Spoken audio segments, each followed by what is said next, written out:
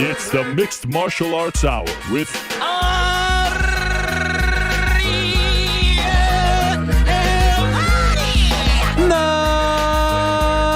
Mixed Martial Arts Hour is back in your life on this Monday, July 1st, 2024. Hello again, everyone, and a happy Canada Day to one and all. Yes, July 1st. What a time to be alive. It's a beautiful day here in New York City. It's my favorite month of the year. It's the Saturday of the calendar, if you will. July is the Saturday of the calendar year.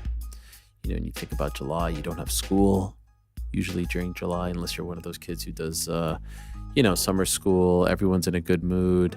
It's the summertime, at least here on this side of the globe. You got Canada Day. You've got July 4th coming up in a few days.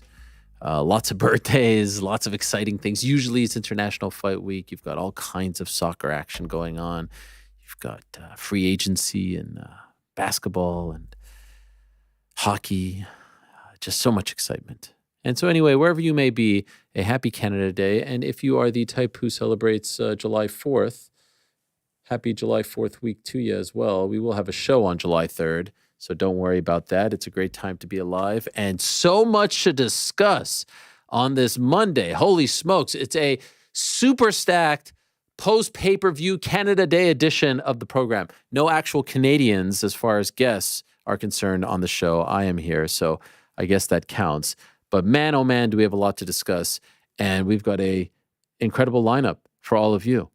As always, we are presented by our good friends over at DraftKings Sportsbook, official sports betting partner of the UFC. More on them later in the program. And of course, thank you very much to our good friends over at BetterHelp for their support. More on them later in the program as well. And so a very busy weekend in the world of combat sports has come and gone. UFC 303, the roller coaster that was 303 has come and gone. International Fight Week 2024 has come and gone. And even up until late Saturday night, 303 was still throwing us some curveballs. And so we're going to go through all of it and more, talk about the results, talk about the big news, talk about the aftermath.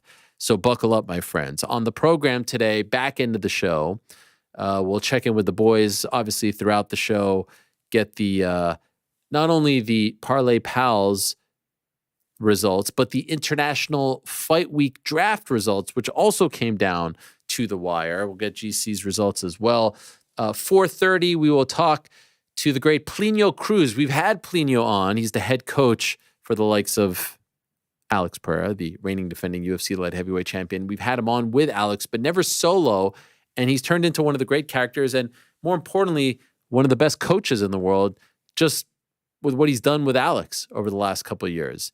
And so I'm very excited to have him on the program solo. He'll be joining us at 4:30. At 4 o'clock, we will be joined by Diego Lopes. Diego Lopes was a massive story going into 303. He became an even bigger story coming out of 303. More on him in a moment. Diego Lopes will join us at 4 o'clock. Prior to that, we'll be joined by Machado Garry, who had the big win over MVP. Some liked it, some didn't like it, some appreciate it, some didn't appreciate it. He remains undefeated, 15-0, top contender at 170. We'll talk to him about the win, where he goes from here. He mentioned the also undefeated Shavkat Rakhmonov on Saturday night. So we'll talk more about that with Ian Garry. Eric Nicksick is also one of the best coaches in the world, the head man over at Extreme Couture. He had quite the weekend as well. More on him and his weekend and his crazy Saturday night as well. Prior to that, we'll be joined by Joe Pyfer. That will be at around 2:30. He got back on track with a very nice knockout win over Marc-André Barriault. He was coming off the loss to Jack Hermanson. Tough loss for him. That was supposed to be the fight that kind of, gave him that next little push in the middleweight division. It didn't quite work out that way. He comes back, big stage, looks fantastic, look absolutely yoked out there. Knocks out Marc-André Barriault, and now he's all the way back. And then prior to that, our first guest will come at around 2 o'clock, the rising star Payton Talbott, who lasted just 19 seconds in the cage. Another great win for him, a first-round win, a great celly, even though it looked a little bit dicey there for a second when he did the backflip thingy. He's a superstar. He's a stud.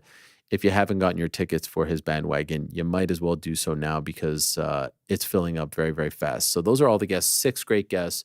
But let us talk about this weekend in the first hour, all the crazy things that happened, so many things, and we'll kind of work our way throughout it all during today's show. But we have to talk about 303. So 303, by now you know Alex Pereira is still the UFC light heavyweight champion. You know that he knocked out Jiří Procházka in the second round with a beautiful head kick, the kind of head kick that would make the likes of Mirko Cro Cop blush. Just absolutely amazing. And he almost had him in the first round. He dropped Jiří Procházka at the horn.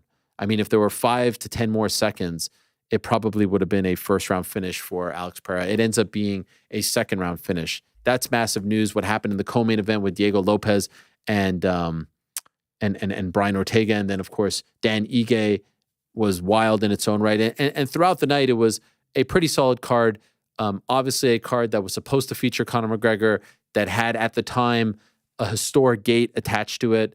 It didn't end up falling off all that much. It went from a $20+ million gate to a $16 million gate, fourth biggest in UFC history. So again, UFC, even though they are throwing all kinds of obstacles and roadblocks and curveballs, they always seem to figure it out these days. And so kudos to them for that. And I've been trying to, I'm usually, I think, good at putting moments, at least in this particular sport, because I've been watching it for so long and obviously covering it for a while as well, putting moments into perspective and putting them into words. I don't know if I can do a good enough job of putting into words what Alex Pereira has been doing as of late, since he really came into the UFC. I feel confident in saying we have never seen anything quite like this. We have seen unbelievable stories. We have seen unique rises. We have seen people come out of the woodwork. We have seen people surprise us. We have seen superstars live up to their expectations. We've seen people exceed expectations. We've seen a lot of things, but something like this, I feel very confident in saying we have never seen before. And I'll try to explain a little bit. And we could go over hey, he still doesn't even have 10 fights in the octagon. He's on number 9. That was number 9 for him. Only 13 fights in his pro career. We could go through all that stuff, the 2 weights, where he has become champion, the 300, the 303 short notice. But for me, what makes this so unique is he hasn't even been in the UFC for 3 years. September will be 3 years since his debut. And let me make sure I get that right. Excuse me, November, excuse me. Signed in September. I knew that didn't sound right when I said it. Signed in September, debuted in November at Madison Square Garden. So we're still we're 2.5 years in. And the amazing thing about Alex Pereira, and it's easy to forget this now, Alex Pereira for the longest time, especially in the MMA world, especially in this world, was the answer to a trivia question. Who's the guy that beat Adesanya? Who's the guy that knocked out Adesanya? What's that guy's name? And what is he doing? Oh, he's actually having some success in kickboxing.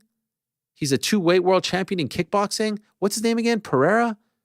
Oh, he looks kind of tough. He's a great striker. Would he ever come over? That's who he was. And we've seen this before. The longest time there was oh, Joe Duffy is the answer to the trivia question of the guy who beat Conor McGregor as he was coming up. Or, there was a woman who beat Chris Cyborg extremely early on in her career after then she wins 20 in a row. And she was the answer to that trivia question. What was the name of the woman? And there would be the odd article about this person and what are they doing and where are they now? And Alex Pereira was that guy.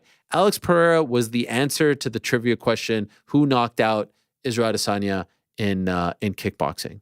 And then all of a sudden, it's the pandemic. And then all of a sudden it's oh, the guy who knocked out Izzy is leaving kickboxing. There's some interest in having him on Contender Series. He's going to fight for LFA. His manager runs LFA, Ed Soares. There's nothing going on. It's November 2020 to be exact. He's fighting a guy named Thomas Powell at the time. He's just 2-1. He's a guy looking for something to do. He's in his mid-30s. And I remember watching that fight and there was no one there because it was still early days of the pandemic. And he knocks out Thomas Powell and it's one of the most vicious knockouts that you'll ever see. And Thomas Powell is out for what felt like 10 minutes, maybe closer to 6, 7, 8. And you're like, holy shit, this guy can hit. This guy can strike. But of course, he'll come over to the UFC and maybe fight a couple times and just sort of be like a guy on the roster. And maybe just like Joe Duffy, he'll never actually even get to the rematch with Izzy because he's not that good or he has no ground game. And it's just going to go this way. And then, of course, he fights Andreas Michailidis at MSG, and it's an incredible knockout. And he's getting a ton of attention, a good amount of attention on that card. A full year later, by the way. And you're like, okay, this is someone to watch. But then the next fight was against Bruno Silva in March of 2022. And it wasn't exactly like a blow the doors off the house type of performance. It wasn't exactly something that you can really write home about. You're like, all right, maybe he is just the answer to that trivia question. And then, of course, everything that happened since. He knocks out Sean Strickland. And how good does that win continue to look? Considering how good Sean Strickland has looked since then, considering the puzzle that Sean Strickland has become, how difficult he is to solve. 4 great fighters like Izzy, 4 great fighters like DDP, 4 great fighters like Paulo Costa. He freaking starched him 2.5 minutes in the first round.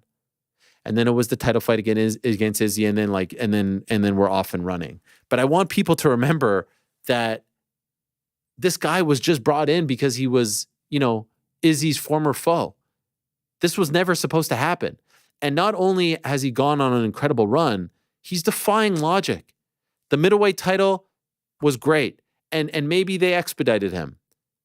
But he went in there and knocked out Izzy and proved that he was worthy of getting that shot maybe sooner than most. And what's so impressive about what Alex continues to do is he is not being carefully crafted, protected, nudged along by the UFC and given certain type of opponents. He is beating the guys who are in front of him. And yeah, has he not fought a lot of wrestlers?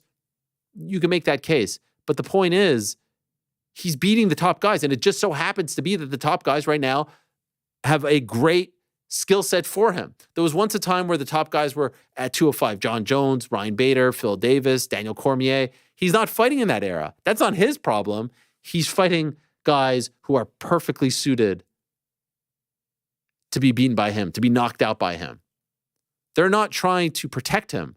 In fact, he's doing everything to stack the deck against himself. He's taking a 300 fight on relatively short notice. He's taking a 303 fight on very short notice.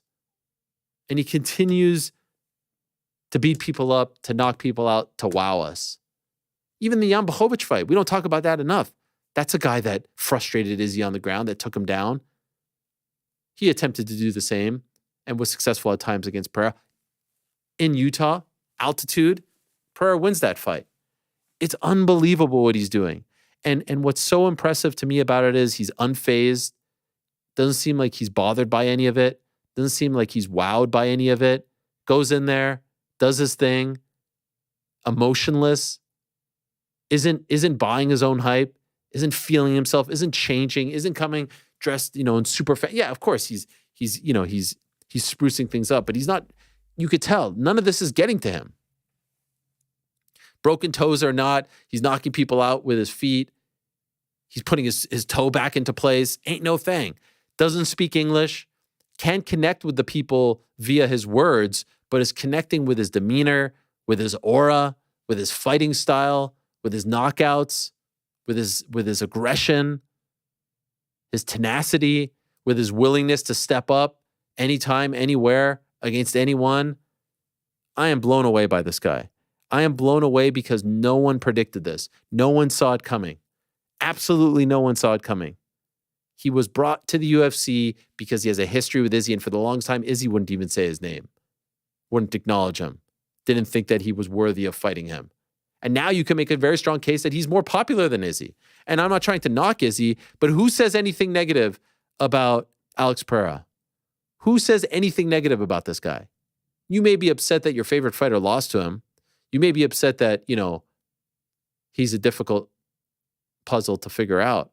But who actually hates him? And the same can be said for Jiří Procházka. And my heart breaks for Jiří Procházka because you know how intense this guy is. You know how much this means to him. He's locking himself in a dark room for 3 days. He lives the lifestyle, the martial arts. He's in there. He's like freaking like who knows what he's doing in the middle of the cage as Alex is coming out. The stare down was true cinema.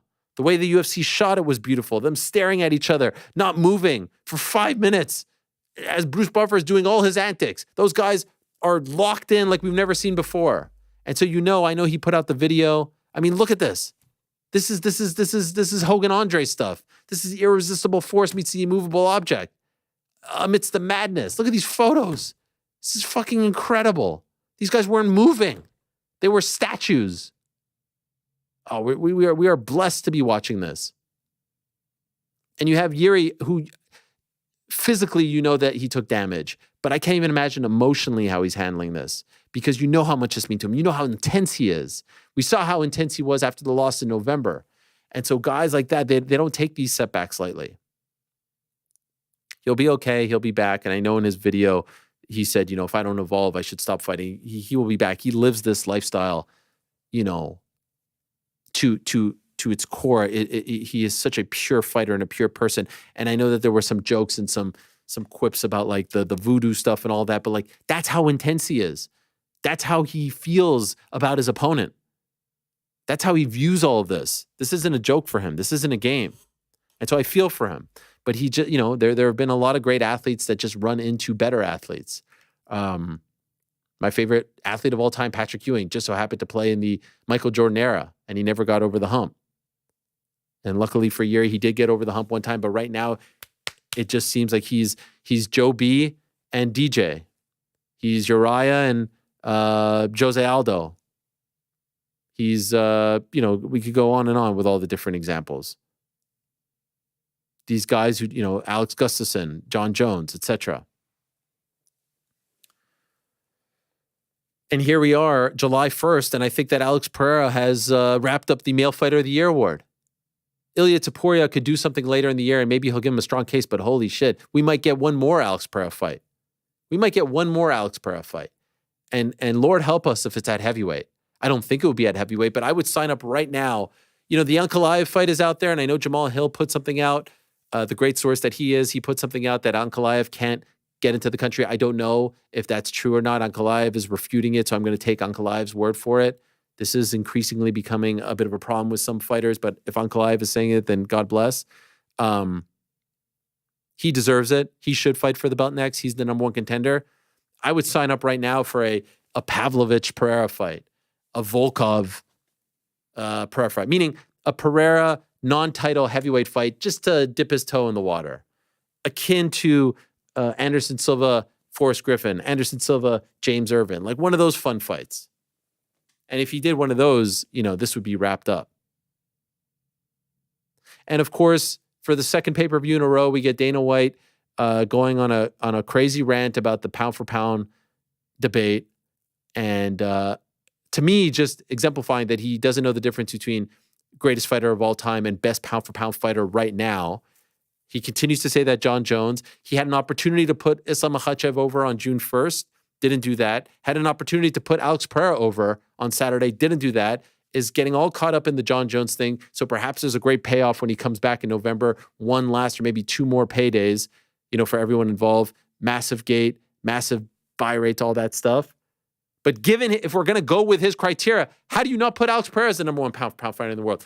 And I'll tell you right now, I sat here on June 3rd after Islam Makhachev beat Dustin Poirier, and I said he is definitively the best pound for pound fighter in the world.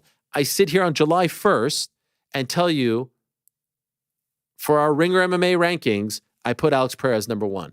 If we're going to go down to winning in multiple weight classes, how do you not put Pereira there? The man won at 85. He won at 205, and he continues to win and defend that title. And if you want to talk about the knockout loss, go look at Islam's record. He got knocked out a few years back as well. It's all very debatable. Who gives a crap? But I'm just saying, this dude who's less than 10 fights in has a very strong case for number one pound for pound fighter in the world. And I think right now he is. And when Leon fights in 26 days, he may be number one. And when Islam fights again, he may be number one. The point is, we are in a blessed time. It's actually akin to the boxing pound for pound rankings. Like when Usyk fights, he goes to number one, and then Inoue goes up and fights, and he's number one, and then Crawford fights, and then he's number one. This is incredible. These are incredible times. The footage of Pereira in there dancing with Plinio and Big Nog before he's in the locker room before the fight that he took on 2.5 weeks notice. Look at this guy. This is before the fight. They're line dancing in there. I don't know what they're doing. Big Nog's in there. This guy is unfazed. He is unbothered. We've never seen anything like this. We have never seen anything like that. This guy was in Australia. He had 2 broken toes. Yeah, sure, I'll fly back and fight this fight. And just looked like he was like he could fight. Apparently, according to Twitter, he's back at the gym today, and we'll talk to Plinio about this. Blown away. Blown away by Alex Pereira. Blown away by what he's doing. Appreciate this. This is new fans, just to let you know, this isn't normal. This isn't common. And the old heads will tell you, this isn't normal. This isn't. We have seen Anderson Silva knock out Chris Lieben, and then he fights Rich Franklin, and he goes on an incredible run. And we've seen people like Leon Edwards have a slow build, and look what he does. Or an Usman, slow build. Or a GSP had the hype coming in, and look what he does. Khabib a little bit, and look what he does. This dude is defying logic. He's defying freaking logic, and a fight against John Jones is probably the biggest that the UFC could put on right now that doesn't involve Conor McGregor. He plays by a different set of rules, a matchup. But golly, if that doesn't happen, and I can't see why Jones would take it if he's not taking the Aspinall fight, sign me up for Aspinall versus Pereira at some point down the line when it makes sense. Or if Izzy beats DDP. Let's bring in the guys here. I need to talk to other people about it because I'm still, 2 days removed. I'm still in awe. Mr. New York Rick was working in PR. Oh, that's a great background. Shout out to you. That's nice. Thank you for that. Thank you. I didn't do much with it, but it. He's got the moves. He's got the freaking moves. We're ready to go for Canada today. Thanks, bro. We're feeling good. Thank you. I July appreciate 1st. it. Yeah, that's big. Thank you. Yeah, I actually ordered a real flag. It just didn't get here in time. I got a pin. Added it to the Shama shirt. Yeah. Got the Canadian flag. No, pin. that works. We're repping. That works. We're repping. I mean, won't keep it all day, but it's covering the microphone and stuff. It gets a little. Maybe we can go back to that. No, we like it. It's way better. No, come on. No. There it is. Back. Rick, when you were doing PR for Glory, was Pereira fighting there? Yes. Come on. Did you believe this? Like, did you think that this crossed your mind? Even when he came over, did you think this guy could be this? When he came over, yes. At the time at Glory, no, because when I was there, when I was at Glory, his kickboxing career was not like super successful, right? He was kind of certainly he had power and he had displayed it in several of his fights, but he was more of a middling kind of kickboxer at that time. By the time he left Glory and I had been gone by then, he was a 2-weight world champion, has a win over a guy in Artem Vakitov, who I think is like amazing and elite and seems to be making a run toward MMA to kind of chase him down in the way that he chased Izzy down. Though by the end, he was an incredible kickboxer. But at the time I was there, he was not like an elite guy. He was not one of the guys that we were thinking was even like future Glory champion, let alone 2-division Glory champion, let alone transition to UFC, become champion, let alone become 2-division UFC champion. So no, did not see it coming. Incredible story, super interesting, fascinating dude, but did not see it coming. What do you make of all of this? Put it into words. You see what we're witnessing here. I mean, this is how can I put it into words? I mean, you just put it so eloquently before this. I don't really have anything else to add to it. It's unbelievable. It's just like you can't doubt the guy. He's doing it with style. He's doing it with charisma. He's doing it with finishes. Like you said, he isn't even like he says a few words in English. Most of it is all in Portuguese. Yet he's still connecting with this audience in a way that it just feels unmatched of the current roster right now. It's just mind blowing what this guy is doing. I mean, it just feels like no matter what he does next, he's going to do it right. It feels like he's making no wrong moves right now. It's crazy. And it's not just that he's taking fights. It's like there's always something. It's short notice 300. He saves the day. It's short notice 303. It's not just like, okay, he's booked Madison and like we can't. Yeah. Oh, 2 Madison Square Garden, no big deal. Move up a weight class, no big deal. Let me go to Utah and fight Jan Blachowicz, NBD. Like, and that's why I'm like, yeah, give him that. I see a quote here from Sergey Pavlovich that he's interested in fighting him. Like, let's just see.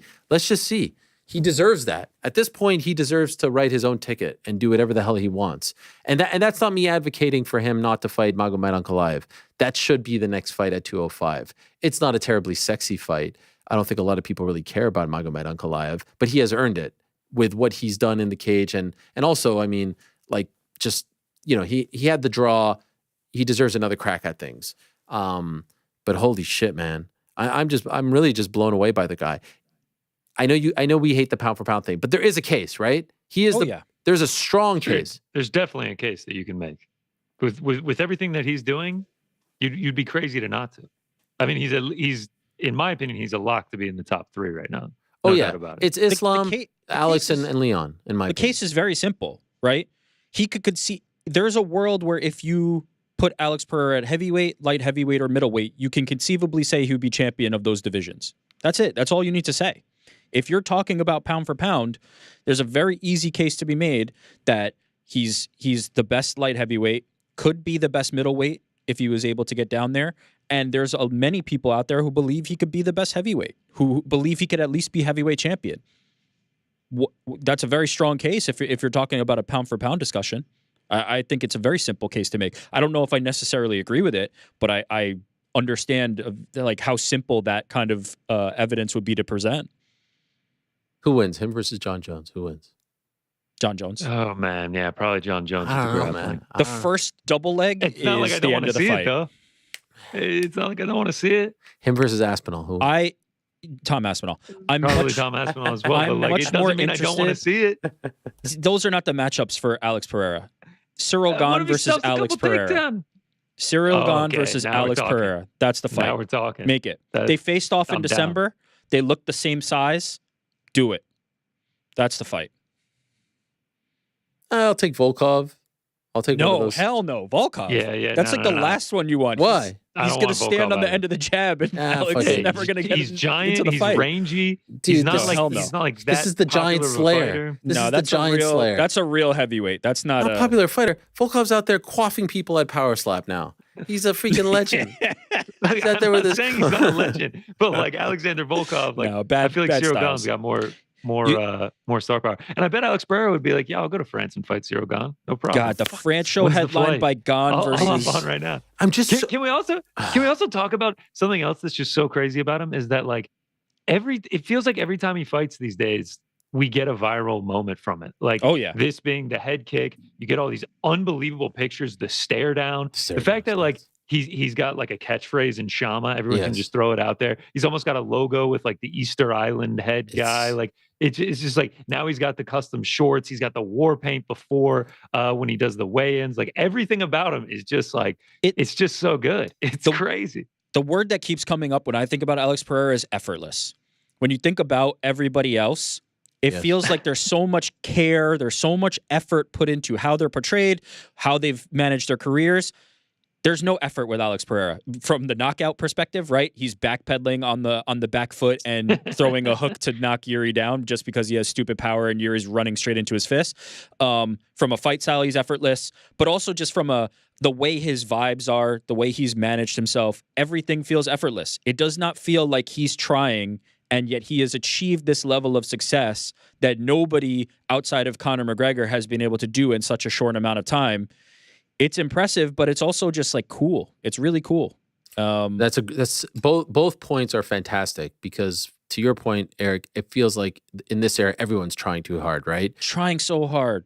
Everyone, from their dress, from their words, from their behavior, whatever, from their social media, he does the complete opposite. And then to your point, GC, like in an era where the UFC really does try to make the UFC the biggest draw and everyone kind of looks the same with the uniform and the product is the same no matter if they're in Riyadh or Vegas or Vancouver, this freaking guy in an effortless way gives you so much to chew on as a fan, right? To get behind. Like that's what we all love as fans. You want to get behind people. Like I'll give you an example. Like Jalen Brunson has this little thing that he does so kids get behind that. So MMA fans get behind the head thing. They get behind the Shama. They get behind the bow and arrow. They get behind the face. They get behind the shorts. They get behind the fighting. They get behind the stare down. He gives you so much so many little gimmicks, if you will. They're not gimmicks by any stretch, but so many things that you could say, like, that's my guy. I'm going to rep him. How many fighters have that? These really cool things of personality. And I kept saying it on a couple other programs that, like, this is the perfect fight that you hit up your friends and you invite them over to watch, and you know that it's going to deliver. And, like, just imagine if someone really wasn't into the UFC and you're just like, oh yeah, here's his weigh-ins where he's got the full paint on and you get the whole stare down. And then when the fight rolls around, you get this unbelievable walkout with the, he's got the signature song at this point. He does the bow and arrow. Yes. Then you get that 4-minute stare down. And then you get the product itself, the fighting, and he delivers a massive dropping of Yuri Prochazka at the end of round 1, and then comes out in the first 5 seconds of round 2 and a head kick that puts him into the shadow realm, just completely knocks him out. How could you not walk away from that and be like, man, I'd like to see that guy fight again. I'm kind of a fan of this guy. Like, it's unbelievable.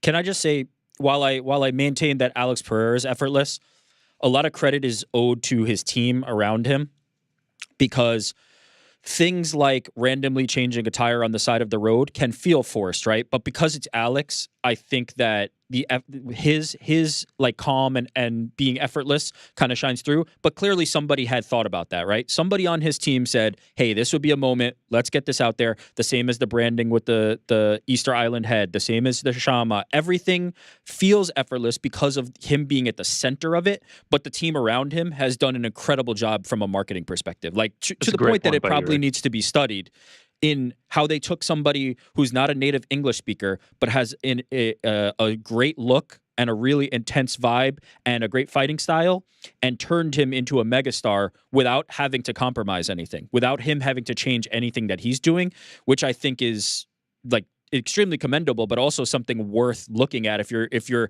trying to look at a road. Many people try to copy like the Conor McGregor style.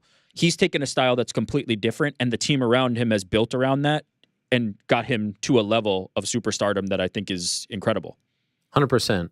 And it's also worth noting, he doesn't have like some, marketing guru behind him, some PR person. I would argue what they are marketing gurus. No. But what I'm saying is, you may think like, oh, let me go hire that person. Exactly. Like, no, it's just his crew. It's just his crew. It's the people, people who have been around for a very long time and who get it. So his next fight, what do you think it's going to be? Do you think it's going to be Magomed? I think it's Magomed Ankalaev. Yeah.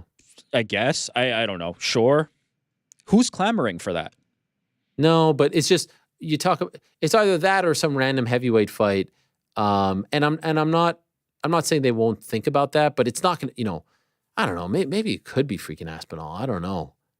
If you're Alex, what fight do you want? He seems very indifferent to all of it. He's just he does. Sure. I just feel like his future is at heavyweight. And so why delay? What like a win over Magomed looks good. It helps the resume. But if the future is heavyweight, win or lose, right? Like, let's say he goes into that fight and loses. He's going to go to heavyweight. Let's say he goes into that fight and wins. Who's left for him at light heavyweight? There's not really names. The only name I could think of is if Israel wins and all of a sudden Israel says, I want to fight you at light heavyweight. That's potentially interesting to me. But there's not much left to be done at light heavyweight, especially if you're on the speed run that he's on. Just go to heavyweight. That's a big-ass fight. Izzy versus champion versus champion. Yeah. Like my gosh. The last chapter. That's one of the biggest fights. Last chapter, shit. I want 5 more. Forget. No, but I know. At some point, by the way, the guy's almost 37. He's 37 in a week. That's a really important part of this whole story, right? He's wasted no time. He knows that his earning potential is right now. When somebody falls off and he's got busted toes, pay him the money and he will step in, because he doesn't have many years left in this game. He's got to capitalize on this. He's not the guy like Conor or like others who grew up dreaming of being in the UFC. I'm going to be this big UFC superstar, and this was my dream since I was young, and now I'm here, and I'm only 25, and I've got Ian Garry, right? He's not Ian Garry. He's somebody who went into this because Israel Adesanya taunted him, and he thought, I could beat that guy, so let me try. And so he doesn't have the years left in the game like some of those guys who did that. And so he's capitalizing on those years that he does have in the game. And man, to the degree that as I said, I can't think of anybody outside of Conor who's been able to squeeze it in that short amount of time. Probably not since Randy Couture have we seen someone come in at this later stage of his life and have this kind of success. And so let's see. I mean, he did have 40 kickboxing fights, on his resume before all of this started, and he seems to be doing just fine. He doesn't get hit all that much. I know he got knocked out by Izzy, but in these fights, like, he's not getting hit a terrible amount. All right, so that's the main event. We're going to talk to Plinio Cruz, and we'll talk more about him throughout the show. Let's just talk about the co-main event. This co-main event for UFC 303 took on so many twists and turns. Again, originally it was supposed to be Khalil Roundtree against Jamal Hill, and then it became Jamal Hill after Khalil Roundtree tested positive versus Carlos Ulberg, and then it became Carlos Ulberg versus Anthony Smith. But then that no longer became the co-main event. That got bumped down. The new co-main event, when the Conor fight fell through and when Jamal Hill withdrew, was Brian Ortega versus Diego Lopes. And then on Friday morning, we find out Brian Ortega is not going to make 145, as the story goes. And we'll talk to Diego about this. He gets a call, Diego does, at around 4:00 in the morning, Friday morning. So about 5 hours before the weigh-ins. And he's told that Brian Ortega is weighing 151 and he's not going to be able to make 146. And so the fight can either be at 155 or it's off. And so he agrees to 155 and he makes that weight, obviously. And as does Ortega, although Ortega did look off, but we all kind of attributed to, missing weight, the disappointment, et cetera, et cetera. Then all of a sudden, it's Saturday night. The card has already started. And by the way, Ortega and Lopes in particular, they weren't scheduled to be on this card 3 weeks ago. They just jumped in at the last minute. That kind of gets lost in all of this. Like, this was already a super short notice fight. Anyway, Saturday night, fights are going on, and it's really around the time of the Cub Swanson-Andre Fili fight. See a tweet from Dan Ige. Is he just messing around? People do this all the time. See a tweet from Eric Nicksick. See a tweet from Ali Abdelaziz. See a tweet from Diego Lopes. And you're like, what is going on? So I start digging. I start asking around, and I'm being told that Ortega's out. Ortega's sick, and they're trying to put together Diego Lopes against Dan Ige at 165 pounds. Now 10 pounds higher tonight. Co-main event. They're trying to put this together now. The hell? Even up until the point that they announced it on the broadcast, I thought I was being pranked. I'm not kidding. I thought this was the UFC finally getting me. I thought this was the UFC finally like getting all their soldiers together and punking me, because this has never happened before. And I keep saying it, and people keep saying, yeah, but what about Joe Soto and TJ Dillashaw? Nope. Joe Soto was on the card at UFC 177. He was fighting someone else, and then Barao had to pull out, and then he got bumped up. What about the Taffer brothers? Nope. Weighed in the day before. What about a backup fight? Weighed in. This has never happened in the history of the UFC, where someone who is not on the card, who wasn't fighting someone else, who wasn't a backup fighter, on the night of the fight gets called to come, weigh in at the arena, medical's done, and he fights that night. It's never happened before. And even as far as like Major League MMA is concerned, supremely rare. You could pick out some example from Japan back in the day or whatever, but like North American Major League MMA, this does not happen. And so a few things were working in their favor. Obviously, Ige lives in town.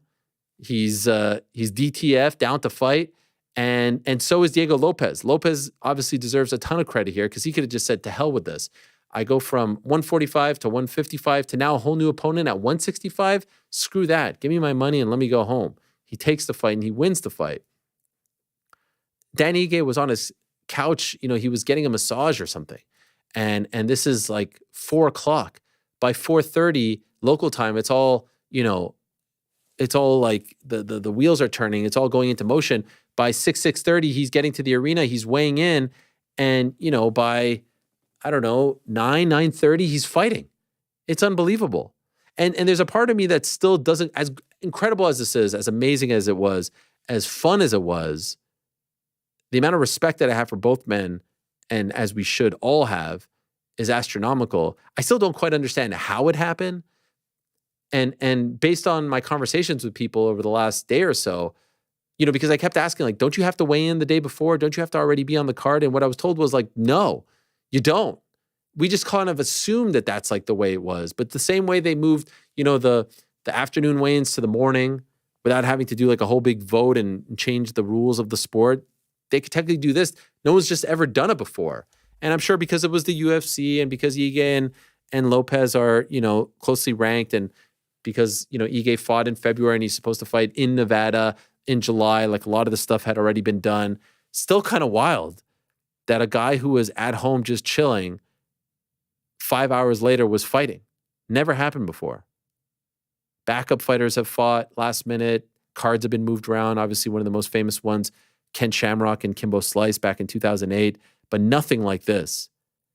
And there's also a part of me that wonders, like, why did the UFC move mountains to make this happen? I remember UFC 175, Stefan Struve was supposed to fight Matt Mitrione. It was International Fight Week, and Stefan Struve, got lightheaded, and the word was that he fainted backstage, and then all of a sudden Mitrione was off the card.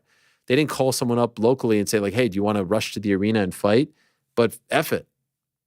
I guess the card took a lot of hits. Maybe someone made a good pitch. We saw the text message from, Ige to Hunter Campbell, and they got it done. Unbelievably so. I couldn't believe it as it was all unfolding.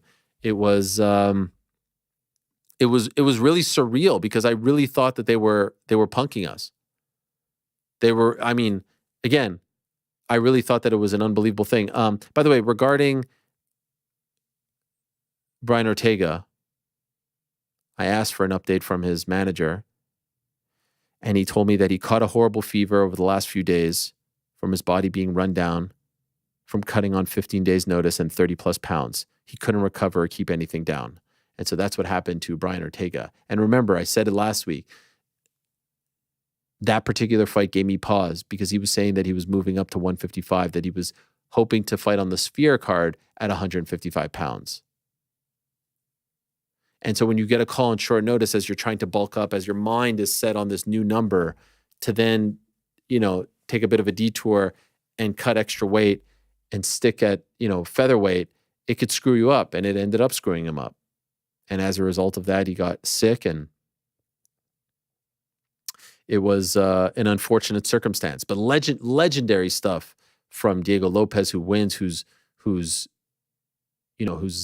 story and legend and legacy continues to grow. Another guy who kind of came out of nowhere and is making the most of his opportunities. And now, it's a great story for Dan Ige. A lot of people, lesser fighters, have made, great, reputations and connections with the audience by doing things like this. Fans love this. They fall in love with this. And the guy won the third round. He lost 29-28. It's not like he gassed out. He doesn't get knocked down. He doesn't get knocked out. Amazing. Really amazing. Another big story from Saturday, Ian Garry gets the win over MVP. He was that freaking close to submitting Michael Venom Page. I think the broadcast team is great. I have nothing bad to say about Joe Rogan. I think he's an unbelievable asset. He's an unbelievable ambassador. The UFC are lucky to have him. They should pay him whatever he wants. He's incredible at his job. His business is incredible. I just wish he would stop with the "it's over, it's over, it's over." Like, why do you have to keep saying that so definitively when the choke is getting sunk in? And he said it on Saturday, and it wasn't over. And MVP got out, and kudos to MVP, who isn't known to have, the best ground game, for getting out. And I know that Ian is kicking himself for not finishing him, but I thought that was a fine fight. A lot of people were complaining about it. That's how you have to beat MVP. And there was a chance that the fight was, not going to be the best one ever, but it was a great test for him. It was by far the biggest fight, the biggest stage, and I think the toughest opponent that he has faced thus far. Getting people saying he's a fraud, he's beating cans, like, you're exposing yourself. Neil Magny is not a can. Jeff Neal is not a can. D-Rod is not a can. MVP is not a can. The guy is still 26. He's 15-0. He is talking the talk and he is walking the walk. And style points are great. I'm not going to say he's as popular as Pereira or Yuri or Alex or Izzy, but he's winning the fights in a smart way with a good game plan. Dana White said afterwards that he thought it was a draw. I don't know. I don't know if Dana was trying to demote him on Saturday or what, but I don't know how that could be a draw. I guess if you gave him a 10-8 and then you gave MVP the next two, but I don't see how that was possible. And then he also said that Colby Covington didn't turn down the fight when everyone else seems to say that he did. I don't know. It was weird. There was an opportunity, I think, to put him over, and it just didn't happen. I was getting so many texts about him on Saturday, people hating that fight. And I was like, I thought it was an interesting war of attrition. Two great strikers, something's got to give. We hypothesized that Ian would be the one, given who he trains with these days at Shooto Box, Damian Maia and Diego Lima and Charles Oliveira. He would be the one to try to keep the fight close, get the fight to the ground, frustrate MVP, and he did just that. What'd you guys think of the fight? Did you hate it? No, I thought it was a fine fight where Ian Machado Garry did what he needed to do and did just enough. I would push back against you saying he's talking the talk and walking the walk to a certain extent, because he's definitely talking the talk, but the walk is not commensurate with the talk. There's a big gap between what he's talking about and what he's How so? in the cage. Because he's not getting finishes? Yeah, when you say you're the best, this, that, the other, show us. Like the performances don't match the words, and that's fine. I have no issue with that. Undefeated, continuing to rise. Clearly, somebody the UFC wants and puts in good positions, but there's a gap between how he talks about himself and the performances that we're seeing. When you are putting yourself in after the fight and post-fight comments, he put himself in league with John Jones, GSP, Anderson Silva. When you are wanting to be in league with those guys, you have to perform the way those guys did when they were in their primes. That's where you have to be if you're going to put yourself in league with those guys. And he continues to bloviate and talk about, where he is as a fighter, and his IQ is this and his leg kicks are this and that. And we don't see it. So I thought the IQ was on display on Saturday. Okay. Yeah, I actually thought it was a great game plan. Yeah. I mean, he loses that fight if he doesn't get that back take at the end of the third round. Right. He was also that close to getting that choke in the first round. I know. Like, so if he gets that choke, is the narrative completely different? Is he talking the talk? Yes. Totally different. 100% different. He gets up, he Very stretches the crowd. What did I say? Did it in one round. Choked him right out. Inch away. Man, I thought, you say it about Rogan. I thought it was over too. I thought that thing was so locked in that it was, the fight was about to, I thought MVP was about to tap. Let me be clear. I'm not trying to say that Ian Garry isn't a good fighter, potentially even a great fighter, or potentially somebody who could be a future champion. But the way he puts himself out there, the way he presents himself and represents himself is not commensurate with what we're seeing. Somebody who is as good as he says he is would have finished MVP. You know how we find out? How? Title contender matchup. Someone's O's got to go. Ian Garry versus Shavkat Rakhmonov. I'm all They were in. talking about it on Saturday night. Shavkat started tweeting about it. You want to find out how good Ian Garry is? You put it up against the guy who's 18-0, 18 finishes, and just seems to be unstoppable. Ian Garry gets past that, then I feel like you silence all the doubters and you give him a title shot right then and there. I love that. And again, it doesn't fit the narrative of people saying like, he wants easy fights. He's like, if you're that guy, if you just want everything handed to you, you're not calling out Shavkat. That's the last guy you're calling out. That's not the proper knock on Ian Garry. The Ian Garry is game and does want to fight. That is not the knock on Ian Garry. My criticism of Ian Garry is the performances don't match what he's saying. That's it. He's also fighting guys like MVP has 3 losses down his record. He's only been finished once. It's very hard to knock him down or finish him. Neil Magny, Jeff Neal, these aren't guys. And then when he fought a guy who like stands and bangs, he knocked him out. D-Rod. I was saying this about UFC against. I was saying this about Alex Pereira. Alex Pereira is fighting guys that are tailor made for him to knock out, which is not something that they crafted. It's the luck of the draw. On his he ain't knocking out Shavkat. I'll tell you that much. That's another 15-minute or 25-minute decision win, if you ask me. If he does win that fight, which isn't a given. And if he wins that fight via decision, I bet you people will be like, Yeah, dude, if he wins that fight, any way he does I don't if he think wins so. that fight, the talk is done. It's time for a title If he shot. wins that fight, it will change the entire narrative. Another thing that I do appreciate about Ian Garry is how active he is. I mean, he's had 8 fights. He debuted on that same card as Alex Pereira at MSG in 2021. So he's 8-0. We're getting the mumblings now of title talks, but let's just find out. Shavkat, Ian Garry. That'll answer all the questions we need. I would love to see it. And I love the call out too. He should move on from Colby. I still kind of want to see it, but I'd rather see Shavkat at this point. If I'm Ian, just move on from him. Yeah. Yeah. Just no point waiting around. Let's get Shavkat booked up. Someone's got to go. Winner gets the title shot. It also doesn't propel him forward as much as it would have previously, right? This would have been a good time to fight Colby. It made sense. If he beats Shavkat, it propels him further. I think there would be a lot of potential excuses, right? Like if he beats Colby, there's going to be a lot of like, well, Colby was washed. We saw how he looked against Leon. He's not good. Yeah, It he beats won't Colby help by decision. him. All Yeah. the talk continues. Yeah. All that same talk that's happening now continues. Shavkat pushes him further at this point. I think he can move on from it. I still wouldn't mind it though. I don't mind it if we get that fight. There were some rumblings of Shavkat Shavkat versus Usman, and I don't hate that fight for Shavkat. I don't hate that fight for Ian as well, given who Usman is and was. Yeah. But I would much rather see Shavkat versus Ian. That's a number one contender fight right there. 2 100%. fresh faces, undefeated, O versus O, 17-0, I think against 15-0. Golly. How many people are calling out Shavkat? JDM? Not many. Yeah, not many. And he's in that mix too. JDM's in that mix for sure. 17-0, 17 finishes too. It's just crazy. Guy's an absolute monster. Tough loss for Anthony Smith against Roman Dolidze. Dolidze is a beast in his own right. He called out Khamzat at 185. Wouldn't hate seeing that. Macy Chiasson gets the win over Mayra Bueno Silva. I don't understand how anyone could say that was a bad call. That 1,000% was the right call. She had a freaking gash, and it was spraying out. When she jumped over to talk to Dana and company, you could tell they were like, okay, please, can you just go over there for the love of God? Backing up. Yes, they're like, Dana's yes, like taking his thank papers. you. Thank you so much. What an elbow by Macy Chiasson, and a great call by everyone involved. Really amazing stuff. Like I said, Joe Pyfer had an amazing comeback win as far as his career is concerned. That was all him. Payton Talbott, who we're going to talk to in 10 minutes, with another great win as well. Shinsuke Nakamura walking out Rei Tsuruya. That was great, although we didn't get the walkout. How did you not show the walkout? How do you not show the walkout? You got Shinsuke in there. TKO. How do you not show the walkout?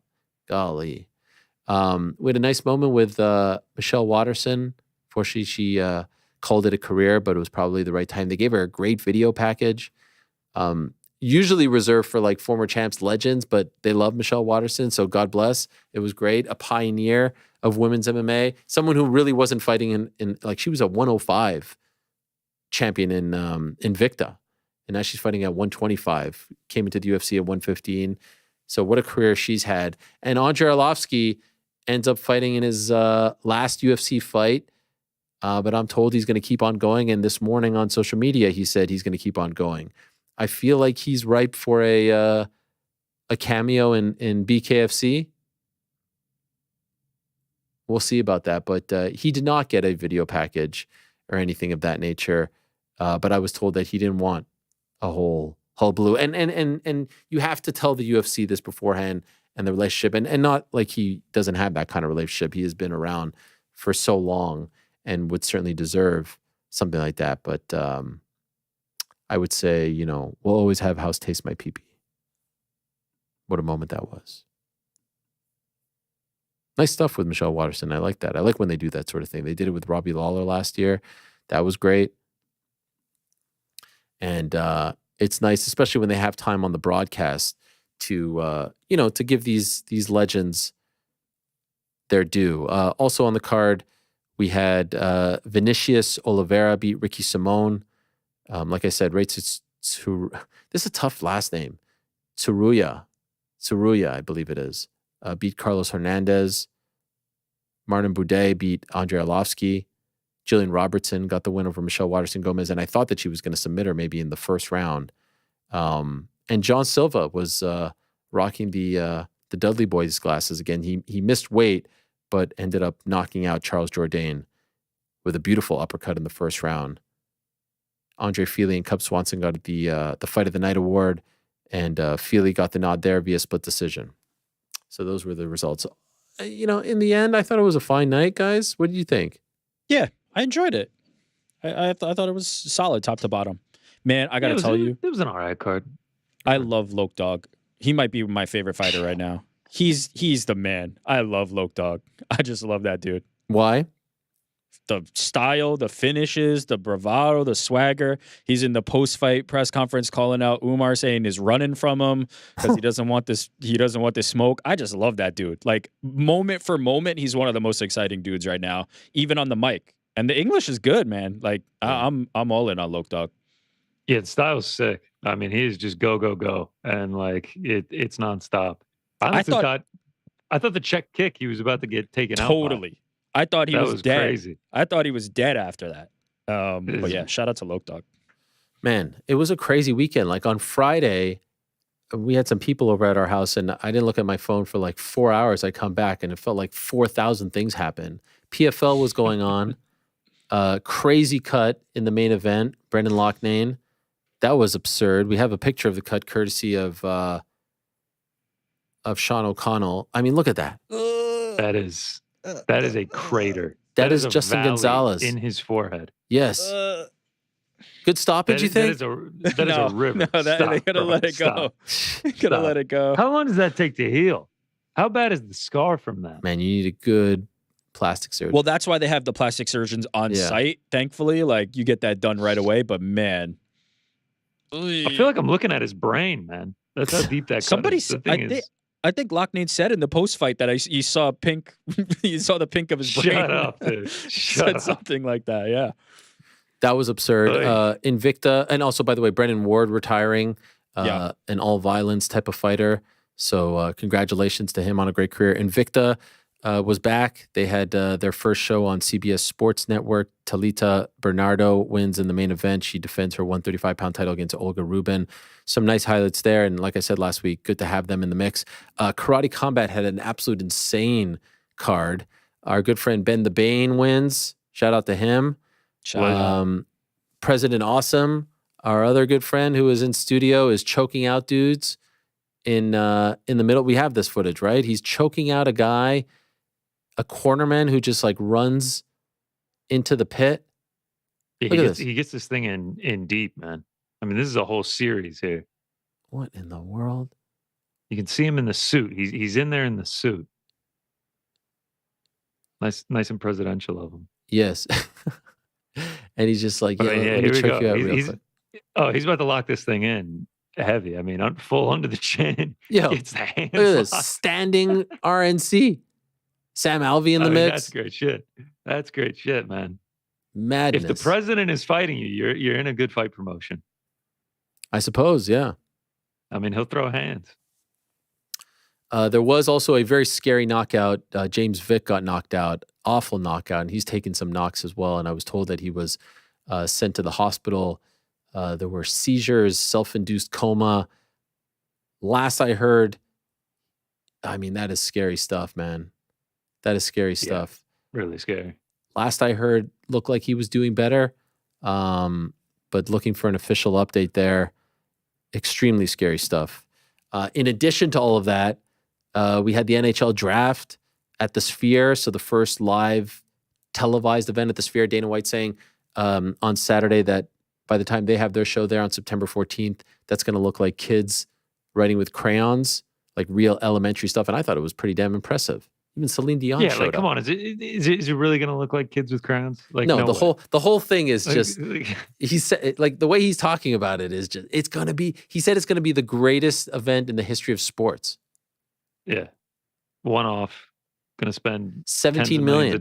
He's already spent $17 million. I believe it's going to be amazing. I believe it's going to be amazing. I have no doubt about that. But like, just to downplay anything else that's happened at the Sphere, like almost anything that's happening there right now looks incredible. Absolutely, and for the NFL and NHL draft to look that incredible takes a lot of work. My favorite moment of the weekend though was when Jalen Brunson showed up on SmackDown and faced off with Tyrese Halliburton. Did you guys see this? I saw it on social. Oh, I loved it. Can we relive it? Yeah, I mean, we could play it. I would love to play it.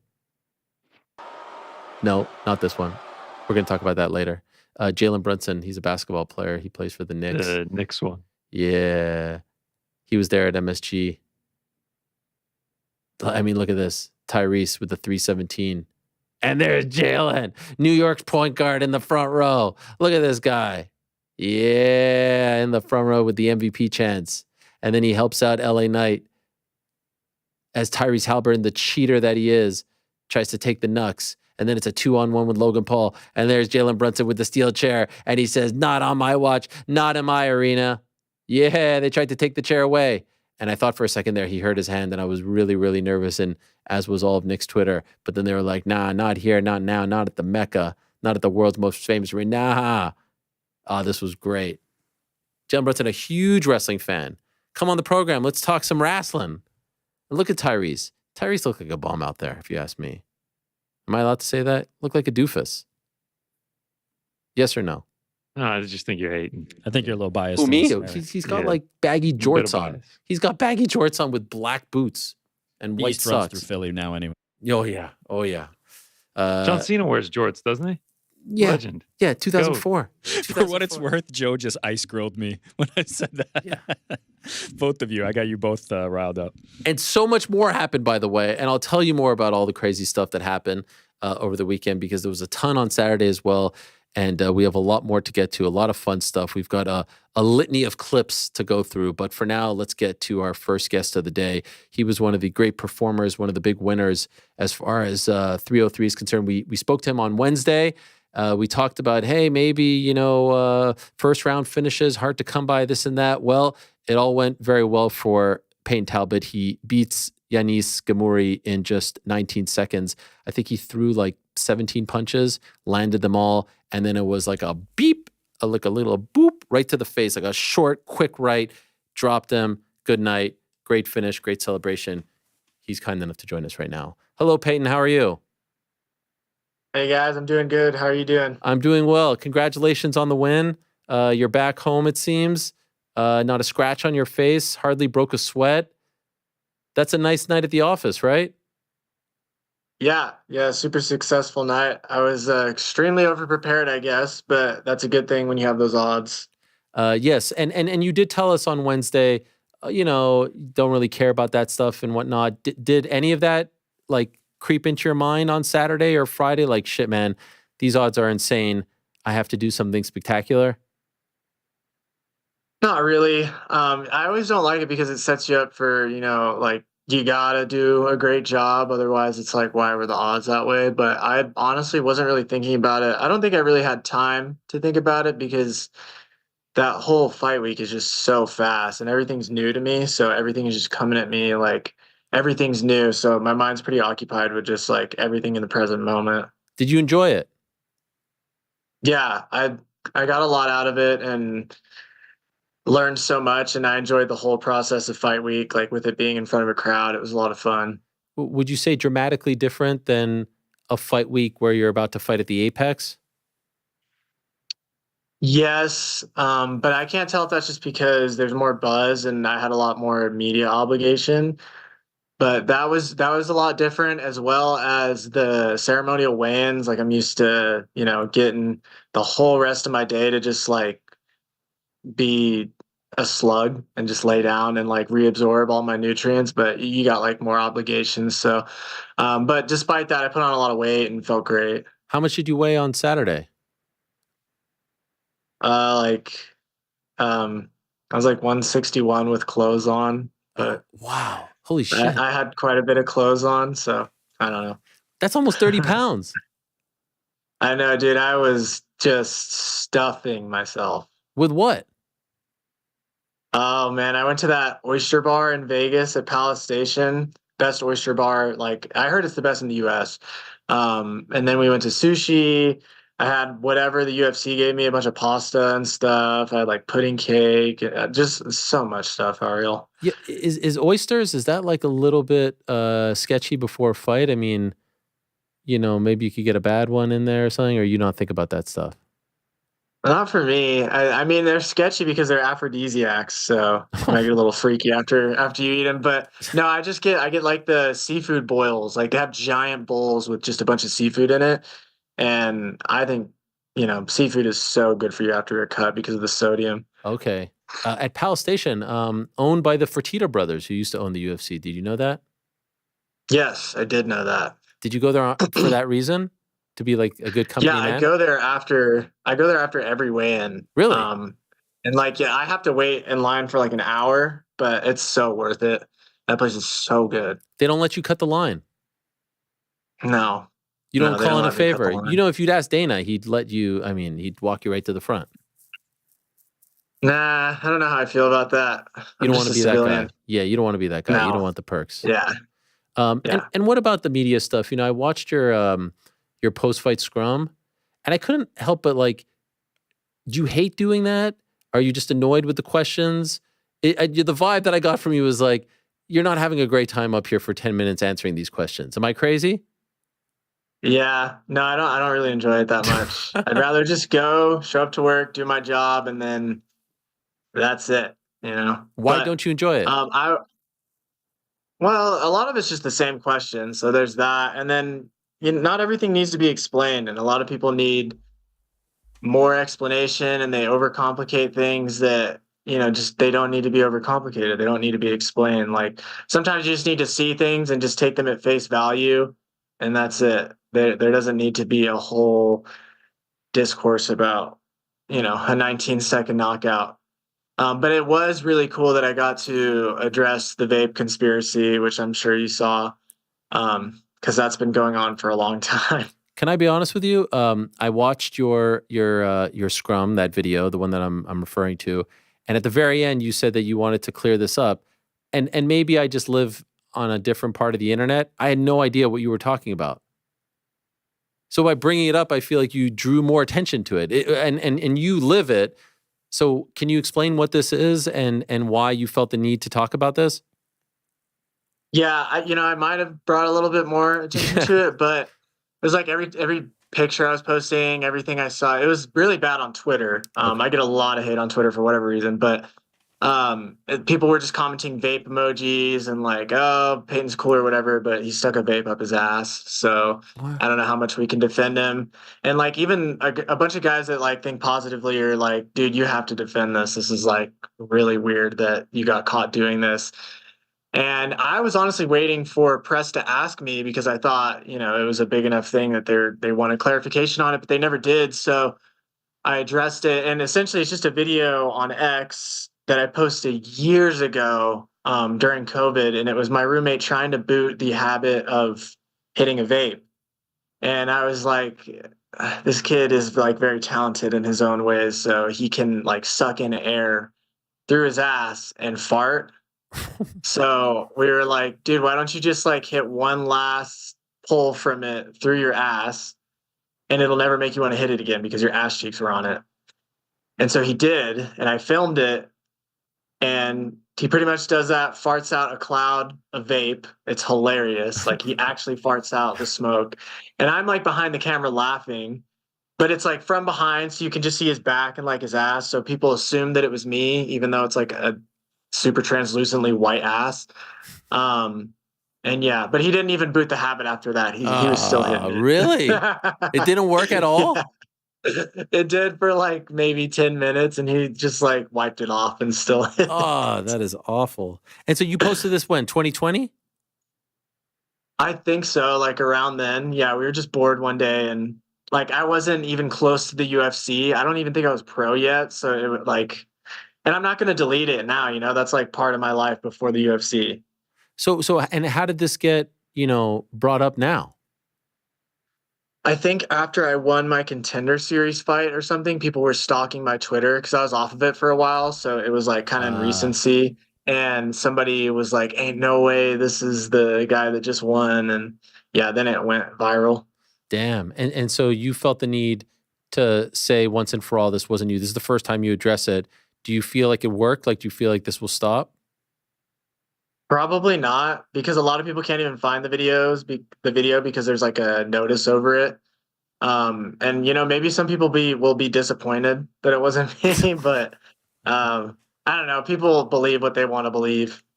What's the notice?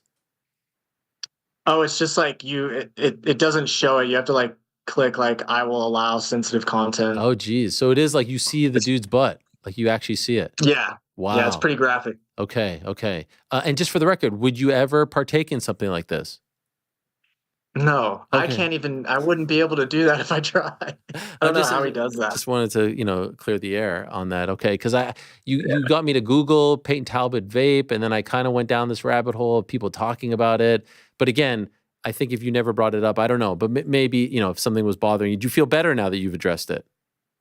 Yeah, I feel like, I mean, I've done what I can do about it, so I'm not worried. Okay. And what about, I thought that you nailed, I mean, the knockout was great. Were you surprised, by the way, that dropped him? Yeah. Yeah. I didn't even think I hit him that hard. Um, yeah, it was really ironic the way that happened, as you know, with the video that you brought up of my advice. I didn't realize he was even throwing a kick until I watched it back. So that might have just been like subconscious, but a lot of people thought that I was like baiting him. Ah, I thought it was brilliant. Do you know if he actually watched it? Did he happen to say anything to you?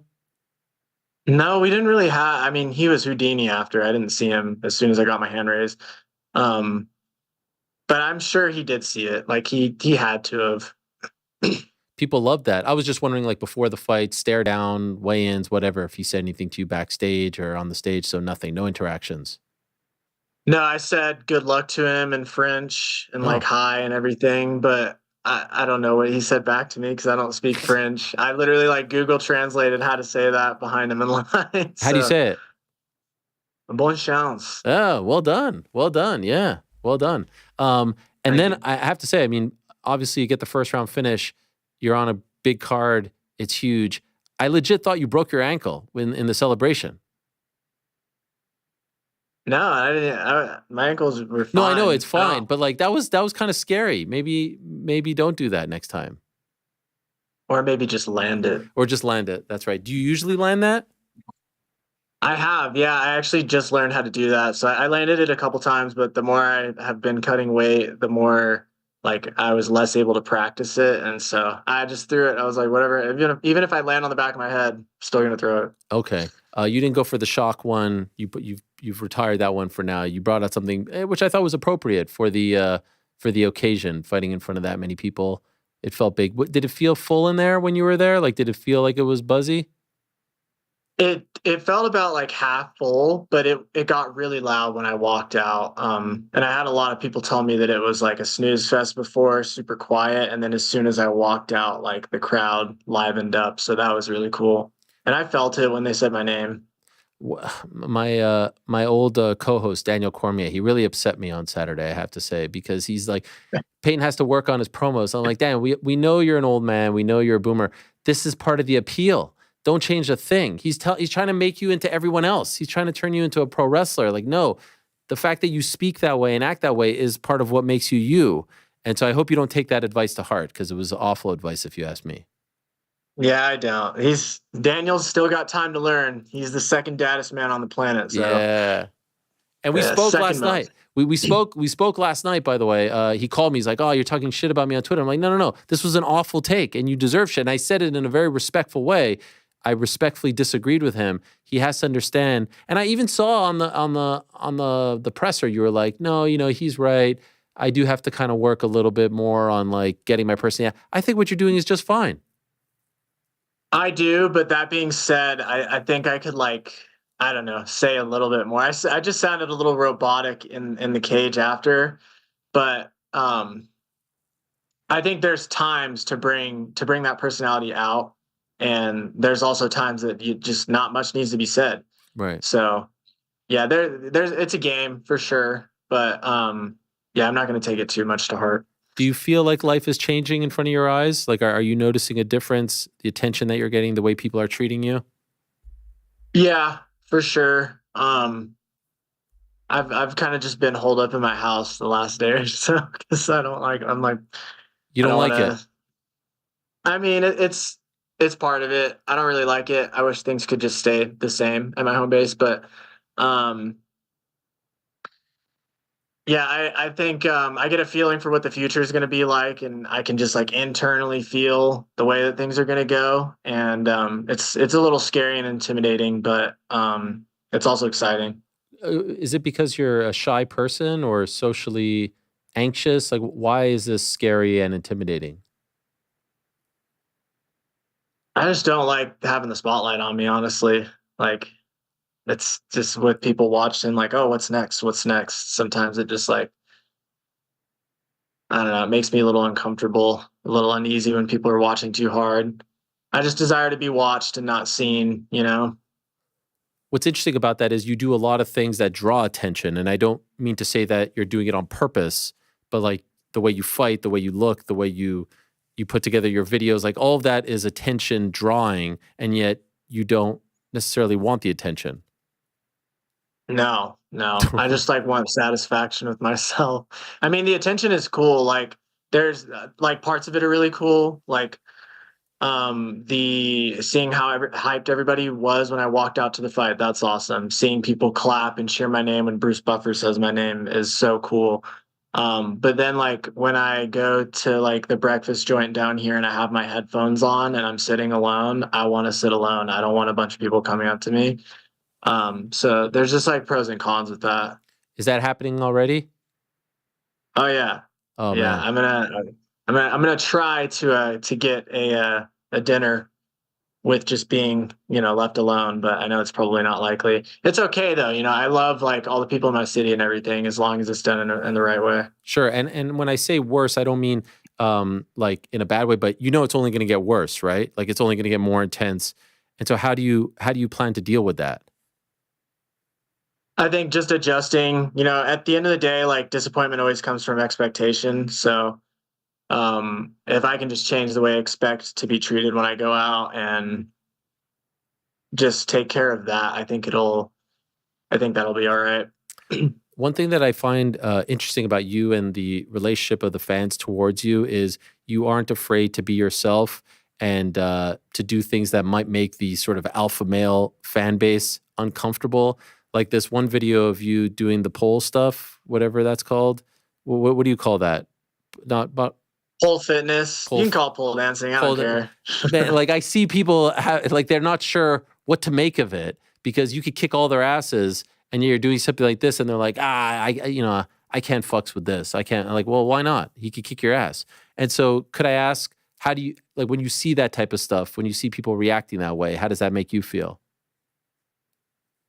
It's just funny to me. I don't really like a lot of the MMA fan base, and I don't do that things out of spite for people, but I think it's hard for people when they see somebody that they can't box in to their like own parameters that they're used to. They just like come up with a word that they feel like they can box them into, and I think it's really hard for MMA fans to put me in a box, and I hope so. I hope I'm very hard to box in because I don't like being, a boxable guy. So, yeah, I don't know. A lot of times that's like gay. Like he's a gay dude, or he's zesty, or he's this, or he's that. And I just think people have a really hard time characterizing me into this like identity of a fighter. But I'm trying. Hopefully, maybe someday that changes what the expectations are of a fighter. We're not just like mules that go out there and beat the shit out of each other. We're actual people with hobbies. And so is that a hobby of yours, the pole fitness stuff? Is that something you do often? Semi-often, and when I'm like not tired with training.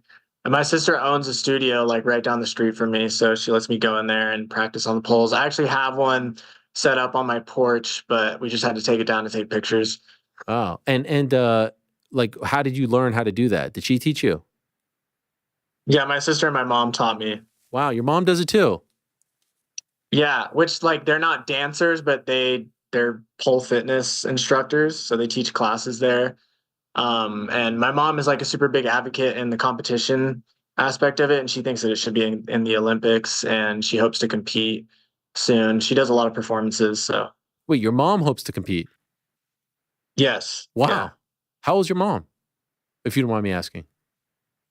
She's in the low 50s, I think. She won't really tell me. Well, there's Yeah, there's not many 50-year-olds hoping to compete in the Olympics. No, dude, she's all over the place. Like she's a plastic surgeon in her day job. She competes in jiu-jitsu competitions. She's in the gym rolling with me semi-often. What? She's doing pole classes. She's all over the place, dude. She's like me. That's incredible. And these classes, are there other men there? In the pole classes? Yeah. Pretty rarely. I've gotten my teammate Sinjin to do a couple classes. It's actually really impressive how good people like that do MMA are at pole. But yeah, I'm usually the only guy in there. Do you feel like it helps you with your MMA fighting doing this stuff? And if so, how? Yeah, like the core strength, the demands of that are insane. The grip strength, And then just being able to like have control over your body, like while it's upside down or really uncomfortable or in pain, Yeah. and like move your body in an appealing way through those situations is very similar to fighting, because you got to execute the right technique while somebody's trying to hit you. Have you ever done it and like fallen on your head or something like that? Like you lose your grip or yes. Oh yeah, I've slipped plenty of Do times. you put mats on the ground?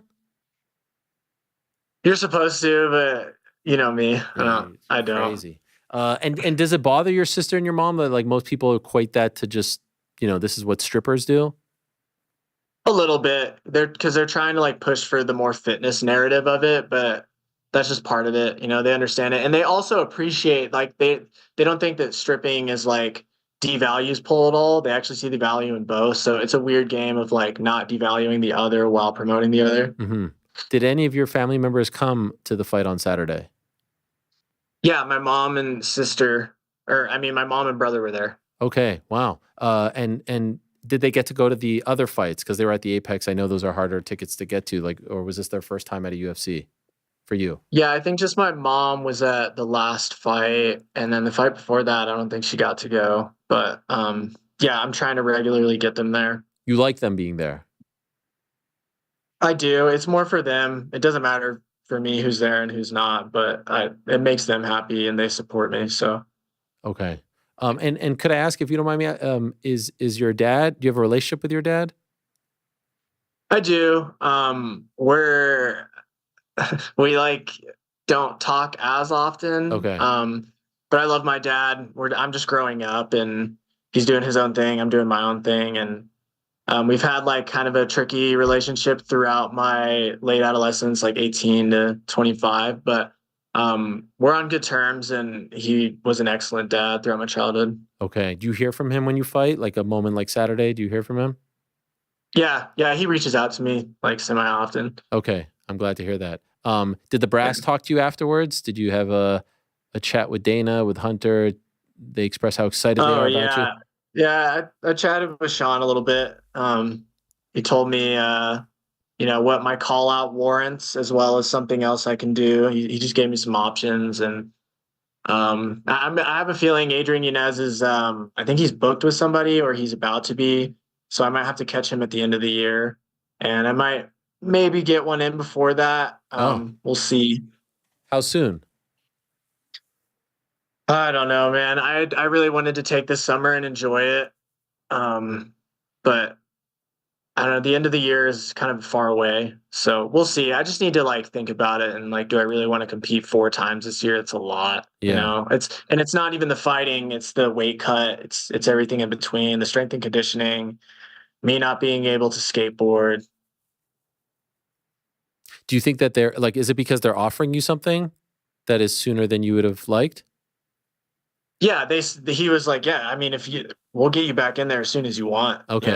Like, you didn't take any damage. We have openings for you. So they said that, but yeah, like I said, I'm not sure. Okay. And by the way, do you think eventually you'll move up to 45 or 55? I really don't want to, but I'm getting heavier and heavier. And I haven't done strength and conditioning for the majority of my career. I just started with these last 2 fights, and I can see how much that's like putting muscle on my body and how dense I'm becoming.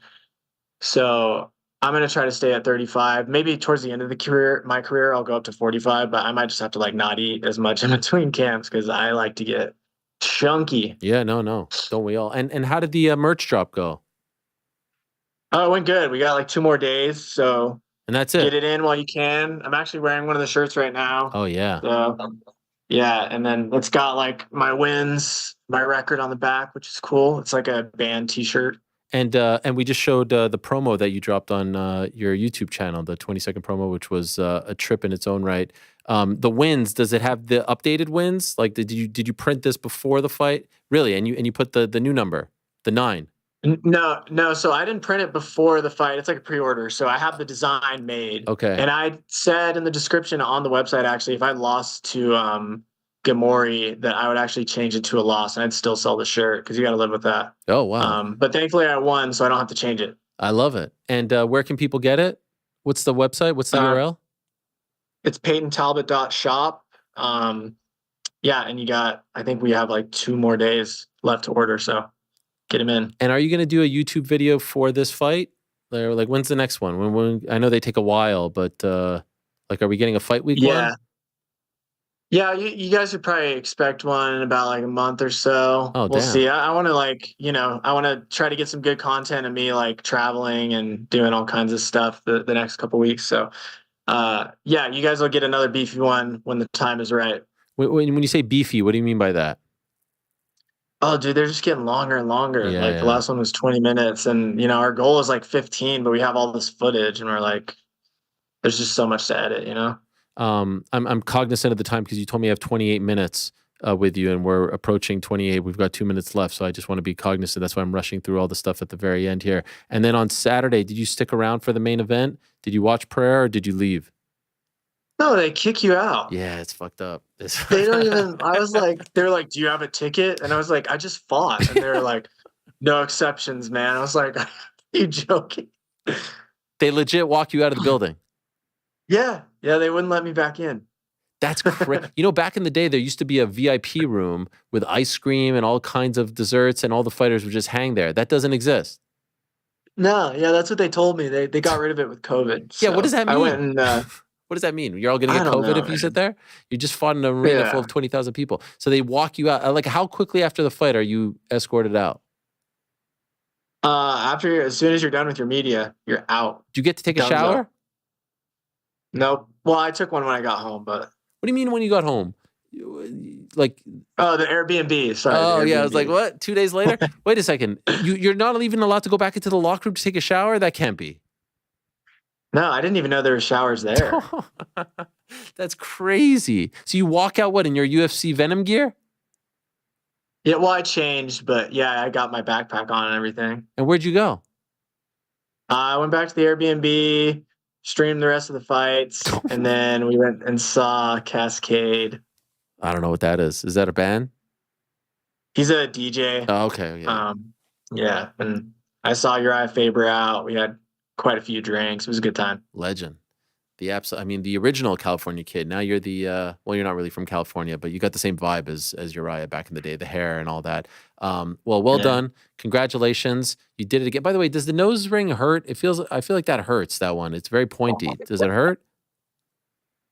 No, but whoever I'm romantic with says that it hurts. So I usually don't like to wear this one too often. Oh, like it hurts them. Yeah. Yeah. Geez, it doesn't hurt you though. No, it just sits there.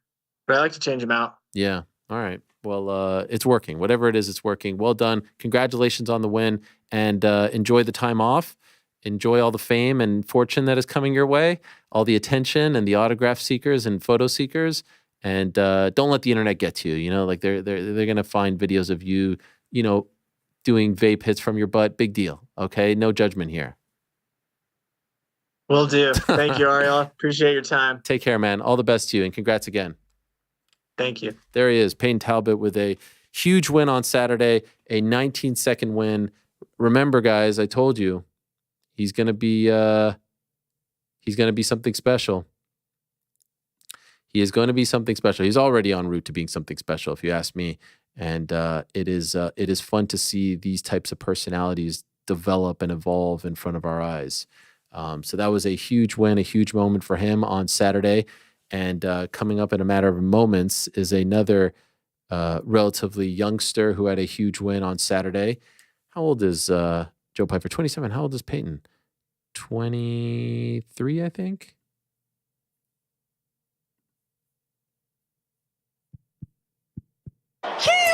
Yeah. 25. Yes, 25. Yeah, close enough. Close enough. Frank, you watched the fights on Saturday, right? I did. We didn't hear anything from you today so far. Sure you did. What did you chose not to listen. Oh. You guys, they did the watch party a little differently. They did, and I watched all of the watch party and all of the fights. That's the kind of friend you are. Stayed engaged with the chat the whole time, and yeah, it was really interesting. What was it like? Fun. What was it like watching from afar? You know what? I actually think it was a great exercise because I'm so used to being a part of it that being able to watch it objectively was a completely different element. I think Jed even said something to that effect, like kind of switching roles there. It's definitely a different experience, so it was cool. Yeah, it was fun. I thought it was a fun card. People have expectations. Like, I don't know what. This card sucks. Ian Garry and MVP win 15 minutes. Yeah, like anytime they're walking out, people are like, oh, this is boring. Oh, this card sucks. This is the worst international fight week ever. Man, go look up UFC 213. That wasn't a great one. That one had a main event fall out. The when was it? The morning of Amanda Nunes and Shevchenko. No, I thought they constructed a good card, and obviously took some hits. But I mean, even the Dan Ige, Diego Lopes story was evolving in the midst of a card. It's very rare that there's breaking news in the middle of the actual card going down, and that gave me like a jolt. Sometimes I'm getting a little old now, Frank, and so like come 11:30, 12, I start to fade a little bit. Yeah, notice the text start to wind down. Well, I don't want to bother you guys. I mean, you do a post show or a post fight? Yes. So do you set an alarm to get back up for that, or? No, I power through. Interesting. Yeah, I power through. Wish you powered through on the Parlay Pals text. Wow. By the way, coming from you, this is very rich. Yeah, I know, right? This is very, very rich. I think your ratio to I just wait for the opportunity to stick it back. 1 to 20. But yeah, crazy that they don't let the fighters stick around. Back in the day when I would be backstage and you do the locker room interviews, there was always a room where all the fighters are having sundaes and there's like waffles and cookies and all this stuff. And it just seemed like the best time because the fighters who had just won are in a great mood. The fighters who just lost are soaking their sorrows and they're having ice cream, cookies. It helps the soul. And now they just get ushered out of the arena. It's a crazy thing. All right. So that's Payton Talbott's story. Still to come, Diego Lopes, the aforementioned Eric Nicksick, Machado Garry, Plinio Cruz. But now let's talk to a man who got a massive win on Saturday. Just a few months ago against Jack Hermansson in February. A bit of a stumble there. And you know how it goes. You stumble against a veteran, against a tough out like Jack Hermansson. Some people jump off the bandwagon, but not this crew. We always believed in Joe Pyfer, and he was very much back on track on Saturday. First round knockout of Marc-André Barriault. All it took was about 85 seconds, and he looked fantastic, and he looked freaking jacked, and he got the performance bonus as well. Here he is, Joe Pyfer. Yeah. What's up, Joe? Yeah, my man. What's up, Ariel? Congratulations. How are you? Thank you. I appreciate that. Thanks for having me on again and being a good sport team. And I appreciate it, man. I'm excited. Of course. After what happened in February, a Monday after a win like that must feel extra sweet, right? Nah, man, no. There's really no high from this one. Really? Yeah, there's really no high from this one. I think I got it all out in the cage. I was very frustrated and angry and non-fulfilled. Yeah, I don't know, man. I was ready to go, and I was upset. So, I basically was supposed to have a direct flight home, and I went from Vegas to Chicago in 3.5 hours, and then sat on a plane for 10 hours just to have my flight canceled. And then I just got back an hour and a half ago from a 12-hour drive. I said, fuck it. And I drove all the way home, and I just got back. Holy shit. Yeah. Yeah. So it was, and all my luggage is still on the other fucking plane. So it was a shitty drive home, but I'm home, and that's all I care about. I just wanted to go home. And yeah, so that kind of tainted it a little bit. The traveling was very frustrating, but it is what it is. Okay. Well, first of all, I thank you for not canceling. I would have understood if you wanted to cancel after all of that. So thank you very much for doing this under those circumstances. Where did you drive from? 12 hours. Where'd you come from? Chicago. Shit. Chicago, Harrow, I think the airport is. O'Hare Airport, all the way up to, yeah. No, O'Hara. Yeah, drove all the way from there back to Jersey. Holy crap, because you just couldn't get home. I wasn't willing to wait. Like they canceled my flight, and they said it wasn't going to be until 9 a.m. the next morning, which was fair. But then it said 9:30, 10:30, 11, 12. And I was just like, yeah, it's just going to keep doing that. And the reason was because Philadelphia airport was holding like grounds or something like that with like the weather, and they weren't allowing people to come in. So we just basically sat on a plane for 10 hours, and my claustrophobicness like kicked in, claustrophobia. And I was like, bro, I'm not sitting on this fucking plane no more. I haven't showered. I don't have any of my clothes. They won't let me get my luggage. Like, I'm getting a rental car. So I went to Walmart, got blankets, got pillows, got some waters. And yeah, me and the Kaka family hiked it all the way up back to Jersey. Wow. So is that why the buzz isn't there? Yeah, I think I haven't slept in a long time. So yeah, I think it's that. But nah, man, I recognized it. I think that has a little bit to do with it. But I really have. I don't know what it is. I'm just not as. I think I'm so disgusted with like the MMA fans that there's really no joy in it for me now. I just feel like a lot of people are all fake now. So I just, after getting shit on because I came up short in a decision, I just don't have that. Yeah, I don't know. I'm just being honest. I just don't know. I actually don't know. So I actually was talking to my coach about it because there really is no high for me. I'm excited and I'm proud of myself. It was a stellar performance and I made the most money I've ever made in my career. And that is what I'm super happy about. And I'm super happy that I could put a smile on all my team's faces and rest their anxieties of whether or not I was showing up mentally. You know, I had an allergic reaction right before the fight. And yeah, so I'm just glad that we had a good weekend and God's plan was to favor me. So that's what I'm happy about. And I want to ask you about that in particular, the allergic reaction. But, you fought Jack Hermanson, man. Like, that is one of the best middleweights on the planet. Why are you listening to anyone say anything about you and robbing you of the joy that you should be having right now? I think because it was my first, they're not robbing me. That experience isn't robbing me of my joy now. I think I just understand what the MMA community is. And for the fans that are good, they make it worth it. And for the fans that are bad, they make fighters detach from the interactions of being nice to fans and shit like that. I always will be nice as long as they're nice. I think I'm a nice guy. Besides that, I guess like interaction wise, I don't think I ever like cause a problem just because. But yeah, no, I think it was just, Jack's a good dude and I'm honored that I got to fight him. And I wish I got to fight him, obviously, under different circumstances where I wasn't as sick as I was and just juggling so many things. Like I had just recovered from I just got stem cells in my shoulder and I took that fight and I told them it was a little too soon, but it was a new contract, a new fight. And it was like, you couldn't say no.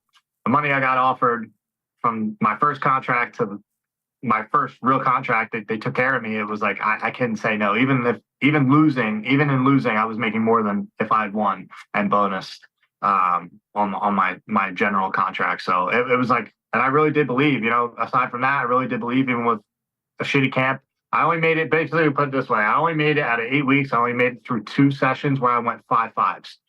And I still fought 5 rounds. So I wasn't even sure I was able to go 5 rounds. I just believed I could knock him out. And that's why I kind of went out in like a singular fashion. And yeah, I guess. But everybody kind of said I got fraud checked and it just rubbed me the wrong way, man. I think fraud check is I go out there and I fight the number 10 guy in the world on my 4th fight in the UFC, unranked. And go 5 rounds with him and was winning early and showing that I was the better boxer until I couldn't keep the same pace and I got hit in the eye, couldn't see the guy for the rest of the fight. And, credit to him. It's because he caused damage. He hit me in the eye. It was a legal shot. And then he started doing his veteran skills with investing in that calf kick. 5th round, it was 2-2. I come out, I felt like I was going to start getting my momentum, like I was trying to dig. And then he took me down. He switched it up. So, but my point is, Ariel, through this whole long explanation, is just everybody fucking shit on me and said that I got fraud checked and Salty Man Joe and all this shit. And I was like, yo, it's fair. I deserve this, right? Because I've now got both ends of the stick. And damned if you do, damned if you don't. But I took a risk and it wasn't the smartest risk given the circumstances, but I'm proud of my performance. And I just had to learn that hate is something that's always going to come in the sport, no matter how successful we are. And it will come at a brutal cost of your mental health if you don't learn to detach people that don't matter's opinions. What was the aftermath like? Like, did you take a break from training? Did you feel like you needed to take a break? I didn't train for 2 months. Wow. I didn't train for 2 months. I didn't lift a weight. I didn't train. I was sick of it. I was honestly, I was disgusted with the sport. I was disgusted with myself. I was disappointed in myself. Like, I hated it. It hurt. It sucked. I was upset. You know, I hold myself to a high standard, and I was never discouraged. Like, oh, I'm not going to come back. But I knew I was burnt out. I was warped. I was burnt out, and part of it was being as sick as I was. I had the worst illness I had ever had. I was sick from December 22nd until January 21st. I was sick on Joe Rogan. I was sick when Lars Sanko was there the week before Joe Rogan. I was sick when the UFC was out here. I had no voice. Like, I just kept coughing up blood and phlegm the whole camp. Even when Brendan Allen was out here, you know what I mean? So I know it sounds like excuses, and they are, I guess, reasons to me and excuses to everyone else. But I wasn't 100%, man. But I went out there and I still showed that no matter how many interviews, no matter how many people, you know, put an expectation on me, it doesn't mean shit to me. I'm still going to go out there. I can eat that pressure and still perform. And I think I did a hell of a job with what I had to work with. Despite my coaches not even wanting me to take the fight and pull me from it because they didn't think I was healthy enough. What was wrong with you? I tore my shoulder in half. When I broke the punching record for Francis Ngannou, I had a torn labrum, and I got in stem cells, and it agitated it. I got it in my elbow, and I got it in my shoulder, and it agitated it so bad that I couldn't even train for the first 3 weeks. And then I got sick right before Christmas, right after Sean Brady fought. Was December 8th. He beat Kelvin Gastelum. I was about to go right into camp. I had like 2 weeks of training. December 22nd came, at a 4-day fever. Couldn't shake it. I mean, like, man, like I literally thought like I was dying. I thought like something was seriously wrong with me. And I'm a real big anti-doctor guy. And I think that fucked me up. I stayed sick for a long time. And I still even was coughing leading up to the fight. And I don't know. I just had like I don't know if I had pneumonia. I don't know if I had bronchitis. My chest didn't hurt like I had bronchitis, but yeah, I couldn't tell you what it was. It wasn't COVID, but yeah, I was fucked up. So, but you know, poor kids got to fight, and I took the fight. And above everything else, I still believed I could beat Jack, and that's mainly why the fight happened, because I convinced everybody, and I believed with all my heart I was going to beat him. And so that 2-month break after the fight, how did you snap out of that? Like, what was the process to get back in the gym and start loving training and getting ready for a new fight? Being away long enough to miss it, man. You know, I've been doing this a long time, and sometimes you get caught going through the motions. And I think I wasn't going through the motions, but I was in survival mode. You know, I come to find out, I went and got blood testing because I truly have always thought, like, man, I have to have Lyme's disease or something, or I'm sick, or maybe I had cancer. Like, at one point I was like, what the fuck is wrong with me? Like, I'm always hurt. I'm always injured. I'm like, and come to find out, my deficiency in my carbs and my diet was so severe that it was like, they were concerned about my health. Like, I could have killed myself with how hard I was pushing and how little I was able to replenish. And, you know, I was really like, protein's the building of everything. And I just had it backwards, man. I just had it backwards. So it's a miracle that I've been able to do what I've done, the way I've done it, with the immature approach to my nutrition that I've had. I've always eaten clean, but I've never eaten the right things at the right times that fuel the practices that I do. And so I started working with Glenn at the UFC a lot more. I got my blood results. My testosterone was fucking terrible. Like, my sleep was terrible. My cortisol was like basically non-existent, which is, you know, you need to have a cortisol level to have some type of response in a positive way. And bro, just my whole life was fucked up. And so, you know, Jack gave me the key to success by handing me my first loss in the UFC. And through all the excuses and all the things that I just said that everybody's going to fucking clickbait or whatever, it was the best thing that happened to me, losing to him. And I don't look at it as a bad loss or a loss whatsoever. I didn't get dropped. I didn't get knocked the fuck out, and I didn't get submitted. So I lost the decision, but I learned more than I ever could have lost. Before what happened with the allergic reaction, like just fight week, the build up to the fight, how was the body? How are you feeling mentally and physically? Yeah, so for this one, man, I was feeling physically like great. I always, I'm not going to say what I had, but I always had some type of injury. and well, actually, I could say like I hurt my back, and I fucked up my sciatic nerve, so I wasn't even able to like grapple that much. I couldn't even lift. I couldn't squat. I couldn't lift. I couldn't even sit. I still can't, kind of. If I just sit at a 90-degree and try to put my right leg down and just lift my left leg up, the sciatic nerve is crazy. So luckily, I got through this fight and I didn't take any damage, so I can get that fixed. We're trying to get it fixed with more PT. But yeah, body was feeling good. Mind was feeling good. And weight was coming off pretty well. I had a pretty tough cut. Once I got down below like 93, it was really tough. And then I hydrated up really good. I got back up to 208 by the time I faced off with him, and I felt good. I felt like I still had room to put on weight, but I didn't want to get too big. Go to do my morning shakeout the day of the fight, and I'm like cold and I'm like shivering, and then I'm like super quiet. Usually I'm like dancing and having a good time, put on music, like I'm very talkative. I'm very vocal, with my coaches, and just, keep them calm too, and let them know that I'm present and I'm there. And I didn't say a fucking word, like nothing. I wasn't talking at all. And I was like freaked out. I was like panicked. I knew something was wrong with me. My face was like beet red. I started having like almost like a phlegm wheeze in my chest. I was like, and I was like, what the fuck is going on? And then I started getting these blotches all over my skin. I'll send you the text message. I'll text the pictures to you. And yeah, it freaked me out, man. So I did my shakeout, finished it. And then I was just sitting there and I was just like blank. I didn't want to talk, no nothing. And yeah, so I called Jeff Nowitzki and I was like, brother, I think I'm having an allergic reaction. Like I'm about to fucking like die. And he was like, I said, what can I take? Can I take Benadryl? And he said I could. And so I took the Benadryl, and I took Pepsid AC, and then I took Claritin non-drowsy, and went to sleep for like 2-3 hours, and woke up basically to just hop on the car and go right to the arena and go fight. Fuck. So it cleared up enough. And what was the allergic reaction from? Flaxseed. Yeah, flaxseed. It was in my oatmeal. Damn. So I didn't realize. So I bought the I usually do the Kodak, and it doesn't have flaxseed in it. But I did. I think it was called Red Mill, and it was oatmeal. And I was doing it for the carbs, and fucking, I like oatmeal, and yeah, I guess whatever flavor I got had flaxseed in it, and then fucking I had too much of it. Like usually I can handle a little dose of it, like I can get away with it, but yeah, I ate something with flaxseed and almost fucked up the whole thing. And you know that you're allergic to this. This has happened before? Yeah. Okay. I just didn't read the label. I've never had this brand of oatmeal, so okay. I just didn't read the label. I wasn't thinking. I wasn't even looking. I was just eating. So mistake on my part. And when you woke up to jump into the van or car or whatever to get to the arena, how were you feeling in that moment? Were you freaking out?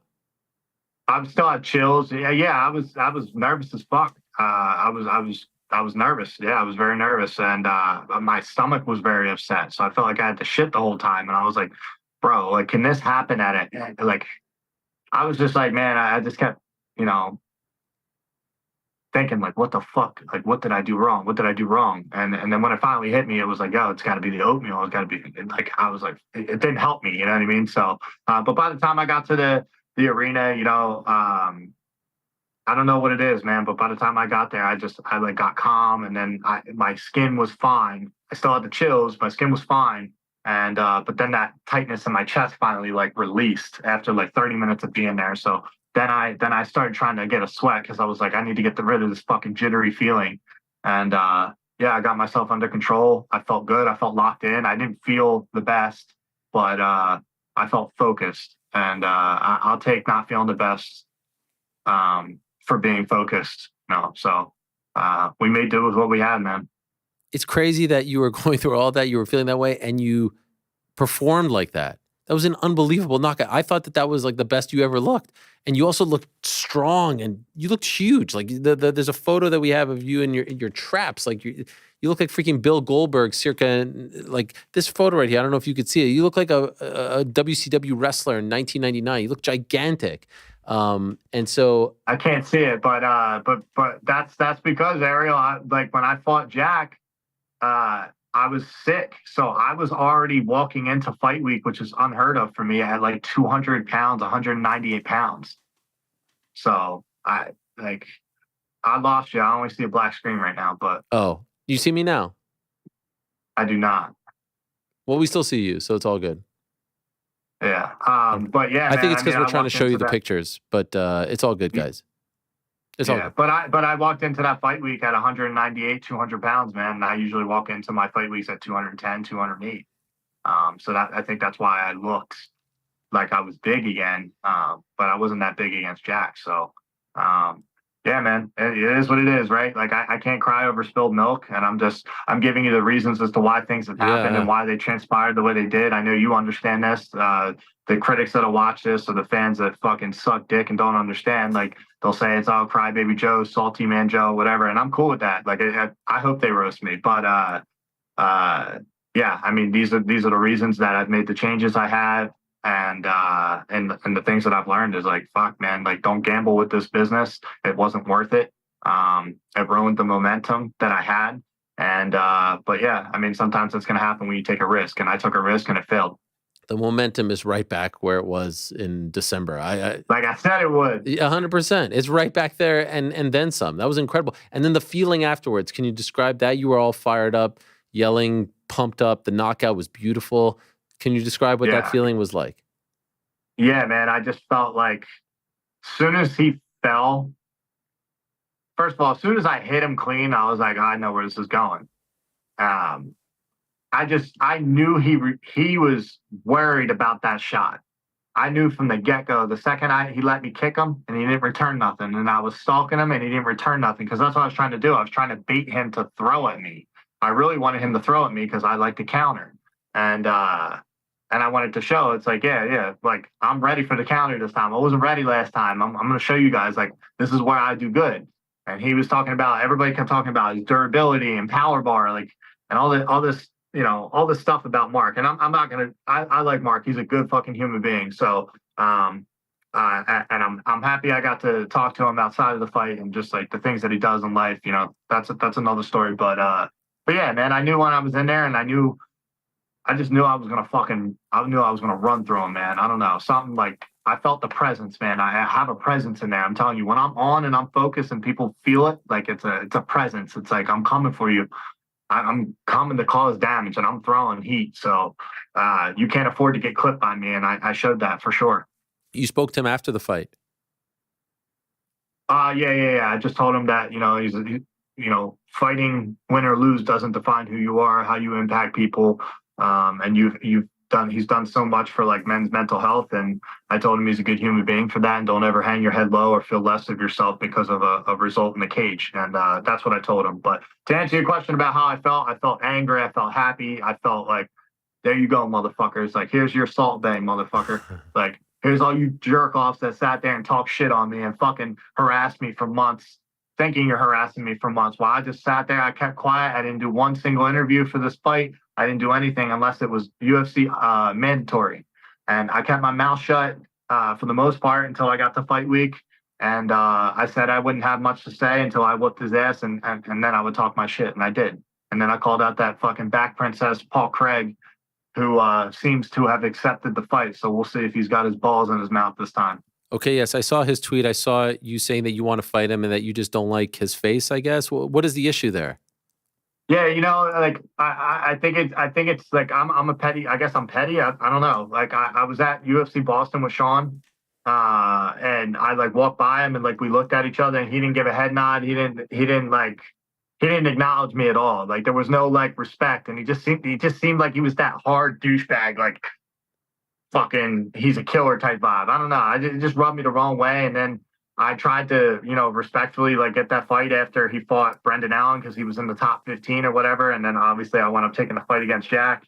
And he like blew it off. And then I don't know. I just don't like his antics. He's always in people's faces, painting his fucking face like a Smurf. And then second he gets slapped up, he lays on his back and he starts asshole scooting across the mat. And I don't respect it, bro. He fights like a bitch. So and I also think that there's, you know, I want to fight somebody I don't like. And for whatever reason, the guy fucking irks me. I don't know.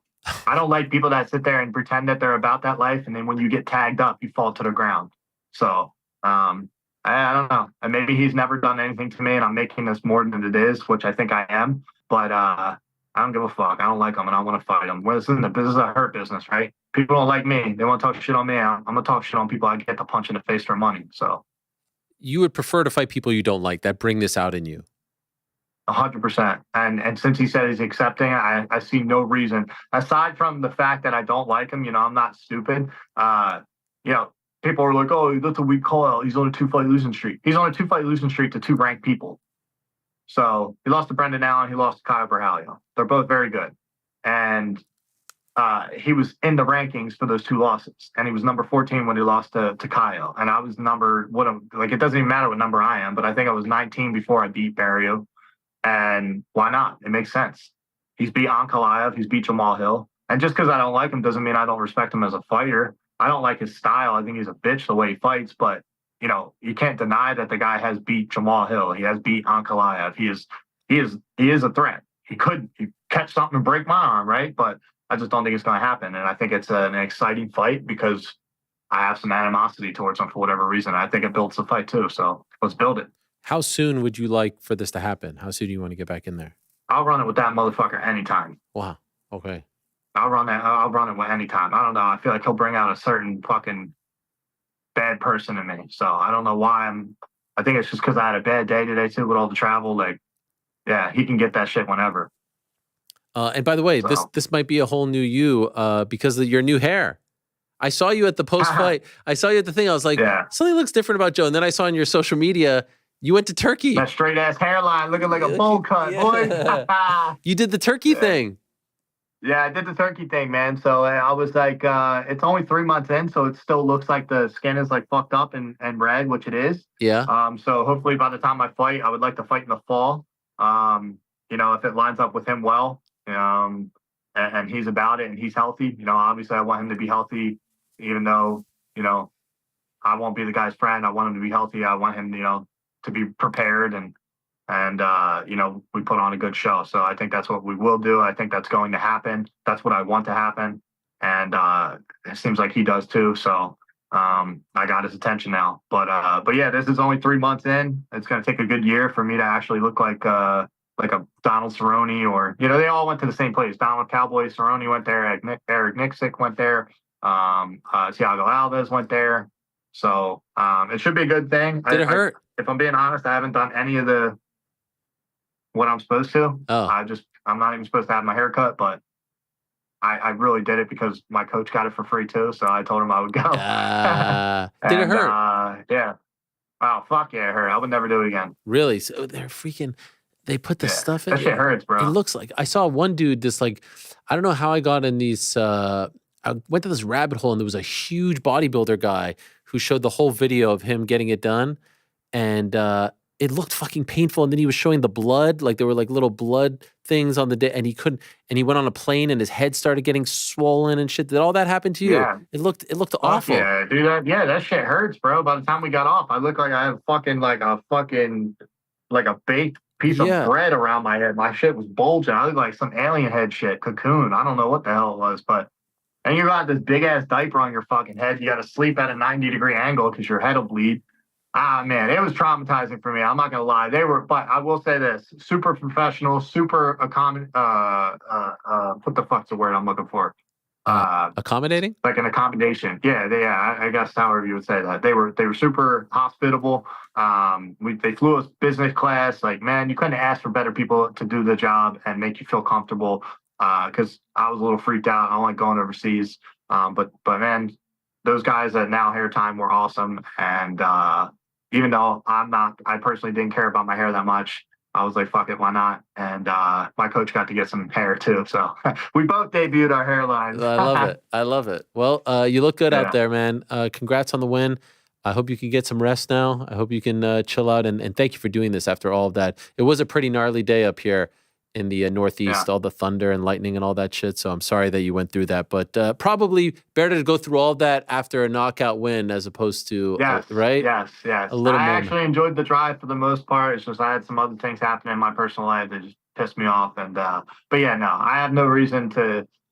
I am happy. I'm relieved. I'm just not I don't have that high. You know what I mean? I'm thankful for the win, and God's plan favored me, and that's just how I feel. And yeah, I don't want to be up that high because it's hard to come back down and be at reality. So I'm kind of grateful that I'm just even. I'm good with it. You know, it happened. It was a good knockout. It's great for my history and my record. And yeah, that's it. And fuck the haters, man. Fuck them. Fuck the haters, man. That's Getting right. yacked. I'm gonna fucking go on vacation. Fuck Paul Craig. He's a turd. I hope we fight. And I'm gonna go on vacation. I'm gonna get fucking yoked, and then I'll be prepared to fight him. Well done. Thank you, Joe. All the best. Congrats. Thank you, Ariel. Great to talk See to you you, man. Uh, guys. There he is, Joe Pyfer. The new look, Joe Pyfer. Great win for him. 1 minute and 25 seconds. What a guy. What a knockout. That was great stuff. All right, let's talk to our next guest. He too went to Turkey, just like Joe. But it wasn't this past weekend. What a weekend for him. He was in Sioux Falls on Friday, and then all of a sudden he's at T-Mobile on Saturday. But a whole lot of stuff happened between Friday and Saturday. Let us talk to the one and only Eric Nicksick, coach to all the stars over at Extreme Couture, and now a member of the podcast community as well, because today his very own podcast is being released. Is he there? I'm here. Eric? Ah, there he is. Okay, I didn't see you. Sorry, I didn't see you. Hello, sir. Thank you so much for the time. Thank you for coming. Congrats on a crazy weekend, but also congrats on your podcast being released. As of right this second, live, here we are, 3:00 Eastern. We're showing the picture for it, the art verse us, it's called, with Eric Nicksick. Is it out right now? Yeah, Randy's working on it right now. He's getting everything out, but just what the world needed, another podcast. So that's right. Hey, you couldn't have scripted this any better after a crazy weekend to come out with a podcast. Yeah, man. This is all kind of new to me, but obviously with Randy and Markel behind me and kind of helping me lead the way on some of this stuff. So, but it's been cool, man. We've had almost 17 years in this industry now, and a lot of cool stories, and moreover, just the backstories and the relationships that we've forged over the years. So I think it's kind of be a fun podcast, for the fans and be able to hear some of the behind the scenes stuff. For sure. I think it's brilliant. And you have the personality for it, the experience for it, the relationships. And so what is the format? Honestly, God, like Randy and I we'll chop it up, but I'll bring a guest on and we'll, my first guest was Dan Ige. Oh my God. But now we're going to have to go back and redo it because this was before everything. Oh my God. So, yeah. So what we were doing was we were kind of taking a fight or two and this actually talking about the camp and then the fight itself. And then not necessarily X's and O's, but just more of the behind the scenes that a lot of fans aren't predicated to. So we were just kind of making it more about the journey, the process of the 8-week camp, or maybe some stories behind it and everything else. So now we're going to have to reshoot the Dan Ige one for sure. You've learned a valuable lesson. Me being the podcast veteran, you being the rookie. It's the only time I could call you a rookie in something. Pre-tapes are a bitch, man. Pre-tapes are a bitch. Yeah. That's why I do this show live, because 30 minutes from now, after we're done, something will break and this will be outdated, let alone something that you taped a week ago. It gives you great stress. So that's a good lesson. Well, you're the GOAT, man. So we're always learning from you on this stuff anyway, my brother. So it's always good to have you as a resource. Thank you. And happy to help with anything. And congratulations on launching this. And congratulations on another crazy week for you. And so could I ask, you're at PFL on Friday in Sioux Falls, right? Yeah. What time do you land in Las Vegas? So, man, yeah, honestly, I'll go back to last Saturday. Okay, let's go back. Tell us everything. So I get a call from Anthony Smith last Saturday, and he's like, hey, I'm fighting Roman Dolidze. And I'm like, what? I had no idea. And I hear from Anthony, and he's like, yeah, man. Basically he wrote me, he's like, damn, not even a phone call or heads up. And I was like, what are you talking about? He's like, I'm fighting Roman. I was like, bro, Roman's in Georgia. I haven't talked to him in we've talked, but haven't talked any specifics. And so I heard the news from Anthony that Roman was fighting next week. And I'm like, I had shoulder surgery on Monday. Oh, wow. Yeah. So Saturday, Anthony tells me Roman's fighting, that he's fighting Roman. Sunday, I have basically to sit down with Roman because he flies in and go over somewhat of a game plan. I have surgery Monday. Tuesday, then I fly out for Sioux Falls on Wednesday. That's kind of how the week started. Wow. Wait, and so Anthony was telling you this because you have a relationship with him? Yeah, I consider Anthony a very good friend of mine and a colleague, and I think, and Anthony was joking. He wasn't upset about anything. He just damn, did you know about this? I'm like, brother, I didn't know a thing. I didn't even know. So it was funny because I didn't even reach out to Roman. I was going to wait to hear from him, and because it wasn't a sure deal yet. And Roman just wrote me, "Hey, I'll see you in a few hours. We got to fight." Didn't even tell me who it was. And I was like, "Okay, so it is what it is." And these things, as you know, bro, move so fast. And if you don't give a yes or no answer, like if he's waiting to get the okay from his coach, he's on Georgia time, right? We're time zones away from each other. I might have been sleeping. So if Hunter, that phone rings and you need an answer now, you got to make a chief decision, bro. And it's not going to be predicated on the coach. It's going to be your call at that moment. So it is what it is, man. So when we got the call, hey, you got to take the fight. We got to take the fight. Awkward for you when you're cornering a guy against a friend of yours? I mean, yes and no. We have a job. We have a duty. We know getting into this business that you're going to forge these relationships and friendships. I hate to use this term, and I don't want to sound cold, but either run with us or run from us. It is what it is. Like he's not in the gym. He's not our teammate. I have a duty to Roman. I have a job to do, and that's that. I've never cornered Anthony. I've never been his coach. We're only colleagues and friends, but I do value his friendship and I do value that relationship. But at the end of the day, man, I have a job as Roman's coach. I've been his coach for a number of years now, so I had to do my job. Okay, and so you get the surgery, all good. By the way, what happened?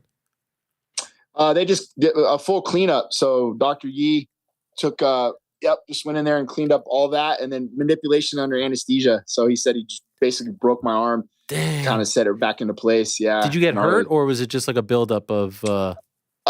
Buildup of holding pads over the years for guys like Francis and Puna and everybody else, right. And Dan Ige. But a lot of just chronic effect on there, and finally I needed to get this done. I couldn't throw a football to my son, and it was bothering me that I couldn't do certain things. I can't train, I can't lift. There's not a lot of things I can do. So it just got to the point there's no off season for me.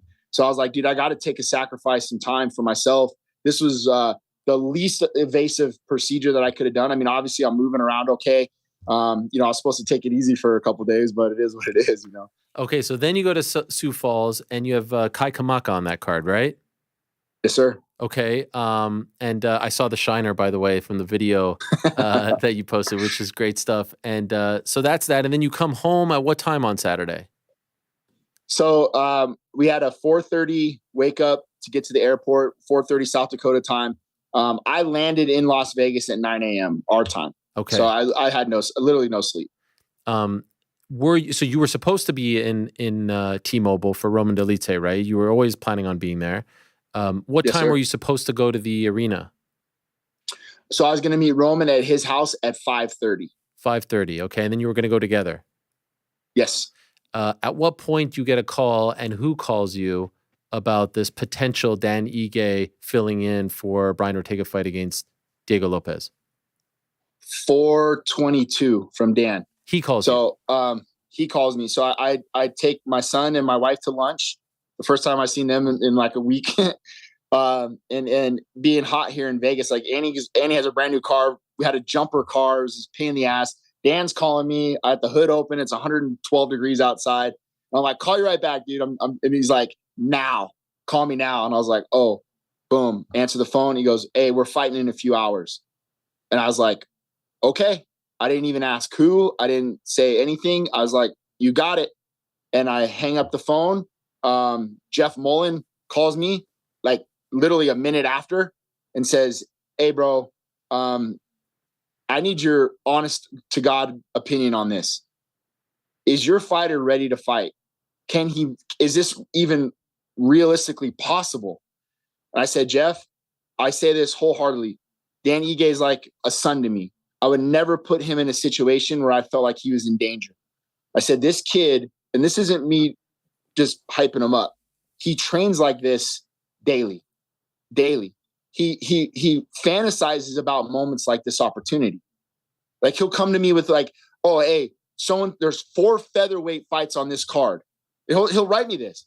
And he'll be like, just in case, look at these 4 guys, because if somebody falls out. He does this all the time, Ariel. I'm not joking. And he's on the cutting edge of always being, that phone rings, he's able to answer that call. And so when he did, this wasn't like, yo, coach, what do you think? This is, hey, meet me in 30 minutes. go grab my cup. That's what he said. Run to the gym and grab my cup. I was like, cool. I'll grab your cup. I'll see you at the house. What? And there's no part of you that's like, hey, can we talk this out? Are you feeling good? Is this, there's none of that. Hell no, bro. I was goosebumps. I looked at my wife. I said, this is what fucking legends are made of. I said, moments like this. And I was so hyped. And my wife, and she's always the one like, yo, you got, and I was like, I had that moment where I was like, dude, I had tears in my eyes. I was so happy because every moment that I've been through with that kid, that was our 20th pro fight together. Wow. Like no one understands what it's like to be on the regional scene, to grind to this opportunity. All of those moments, all of those memories just went through my mind just like that. There's a famous picture of him laying on the ground after the Contender Series and me holding him and hugging him. Like that moment went through my head instantly. It just the fucking clawing and the scratching and the heartbreak and the tears and the blood and everything that this kid culminates to in this moment. Like it all went through my head in that second, Ariel. And I'm like, fuck yeah, dude, this is this kid's moment. And then I got in the car and I said to him, I said, bro, what you're doing is legendary, but the legendary doesn't stop with you taking this fight. We need to go win this motherfucker. Let's not just go there and just weigh in and just partake. Let's go try to take this motherfucker out and go get this win. And he goes, yeah, man, you got it. Let's do this. So there wasn't a lot of game planning. Obviously, you don't have much time for it. We're smart enough to have that in the back of our head that Diego Lopes was in striking distance of us. What we'll do in the off season, meaning when Dan's out of camp, Dan will call me and we'll take a name out of the top 15 and we'll game plan that Sunday night, a small little amount of game planning, and we'll apply it for a Monday practice just to have it in our head. And I'll have my notes, he'll have his notes, and we'll go and we'll run a practice on Monday morning at 10 a.m. of what you would do if you fought so-and-so that's ranked in the top 15. Here's what our game plan would be. I hand to God, this is the shit we prepare for. That's crazy. And for moments like this, and just to be clear, because the story that we were told was he was getting a massage when he got the call. Yeah, he's getting a massage, and then he got his happy ending. Yeah. Well put. So okay, so you get the call, you go to the gym, you get the cup, then you go to his house.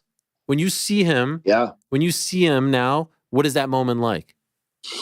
Yeah, man, it was pretty surreal. Like we both kind of had to calm ourselves down a little bit, when I was in the car, I called Eddie Baracco, who's my fucking man, like just my guy. And I was like, yo, I need you to get eyes on right now.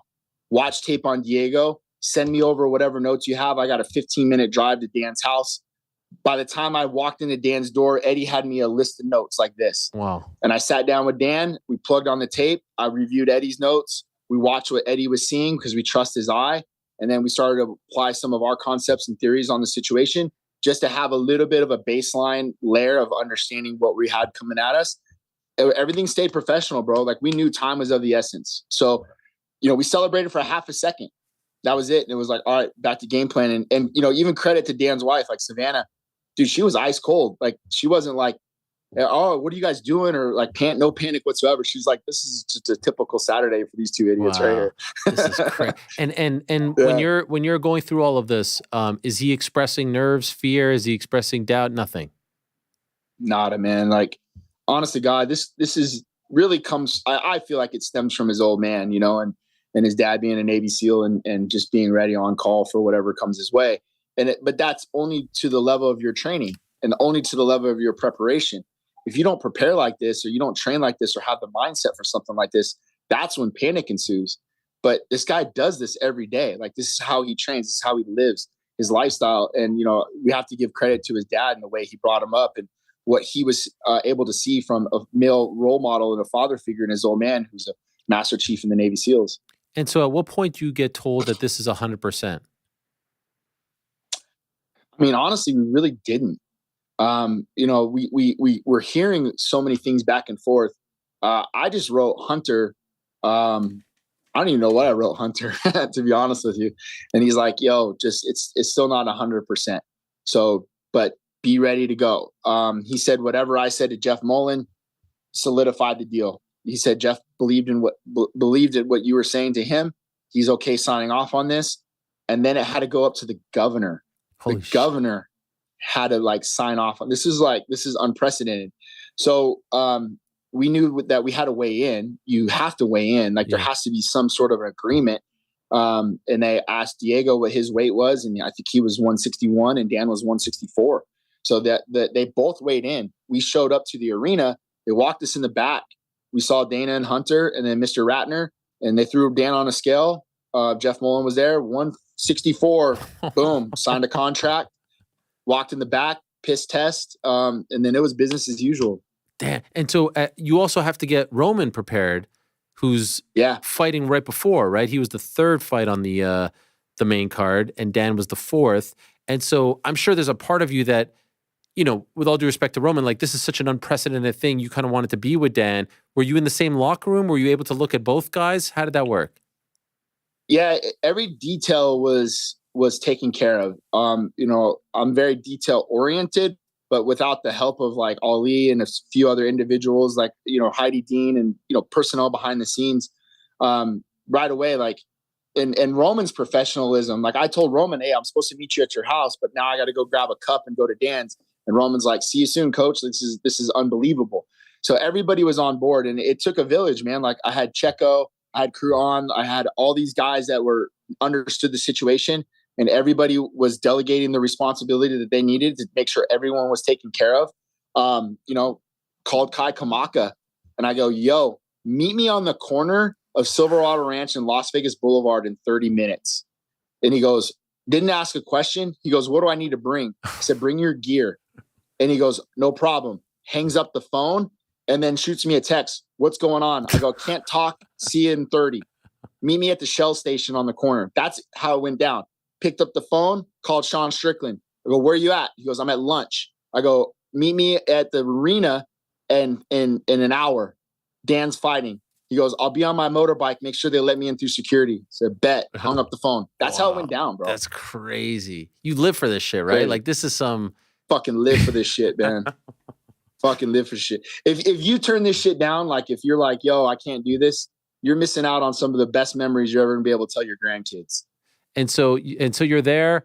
Roman wins, and then I see the footage. You run right to the back right after.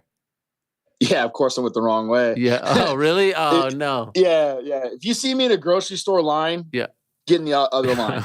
Don't, because I'm in the wrong line. But yeah, so Roman wins. I take a quick pick of Roman. I run out the cage. I look at some of the blue shirts UFC guys. Said, where's my boy? They're like, that way, go run.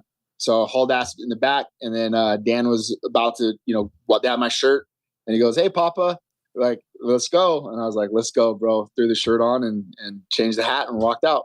You've had some, gigantic fights that you've been a part of, that you've coached, that you've won.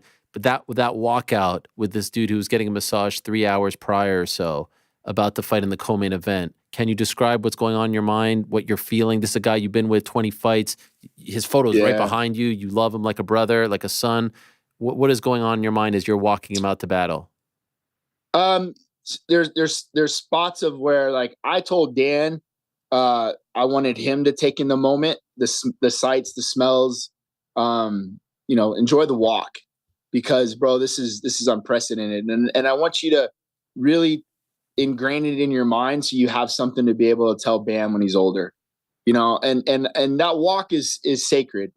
Some guys are staying focused and some guys are this and some guys are that. And I was like, credit to Micah, our sports guy over at the UFC PI. Like, he talks about these kind of things about holding the balloon, and it's like, just focus on seeing some of the details and look at some of the faces and some of the crowd and the fans and everything else, and enjoy this moment, bro. That walk is yours. Own it. And then once we get in the pit, when you get the Vaseline on, then then we refocus on the task at hand. And then for me, man, I just sat back and just kind of just took it all in as well, and just watching my boy walk. And it was an amazing feeling. I usually stay last in that, and I had Strickland and Kai in front of me, and I just watched the whole scene and everybody's faces as he walked, and really enjoyed the moment, man. It was an amazing feeling just to see my guy go out there and do what he was doing. It was incredible, and incredible how he was owning the moment as well. And maybe you disagree with me, but I kind of view Dan as, he's soft-spoken. He's not braggadocious. He doesn't puff his chest out. He's a tough SOB, but, you know, not someone who likes to draw attention to himself. Him walking in there, the black shirt, the chain, entering the arena, like, it was really cool to see him have that moment and own it. Like, it just felt like it was gangster stuff. It really was. And the walkout was great. Everything was great about it. You watched the first round. What are you thinking? What is your assessment of what your guy is doing in that first round? Oh, just catching reads. You know, I was thinking about like Coach Giff is usually in our corner. What would Coach Giff adjustments he would make? What reads I'm getting? Listening to Kai, listening to Sean, and then, you know, I kind of cracked a joke at him as we walked in just to kind of lighten the mood. That's something I'll usually do with Dan. But we had our reads. We had a pretty good idea of what I think we could have done. And then round 2 came out. We were much cleaner, and I made a mistake, man. Like, well, I say I made a mistake. We work on things behind the scenes, and one of those things was the same side head kick, and something that I know that they weren't going to be able to know that we had in our arsenal, something that we worked on for a bunch in other camps that we never shown in a fight. So when Dan went southpaw, I screamed at him. I was like, yo, same side high. And bro, he set it up beautifully. And that shin bone landed right on Diego's forehead. And credit to Diego, man. He's one tough dude because he ate that head kick. But unfortunately, Dan got taken down from it. And I was like, oh my God. I looked over at Kai and I was like, I just fucked us, man. You know, and Kai's like, no, we're all right. We're in this fight. And I was like, my heart sunk because I really felt bad. I put my guy in a bad position. But in my head, I needed something. I needed to get the band playing, as my dad would say in football. Like, you got to get the band playing. And like, just something that his kids worked on so well. And I was like, okay, this is our opportunity. And like, just the movie scene, like, flashed in my head of like, same side high and shit. God, you know, it landed, but it took him off his feet, man. And I was pretty bummed about that situation. And I said that to him going into round 3. Somebody asked, why did I say my bad? And that was why. I was like, oh, my bad, bro. I called same side high. He's like, hey, it landed. Yeah. I was like, oh, fuck. So, and then, you know, we knew round 3, we needed to get a finish. And that was our reads, bro. Like, hey, we're playing with house money. You know, we didn't come here just to take this fight. We came here to win this fight. So let's go out here and give them everything we got. So that's what we saw in round 3. I know like moral victories are a weird thing, but considering the short notice of it all, and then how he looked in the 3rd round, like he didn't just, you know, just kind of glide his way to a decision. He freaking won that round. That must make you extremely proud. 100%, because like there's been fights even with the Korean Zombie. I remember telling Dan going into round 5, I said, look, I understand that we need to finish, but I want to have something to build off of. I want to have some momentum to build off of for next time around. A little bit of pride. We're going to fight this next round with a little bit of pride. And from a football perspective, you know, sometimes you be getting beat. It's 42-0. And you just want to have some small victories in that 4th quarter so you have something to build off of for the next week of practice and the next game. That was kind of my mentality for the Korean Zombie fight, not for this fight. This fight in particular, I was like, yo, we can win this fight. I promise you, we can win this fight. And that's why you saw Dan come out in the round 3 and really give you know, he made it freaking close.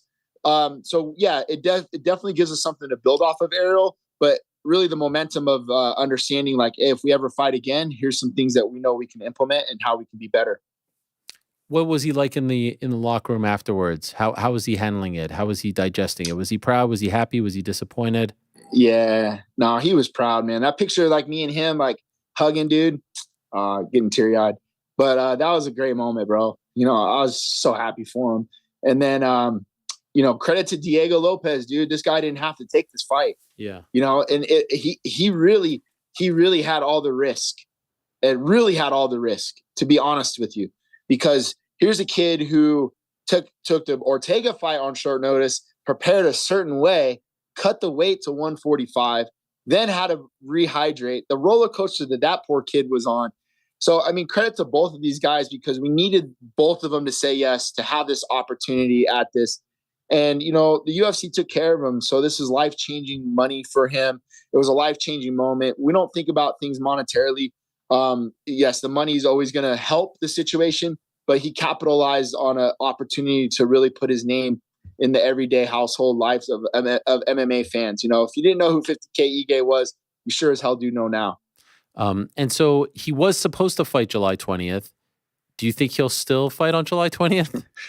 Nah. Okay. We were kind of joking around, like, yeah, maybe, but it doesn't make sense for him to fight right now. Like, he's limping around. He's in the gym today. He's actually here, so he's limping around the gym right now. And sometimes you do have to step in as a coach and be like, yo, all right, we got to take some time off. Dana walked in the cage and Dana looked at me. He's like, if he wants to fight on the 20th, you can't. I just started giggling. I was like, let's see how he holds up after this. We'll see. So it seems like they'll give him the Sphere card though, as a nice little thank you. Yeah, we'll see. I mean, that's what they said. And, I think that as repaying Dan, that's something Dan should definitely capitalize on, a fight like that of that magnitude. Absolutely. How do you think that fight goes with a full training camp, him versus Diego Lopes? I don't know, because neither of them had that opportunity to game plan, right? Like, I really don't. I obviously I favor my guide, knowing that we have some things that we can build off of, and we can show some different wrinkles with more of a game plan and understanding what we saw in that fight. But same goes for them. They get more time to prepare and understand what they did really well in this fight, and they won. So I definitely think a 5-rounder favors us, but you have to take in consideration this poor kid cut the weight, and a lot of people don't understand this part. The weight cut is very difficult. The rehydration is also very, very tricky process. You can mess that up just as bad as the rehydration part. That can get you even sicker than cutting the weight if you calculate that wrong. So a lot of credit goes behind the scenes to Diego's team and getting him rehydrated properly and taking care of him so that he can show up and perform the way that he did as well. Yeah, and perhaps that's what happened to Brian Ortega, because his cut was bad, and then I heard he got very sick afterwards as well. So it's a whole tricky science. Another great weekend for you and the team. Could I ask you, Eric, before you go, and you don't have to divulge too much, but I did see you with Francis recently, and I know he's been through unimaginable pain. Could you tell us just how he's doing? How he's feeling? I can't imagine him. He's doing well, and I know that it's probably great to train and to put on a smile, but he still has to be in so much pain inside. How is the big man doing? Yeah, he's healing. That's the best I can say is he's healing, and you're seeing the smile back on his face. You're seeing the banter. He's back in the gym talking trash to Strickland and everybody around the room, and that's the most important thing. But all the while, that there's a lot of healing going on inside. And every once in a while, he'll have that moment where a vulnerability, like, he looked at me at dinner last week and he was like, this one's for Kobe. This next one's for Kobe. And that shit hit me. And I was like, fuck, whoever you're fighting next, bro, God bless him. Cause if this is what we're fighting for, this man's going to be dialed in. And, it was just nice to have him home. It was nice to give him a hug and not even have to really say much, and then just be there next to him and let him talk and let him vent. We cried, we hugged, we laughed. And those are the moments you have when you have a brother like him. So, happy to have him home. And do you think we'll see him this year fight again? I don't know. I really don't know, to be honest with you. I hope so. I hope so, because I think keeping him busy has been the best thing for him. Is helped him a lot. But again, no parent should ever have to go through with what he went through, and only time will tell and time will heal. And I hope that, just because I want to see him compete again with this on him, like, I want him to be able to find a purpose in competing again. But whatever he decides to do, I'm going to have his back 110%. It was nice to just see him there with you and Dewey, like, just to see him back in that element. Not because I feel like he needs to fight anytime soon or anything like that, but I don't know, maybe it felt like a step towards healing. I don't know if you ever heal, to be honest, and I can't imagine how he's feeling, but the photo put a smile on my face. And your hair looks fantastic, by the way. I just want to say it's looking great. What's up? Me and Joe Pyfer. Yeah, look at you guys. Come on, Joe. I love it. Head out to Turkey. Hair time. There's the plug. Congrats on the podcast launch. Congrats on the Kamaka win. Congrats on the Roman win. Congrats on Dan Ige putting his name in the history books. Never happened before in the UFC. I kept talking about it. People were like, well, Joe Soto stepped up. Like, nope, Joe Soto weighed in the day before. He was scheduled to compete on that card at 177. And the Taffa brothers, this has never happened before in the history of the UFC, what he did. So, well done. Thank you, brother. You know, it's one of those things I think where when you break those barriers and you're able to see that it's possible, you know, more people will take up that opportunity and know that, like, hey, this if Dan Ige did it, I can do it. He's the Roger Bannister of MMA. You know, he broke the 4-minute mile. Well done. Well done. Thank you so much, Eric. Congrats, and appreciate the time as always, my man. My pleasure, man. Great to always talk to you, Eric, my boy. Same here. There he is, the great Coach Eric Nicksick of Extreme Couture. What a weekend for that guy. Wow. Unbelievable stuff. What a story. What a weekend. Shout out to Dan Ige for taking that on short notice. Shout out to everyone involved. Shout out to Diego Lopes, who we'll talk to in about 30 minutes' time. Just legendary shit. Legendary. And if you happen to be a newer fan of the sport and you're like, so wait a second, the, I don't know, the Spurs were supposed to play the Pacers and then this guy got hurt. And so they called someone from the Bulls. Like, it just doesn't make sense. This sort of thing doesn't happen in other sports. It's a crazy thing. That's pretty tasty. It's very hot here. Really, it's freezing in the control room. Is it really? I like it hot. Oh, well then. Ooh, baby, I like it raw. Yeah, baby, I like it raw. Yeah. How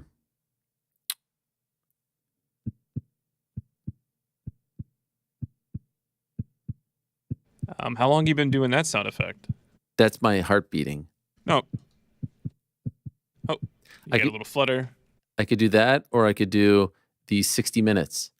Do the 60 minutes. Oh, we just got a copyright notice. Don't do the 60 minutes. Tonight on 60 Minutes, I'm Leslie Stahl. Those stories, plus Andy Rooney, tonight on 60 Minutes. I was always at 48 hours and a 2020 person. Yeah, that was you? Sounds about right. Hard copy. Diego Lopes coming up at 4 o'clock. And Plinio Cruz, the head coach for one Alex Pereira, coming up at 4:30, plus much more to come as we recap a very busy weekend in combat sports and one of the most anticipated fights on the weekend slate. Featured Michael Venom Page in his second UFC fight, going up against the rising star, the at the time 14-0 Ian Machado Garry. He is now 15-0. He wins in what I thought was a pretty easy fight to score, 29-28. He remains undefeated, and now he's talking about some big names next. Let us talk to the pride of both Ireland and Brazil, the one and only Ian Machado Garry. Hello, Ian. How are you? Congratulations. I appreciate it. Thank you. Thank you for having me back on as always. It's wild. We're in the same location. I remember those chairs from a week ago, so you're still in the same spot. We're still here. One thing I don't want to do after fights, I've said this, I don't like leaving on the Sunday. It just feels like all this preparation, all this hard work, then you got all the media of fight week, everything that comes along with getting ready for the fight itself, and then it's just get on a plane and go home. It's like, no, let me just bring the energy back down. So yeah, we're still in the same place and we leave soon. Okay. Well, thank you for giving us some time. I appreciate it. How do you feel now, less than 48 hours removed, about your win over Michael Venom Page? How do you feel about it? Livid. Absolutely livid. You said that. Why? Why are you livid? It should have been done in the first round.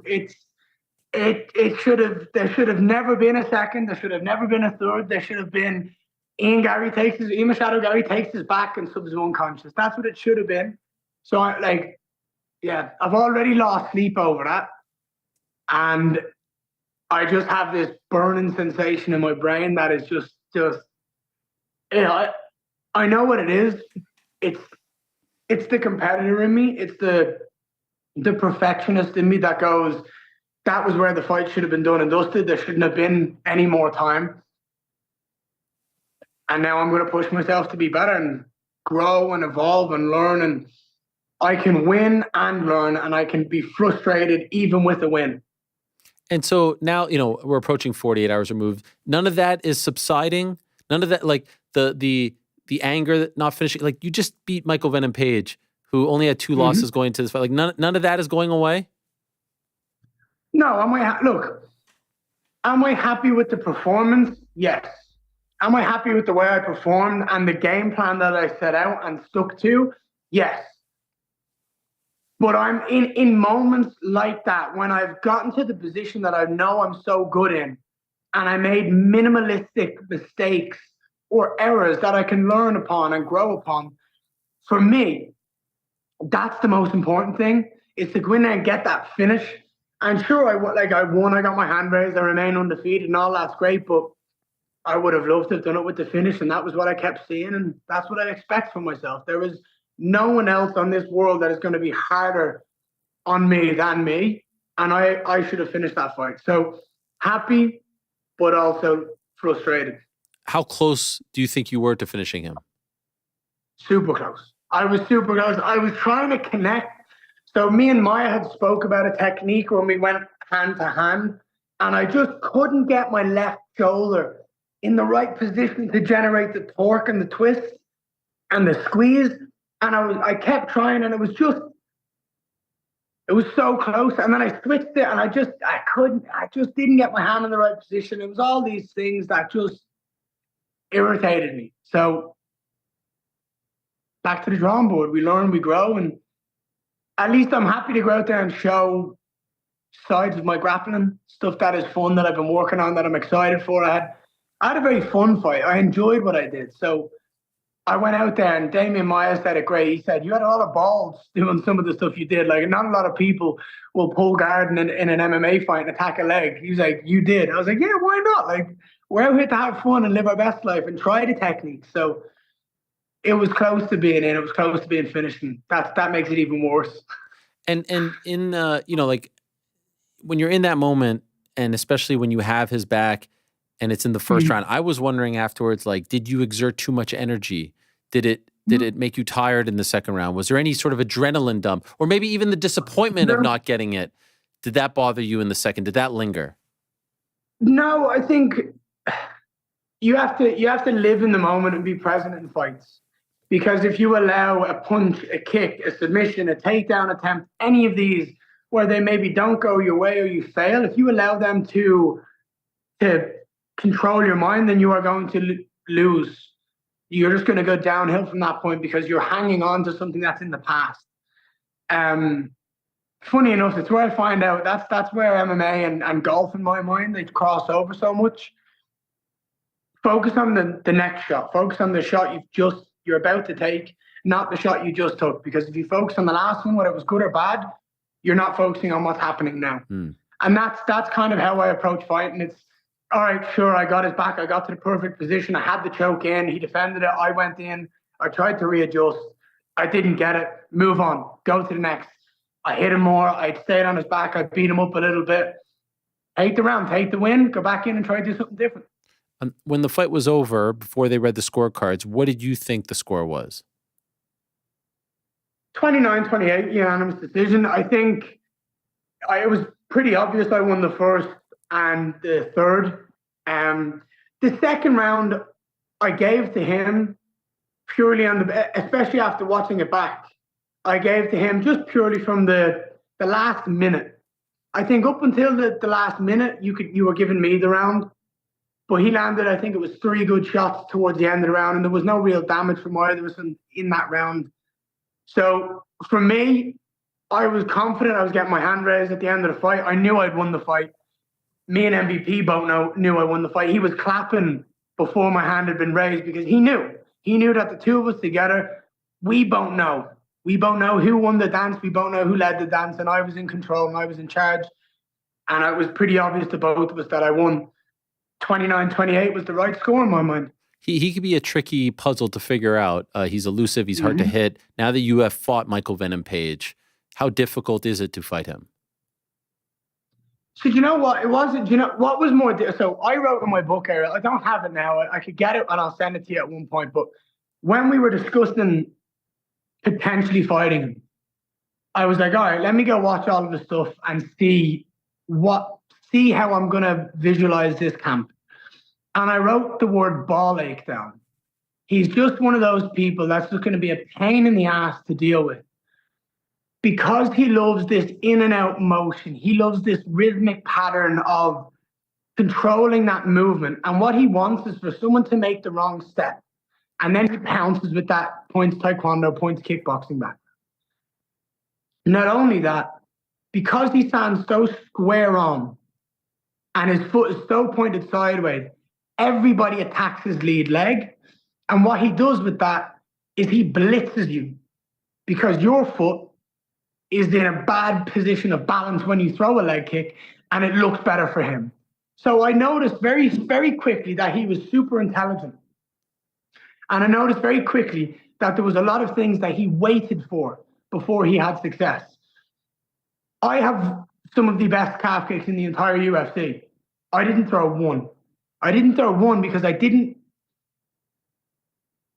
My attitude when I approach a fight is, what is the best way for me to win? How is the best way for me to shut down my opponent? And what's the best way for me to take the most out of them in that position where they're shut down? Does that make sense? Mm-hmm. Yeah.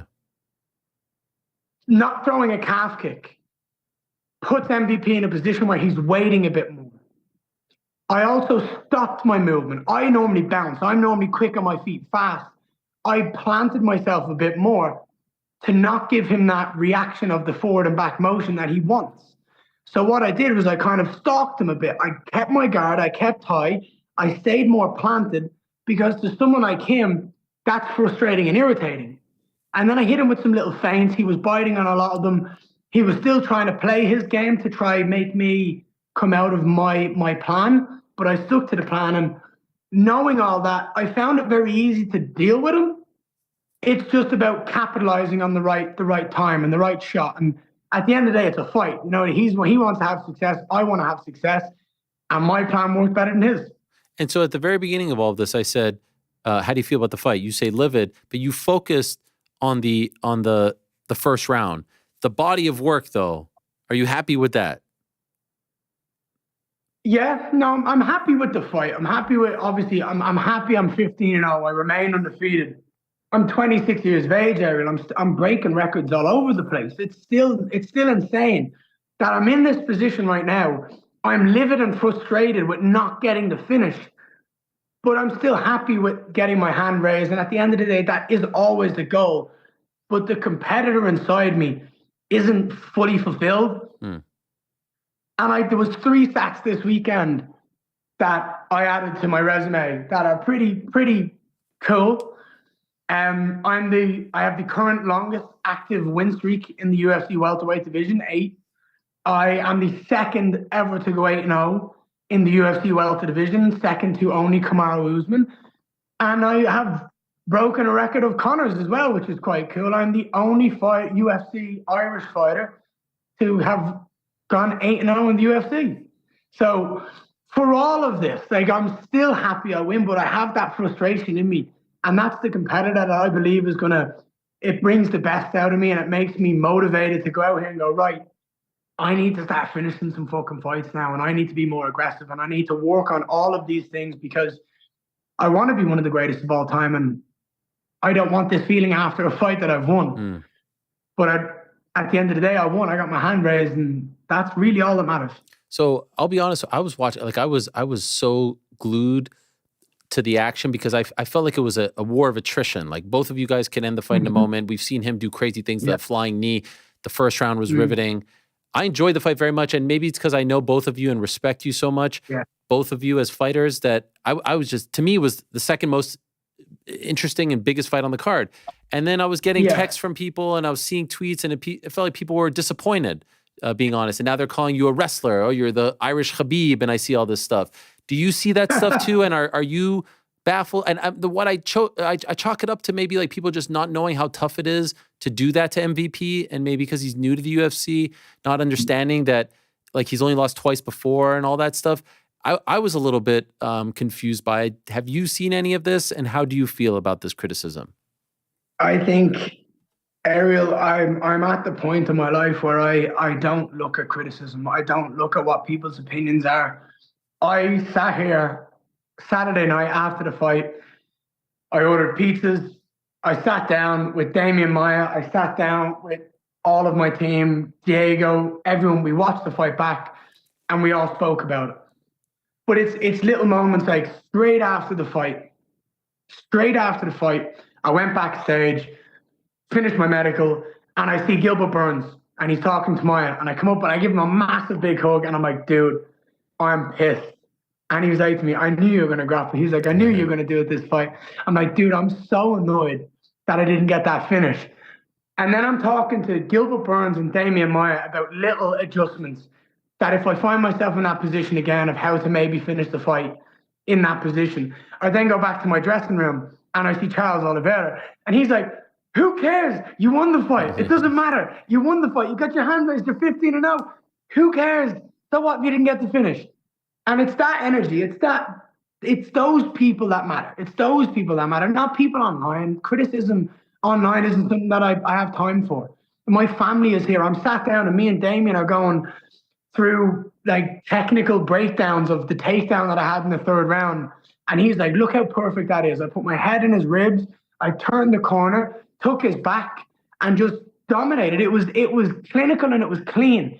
And from someone who we've not seen grappling from, people are disappointed because they expected this striking war, but it's not kickboxing, it's MMA. I'm an MMA fighter and I want to be one of the best to ever do it. So I found that this was going to be a time where I could absolutely utilize my jiu-jitsu to go out there and have fun, to prove to myself how good I am at it. And I went out and I enjoyed it. Not satisfied because I didn't get the finish, and it's still going to hurt me. I'm going to repeat it because it matters, but I'm satisfied with getting my hand raised. So any criticism in the world means nothing to me unless you're someone that sweats with me on the mat, that is able to talk to me, knowing everything that I've been working on. Criticism isn't something that I have time for. Will Maya be in your corner here on out? Do you know what, dude? I think he's so amazing and he's so talented. I would love to have him in my corner for the rest of the time. I think the work we can do together, the way I can evolve with him, and the way I can the way I believe I can showcase Brazilian Jiu-Jitsu to the world, training with him, it makes all the world. It means everything to me. So yeah, I would love him in my corner for the rest of the time. Okay. By the way, going back to pre-fight, you mentioned this at the press conference and a little bit afterwards, the whole spying thing. Do you feel 100% certain that this was like not someone trying to troll you or bait you? No. This was legit. And do you think he had anything to do with it, MVP, or do you think a coach was just kind of going rogue and reaching out and trying to find information? I highly doubt MVP's jiu-jitsu coach has $10,000 to offer for information. I think it's a team thing. It's a collective. We chatted about this. You think you can get that? Go find out. Offer the money and let's see what we can get back. At the end of the day, Diego Lima runs such a tight-knit team, such a loyal, bonded team in Shoot the Box that offering thousands of dollars to people who need it, they still turn it down and say, no, I'm too loyal to my team and I'm too loyal to everyone around me. And that's more powerful than anything. I fully believe that was the perfect example I needed in my life to prove that Shoot the Box was going to be my home forever. That even when someone tries to come in, offer thousands to someone who I don't even know that well, and he still went, no, I am loyal to my team, I'm loyal to my coach, I'm loyal to my friends. I will not do something like this because God sees everything, and if I let this temptation into my life, then he will ruin it. And I thought that was very powerful. I thought that was very, very special. And I'm very grateful to the guy who said no. And when you were backstage, when you saw Michael, did you address this with him at all? It didn't need to be said. Did he deny it on the stage? Did he sit there and say, that's not true? No, he went, anyway. He didn't deny it. It's the truth. So. Fair enough. I did see the photo that was, the video of you and your incredible son, who became a star in his own right over the week with his imitations of Poatan and Max Holloway. I mean, just unbelievable. By the way, how long does it take for you to teach him that? It's unbelievable. That video. So here's the funny one, right? Here's the funny one. I've taught him the Connor. I've taught him the Poatan. My mate, my best friend and my cameraman, they told me right down on that spot, they were like, we taught him one this morning. And I was like, no way. And they were like, ask him to do Max Holloway.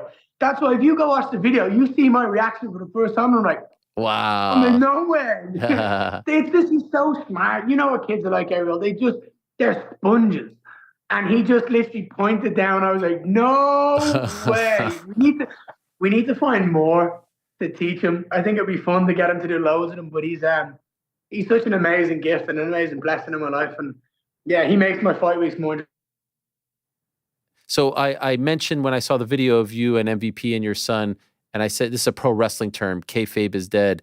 And what I mean by that is in pro wrestling, I don't know if you know the term, it's like if you're feuding with this guy and then we see, you know, you guys out for a coffee afterwards, then like the story is ruined. Kayfabe is ruined. It's like an old pro wrestling term. And so I was like, wait a second, do these guys, because I was on this show saying, oh, there's animosity here. There's a beef here. And then I see you guys all chumming it up with your son backstage. So what was it?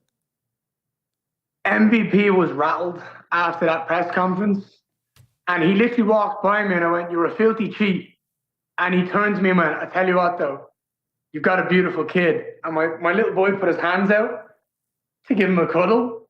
And I'm like, all right, go over and give him a cuddle. I'll take you if you want me to, but it's like, I've always said, like, and I've always been taught, like, never turn down a cuddle. It doesn't matter who it's with, what it is. And if my kid wants to go over and cuddle MVP, fine. Maybe he needs it, but maybe he was spooked and he could sense his energy. But for me, there was still animosity. There was still like, you're a filthy little cheat. I don't like the way you are, but if my son wants to give you a cuddle, then cool. Like, that's the way it is. I'll be there for him to know that he's safe. Fair enough. I respect that. What do you say to people, by the way, who say that the fight was a draw? You're full of shit. You need to go back and watch the fight. The first round was mine. You could even argue that, look, here's the thing. There is more of a case to say that I won all 3 rounds than there is to say that there was a draw. Mm-hmm. That's the way I look at it. I mean, first round dominated. There's no arguing. No one in the world's arguing that. Third round, it's pretty obvious I won. Well, I ended up on bottom somehow. It was just a weird exchange of punches. Ended up on bottom. I utilized elbows from the bottom, in tight, dirty. I had the damage when I was off my back. I then went, fuck it, I'm going to stand up. And then I ended up taking him down, getting his back and just dusting him up a little bit. There wasn't a massive amount of damage, but there was absolutely nothing from MVP. So the first and third were clearly mine. Now the second round is the one that you can debate.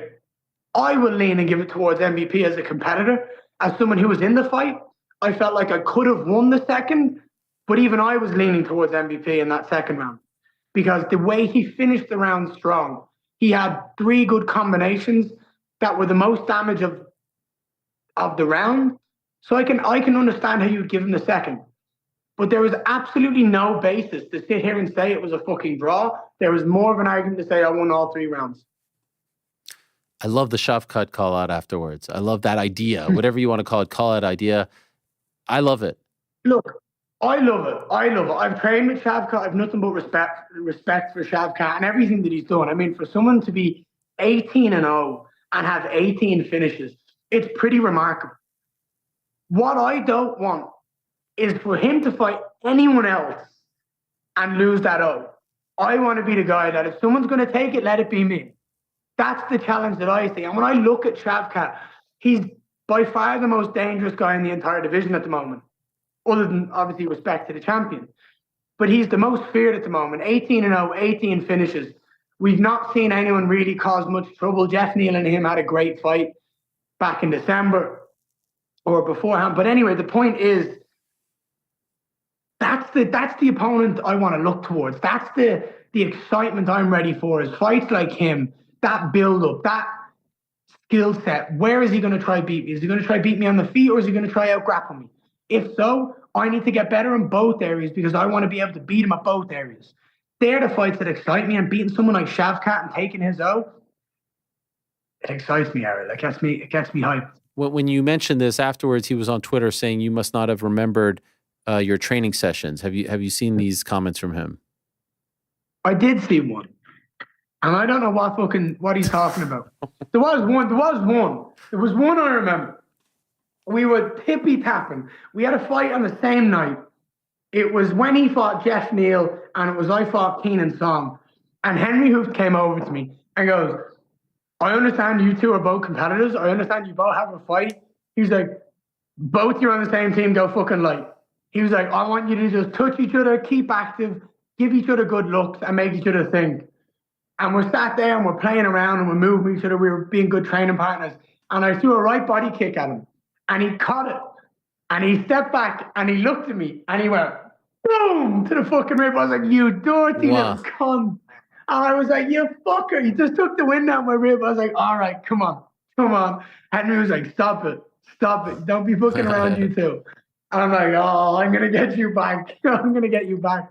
It was playful. It was fun. But that's it. Like, that's it. When it comes to striking, I'm faster than him. I'm more technical than him. I'm more talented than him. Is he amazing? Is he fearless? Absolutely. But I know for a fact that this fight's on the feet, I'm the one with the advantage.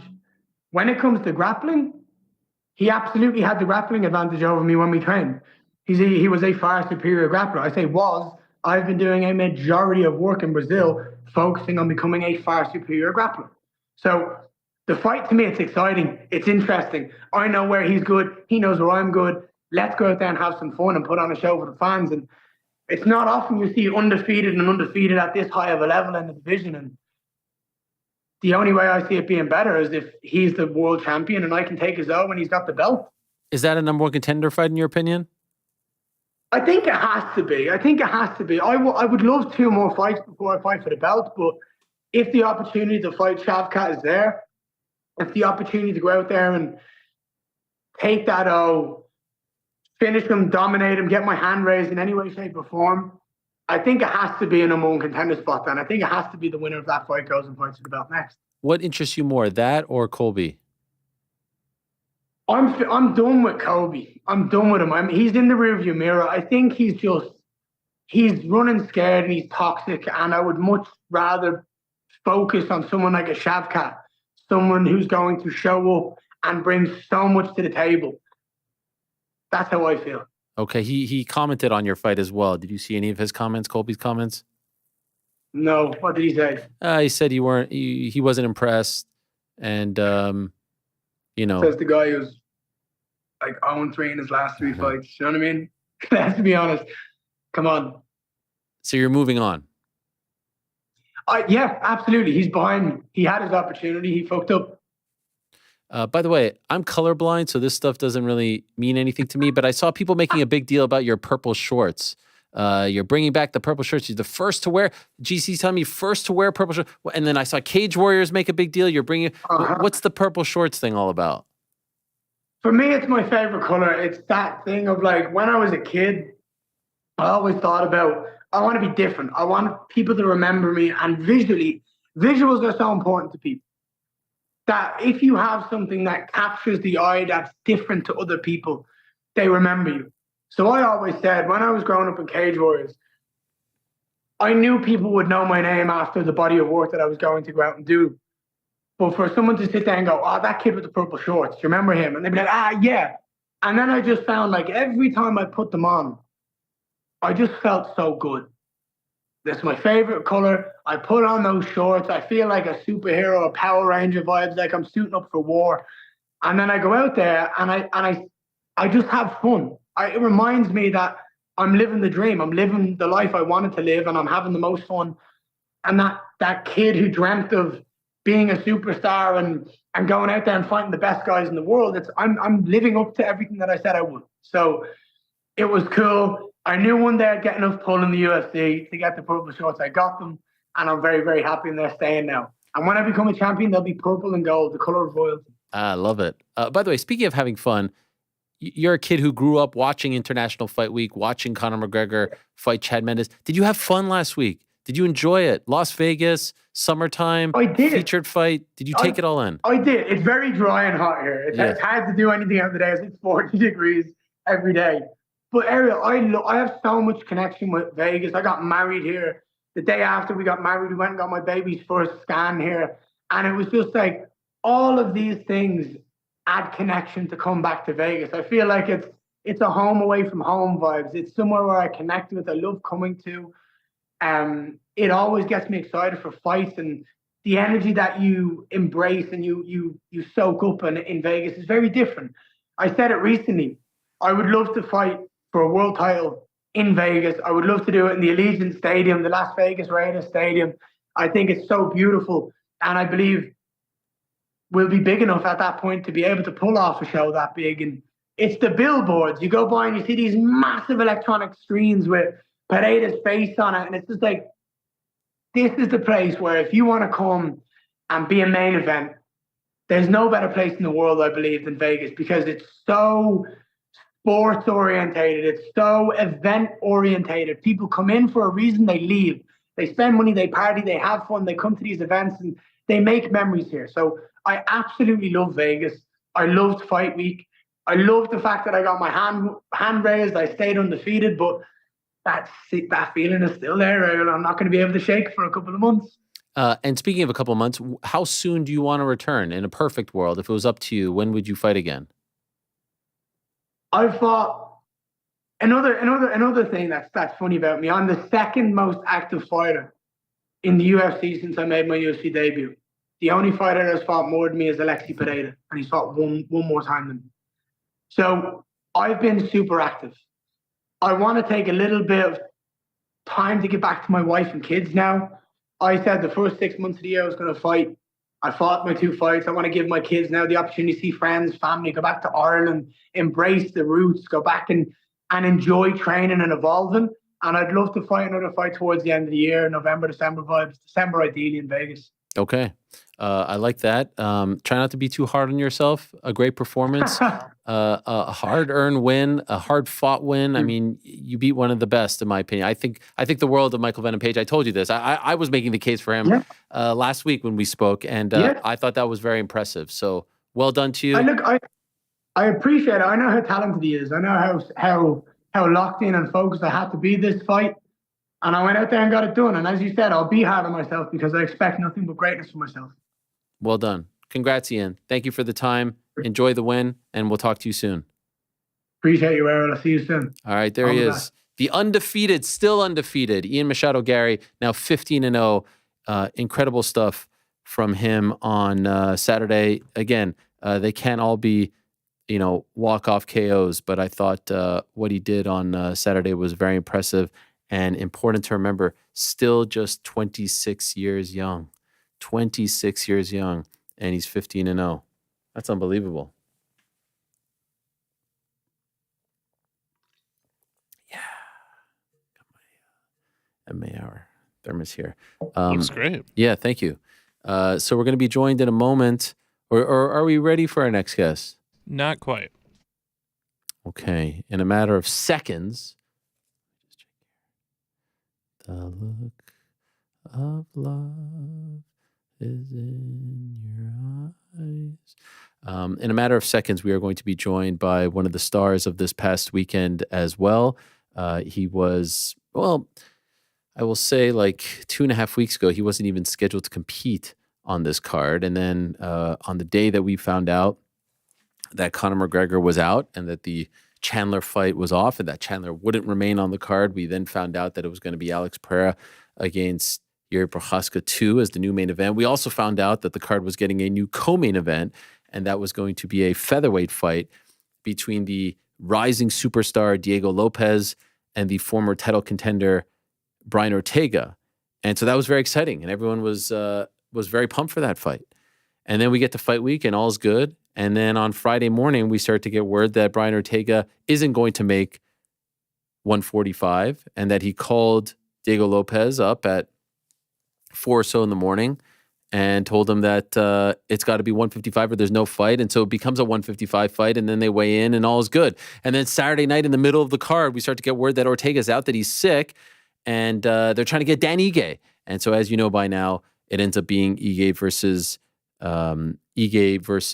Lopes at 165. He wins the fight. It's an unbelievable story, and it's one that we will be talking about for a long time, and another great moment and a great win for Diego Lopes. He is kind enough to join us right now with his interpreter and co-worker, Jacob. Diego, thank you so much for the time. I appreciate it. Thank you, bro. Thank you so much. Thank you. Okay, and we're joined by Jacob too, although I don't think you need a translator anymore. I think your English is good. I think now it's better. It's better for the last time, but I think I needed my translation now. Okay. So much stress the last week. I know, I can't imagine. And so can I start, Diego? when you accepted the fight against Brian Ortega 2.5 weeks ago, how did that all come about? Because you weren't even supposed to fight on this card, and then they put you as the new co-main event. How did that all happen, you versus Ortega initially 2.5 weeks ago? ¿Cómo ya pasó los 2 semanas? ¿Cómo inició la pelea inicialmente? ¿Cómo pasó que te dieron la pelea contra Brian? Sí, pues primero nos ofrecieron la pelea con Brian, ¿no? Estaba pues, ahora sí que yo estaba en mi sillón acostado cuando nos ofrecieron la pelea. Y nosotros pues no la dudamos en aceptar porque era una pelea contra el número 3 del mundo, entonces solo teníamos que decir, era una gran oportunidad pues para mí, ¿no? Yeah, I mean, when we got the call, it was a really easy yes. Like, hey, do you want to fight the number 3 guy in the world? And it was, of course, yeah, we'll take it, no problem. And so on fight week, were you worried at all? Did you catch wind? Was there any sort of doubts out there that he wouldn't be able to make weight? Before you got to Friday morning, was there any sort of hints or doubts that he wasn't going to make weight? Durante el fight week, ¿tú tenías alguna duda o alguna como pensamiento que él no iba a dar peso o te sentías como raro de la pelea? No te voy a mentir, la verdad, sí, yo hasta comenté con mi nutriólogo, le comenté que lo vi a Ortega pues muy diferente de otras veces y creía que no iba a dar el peso, ¿no? Pues bueno, así sucedió, no pudo llegar el peso y pues pactamos en 155. But it's funny, like, yeah, like I had talked to my nutritionist and I had said, like, man, like I really feel like he wasn't going to make weight. Like I feel like I'd seen him in a different headspace. And yeah, we kind of had that feeling that he was going to miss the weight. So we were told that you got a call at around 4 a.m. that he was 151 and wouldn't be able to make 145. Were you sleeping at the time or were you in the process of cutting weight? No, I'm asleep. Wow. I'm asleep I'm asleep. And we had got a call. Like I had got a phone call like, hey, I need to get in touch with Jason. And like, we couldn't get a hold of him. So I had to drive to Jason's house, knock on Jason's house at like 4 a.m. Jason answers the door. Is like, dude, what are you doing here? And I was like, hey, like check your phone. And he had already kind of like, it was all kind of happened in a rush. And then Jason let him know, and all, that's when it happened roughly around 4 a.m. But it all started around like 3:30ish that week or that day. And at that point, Diego, how much do you weigh when you get the call? En ese momento, ¿cuánto ya estabas en peso o cuánto pesaste en ese momento? A las Sí, ya estaba 4 de la mañana. 146, ya estaba en peso. De hecho, ya terminamos de cortar peso, yo creo como a las 11, 12 de la noche. Y ya estaba dormido justamente por eso, porque me sentía bien, estaba en peso y nada más estaba esperando pues ya el horario de pesaje. Yeah, so he was already 146 at that time, and he was really just waiting for it to be done, like waiting for, just because he had already made weight at 11 p.m. the night before. So by that time, when Jason woke him up, he was already on weight. Did you consider saying no to the fight and just saying, no, I'm not going to fight at 155? ¿Tú consideraste en un momento no pelear y no aceptarlo en 155? No, de hecho no, como estás diciendo, era una oportunidad muy buena pues en mi carrera, para demostrar una vez más a todos de lo que soy capaz, ¿no? Entonces, en ningún momento dudé en aceptar la pelea cuando nos cambiara el peso. Simplemente, pues simplemente me rehidraté otra vez, pues tuve que rehidratar 10 libras, pues para poder pesar 155.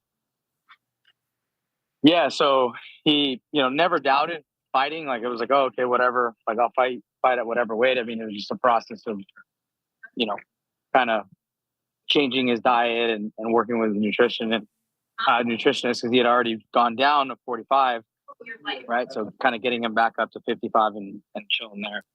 When you saw Brian on Friday at the morning weigh-ins and then when you squared off with him ceremonial, did you get a sense that something was off? Did you fear that maybe he wouldn't show up to the fight in that moment on Friday? Cuando tú lo viste a Brian el viernes, tú lo miraste bien, tú lo sentías algo raro, como que, ¿cómo lo miraste en ese momento? ¿Tú pensaste que lo que pasó iba a suceder?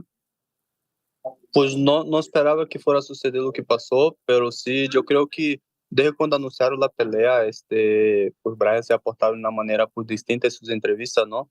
Y así ha sido pues en toda la Fight Week, en press conference y todo, o sea, ha estado diferente de otras veces y en este momento en lo careo sí también pues no estoy diferente. Yeah, like he had seen him. He's like, man, he just looks different. He looks off. Like there was, like we didn't know that it was going to happen the way that it happened, but he definitely felt like something was off, and he was like, it just that was it. Like he just felt like something was off. And just curious, now that you've had time to think about the whole sequence of events, do you think that he never had any intention of making 145, like calling you in the middle of the night to tell you about, 151? Do you think that this was all part of the plan, or do you not believe that? ¿Tú crees que esto fue como parte de un plan de que él no iba a dar peso, como tú crees que llamándote a las 3 de la mañana y todo eso fue parte de su plan? No, la verdad no creo que ha sido parte de un plan, porque igual nosotros investigamos con un par de personas y llegó información de que pues él estuvo en Lupiay hasta las 4 de la mañana tratando de dar el peso, pues hasta cuando le dijeron que ya tenía que hidratarse porque si no, no iba a poder pelear, ¿no? Entonces, no creo que fue de mal plan de la parte de ellos. Yeah, he doesn't feel like it was it was anything malicious. We know similar people, and that they told us that he was cutting weight until that time, and we know it wasn't anything malicious on Brian's part. Do you recall where you were and around what time it was when you found out that he was out of the fight? ¿Te recuerdas en cuál momento a dónde estabas cuando ya te dijeron que él no iba a pelear?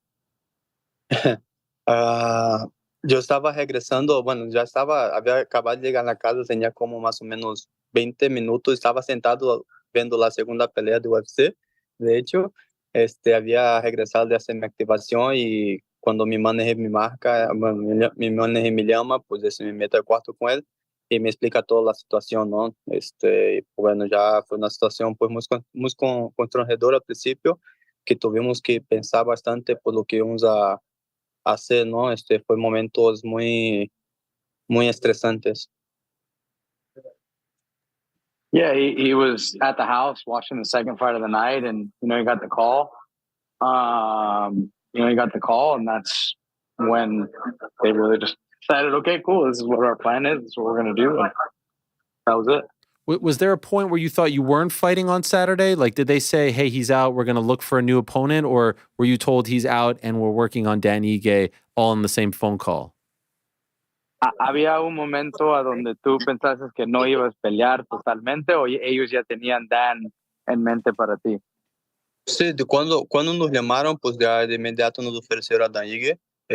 Nada más que pues tenemos que esperar la aprobación de la comisión, ¿no? Entonces, la comisión fue cuando decretó que se podía pelear porque Dan Ige estaba en campamento, iba a pelear dentro de 2 semanas, entonces ya tenía toda su licencia aprobada pues para pelear, entonces yo creo que por eso fue posible la pelea. Yeah, like when they called, Dan was immediately the option, so we knew that we were going to fight.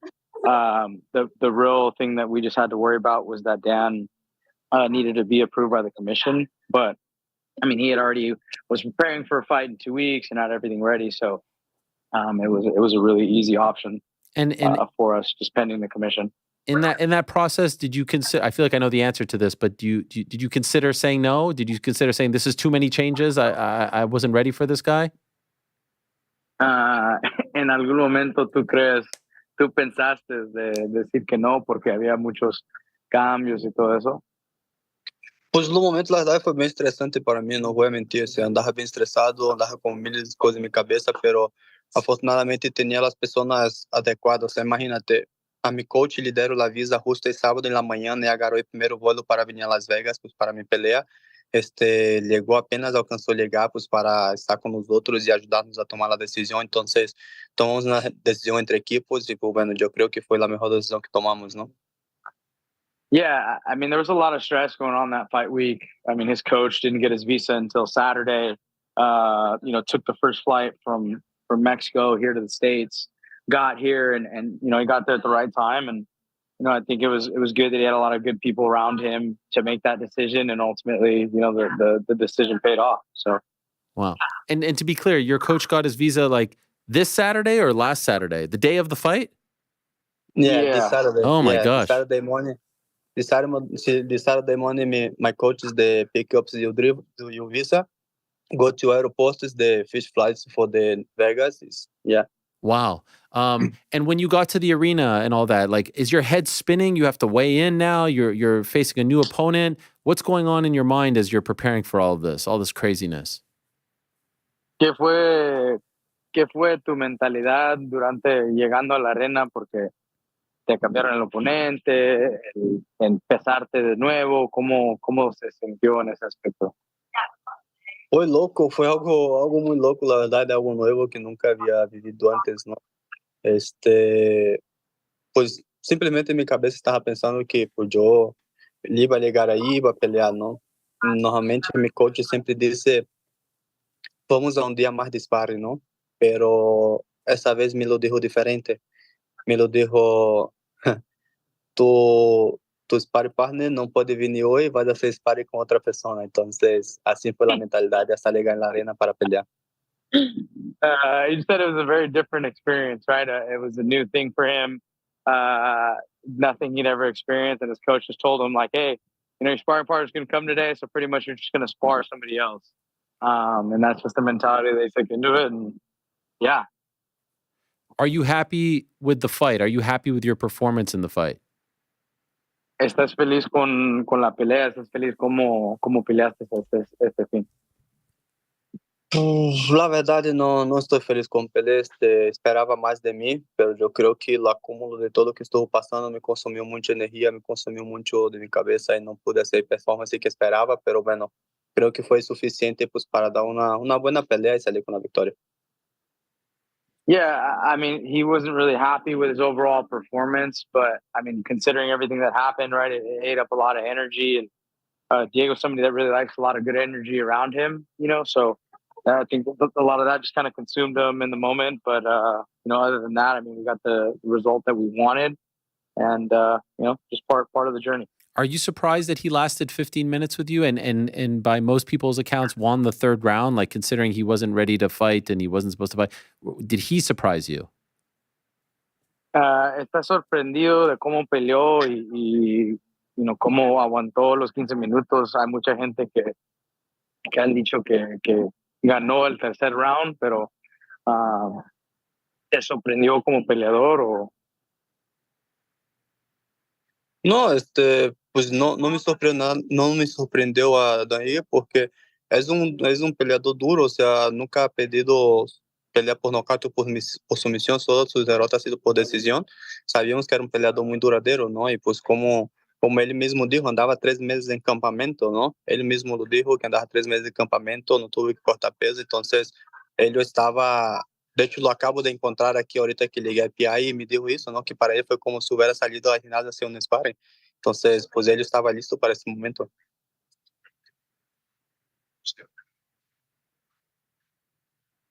Oh, did we lose Jacob? Oh. Yes. Sorry, guys. Sorry, I was muted. Sorry, guys. Yeah, I mean, he said that he knew that Dan would be ready. He wasn't surprised by him at all. You know, he was already in camp and, you know, just preparing for the moment. And I think, you know, he had already, like I said, right, he's been preparing for 3 months, and he actually ran into him at the PI before this, and he's like, yeah, man, it kind of just felt like sparring. So, no, nothing. He wasn't surprised, and you know, he knew that Dan was a game athlete. Well, you saw Dan today. Yep. Yeah. Wow. Before 20 minutes, I think. Wow. So, and you guys will always be linked. Now you have a bond. Yeah. Of course. Dan Ige is the good guy. I mean, watch Dan Ige every day. He in the PI is good. He's a good person. By the way, just curious, and maybe Jacob could answer this easier. Did the UFC take care of you for taking the fight on short notice? This fight, did they make it worth your while? If you get what I'm saying. Si el UFC te trató bien por el lado de business. Sí, definitivamente sí. Definitivamente pues me me ha tratado bien y mi manager hizo un excelente trabajo y pues bueno, estamos contentos con lo que logramos.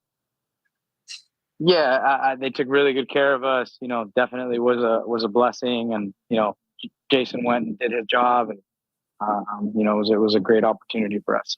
And now they're saying that you'll be able to fight on the Sphere card. If it was up to you, who would your opponent be that night?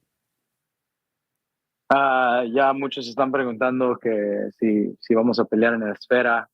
Para ti, ¿quién sería la mejor opción esa noche? Pues a mí me gustaría que UFC pudiera reprogramar la pelea con Brian Ortega. Bueno, definitivamente va a depender de cómo él esté de salud y no si él está disponible a volver a bajar 145.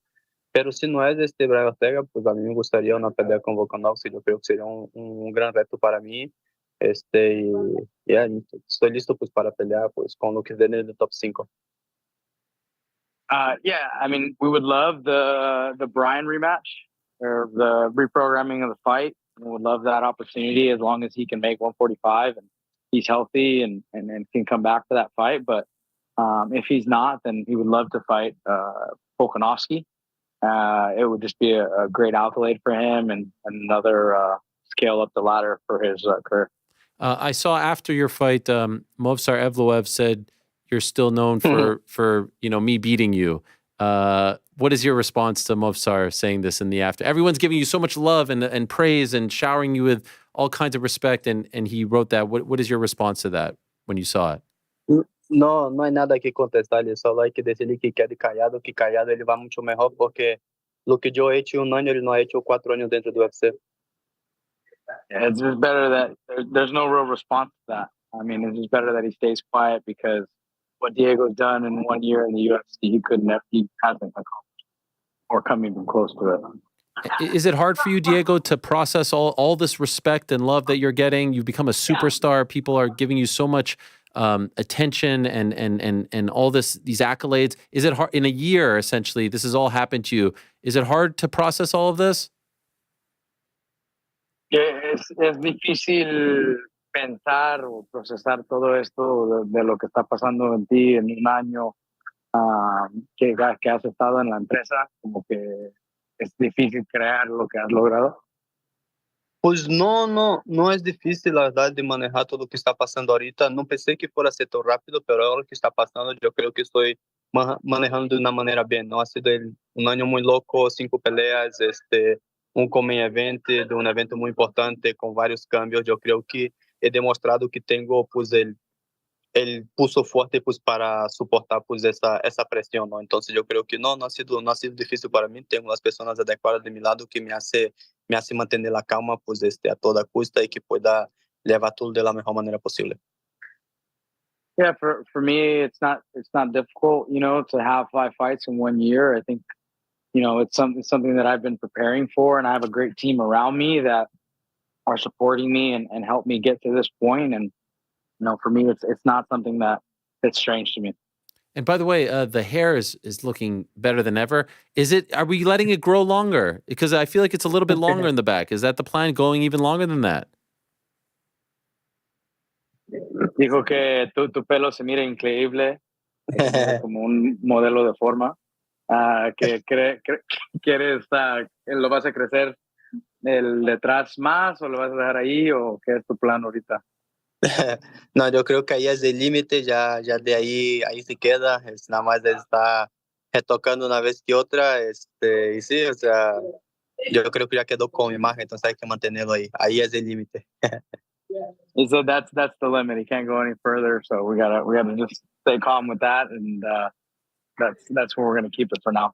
Okay, and last question. I noticed you were wearing Mexico on your shorts. How do you decide Mexico or Brazil? How do you decide which one to go with? And él vio que tú decidiste con México en tu short. ¿Cómo tú decides a poner a México o a Brasil? De esta vez fue distinto porque cuando me ofrecieron los colores de los shorts, pues a mí me gusta siempre entrar con el short negro, pero Brian, pues por ser más rankeado que yo, pues le dieron la opción primero, él había escogido el negro, entonces yo pregunté si podía entrar con el color verde y me dijeron que sí. pero tendría que tener pues los colores de México. Y yo dije, sin ningún problema, yo estoy bien con eso, que para mí pues también fue algo muy significativo poder entrar con primera vez con el Fight Kit de México, ¿no? Ya que yo vivo en México, ¿no? Espero pues más adelante poder tener la confianza de UFC, hablar y que me pueda hacer un short personalizado con las dos banderas. Yo creo que sería algo muy increíble. Yeah, so when he originally likes coming out in the black shorts, but because Brian's a ranked fighter, I think they gave him the choice first for the shorts. So that's when he decided to come out with the Mexico colors. But hopefully in the future, his desire would be to have a customized short where they can have Mexico and Brazil on it. Love it.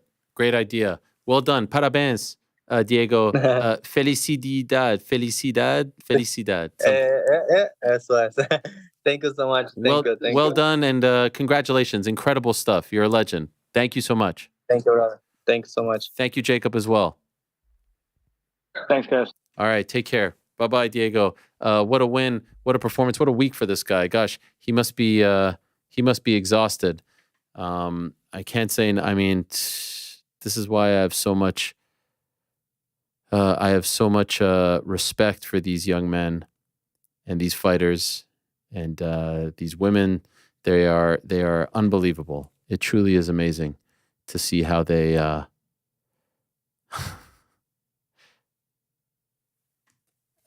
continue. I said it last week. Who was I talking about? They're built different. They're not like us. Who was I talking about? I mean, we were talking about someone. Who? Oh, Robert Whittaker. He just goes in there, has a freaking abscess. What do you have? A root canal. One procedure done, still has 2 left. Goes out there, he fights Ali Scare. I mean, what the hell? It's crazy. It's absolutely crazy. One more guest left today, but still plenty left. Plinio Cruz, head coach for Alex Pereira. He must be on a high as well.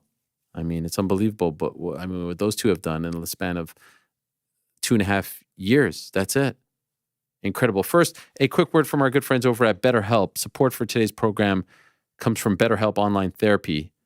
The comparison game can get dangerous fast. Seeing how you stack up against other people can be the motivation you need to hit the gym or spend that extra hour training, but it's also a slippery slope. Before too long, you might find yourself on social media wondering why you don't have the same car as the random B-list celebrity, the same bod, the same abs, the same hair, the same clothes. It's no good. We all fall in this trap, comparing ourselves to other people. Their clothes are cooler, their shoes are cooler, their house is cooler, their car is cooler, their whatever is cooler. Why not me? Woe is me. Well, BetterHelp Online Therapy offers a safe space to work through stress and figure out what's really important to you. BetterHelp is a convenient, affordable way to give talk therapy a try. It's entirely online and flexible enough to fit into any schedule. You can fill out a brief questionnaire to get matched with a licensed therapist, ready to help you lighten your emotional load. So stop comparing and start focusing with BetterHelp. Visit betterhelp.com/MMA today to get 10% off your first month. That's BetterHelp, HELP.com/MMA. Thank you very much to them for the support. Thank you to DraftKings as well. Now let's talk to the man of the hour. He is the head coach of the reigning defending UFC light heavyweight champion. At the beginning of today's show, I tried unsuccessfully to put into words just how special this whole run is, just how unique it is, how historic it is, how, once in a lifetime it all is. This man has been by his side and in the past has been on the program essentially working as Alex Pereira's interpreter, but I really did want to have him before the fight and even today as a solo guest because I'd love to ask him a million questions about everything that has transpired leading up to 303 and now in the aftermath of 303. He's one of the best coaches in the world. He is Plinio Cruz. He is kind enough to join us. There he is. Hello, Plinio. How are you, my friend? I'm good, Ariel. How's everything? Always good. It's nice to have you as a guest by yourself this time. Yes, sir. Happy to be here. And you're rocking your own merch. Oh, yeah. Look at this guy. I love it. This is amazing. This shirt and the other shirt. You drop your... How many coaches have their own shirts? Yeah, I don't know, but I do. How did this happen? How did this all come about? Where can people get this? Well, they can go fullviolence.com. Full Violence be doing the drops for Alex, and they just offered to do a drop for me, and I say, okay, let's do it. They picked the Tiger photo because I think it's cool, and some other one. And just that's how it happened. Is this weird for you? I mean, you had your own career, you were a fighter, all that stuff, and now as a coach, you're getting all this attention and love. Is this strange for you? Well, it's kind of new at the same time. It's not because of my previous career, but of course, the way that everything is blowing out of proportion is new, I think, for all of us. We're all learning together as we go. You like, this has exceeded all expectations, right? You could have never have imagined any of this. Well, I knew he had potential and the sky was the limit, but we did not. If you asked me a few years ago, like when I first started working with Alex, like that, I knew that I was going to get this far or like the way that he did. No, none of us could imagine. And when we were just working hard. When did you first start working with him? Do you remember the year, the month?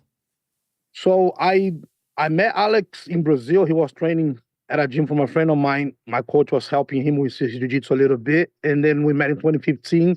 We became friends. 2016, he made his boxing debut. I was supposed to have go, ended up not going, had some stuff. And then we settled to start work. He came to New York when he defended his glory belt against Machado Garry. Because he always said, bro, when I come overseas, I want to come work with me. And then I start working with him since. So I think from his first or second glory title defense, and then through all his kickboxing career after that, all those world titles, and then the UFC now. We've been brothers. And in 2020, when he decided to leave kickboxing and take the LFA fight, what was the reason for that? Was he bored of kickboxing? Did he feel like he had why did he make that switch at that point? Well, the guy had 6-7 title defense at middleweight, became the light heavyweight champion. So he kind of got to a place almost like where he's guiding right now. They're like, where else do we go? You know what I mean? I was just left to fight Rico Verhoeven, which was actually on his contract on Glory.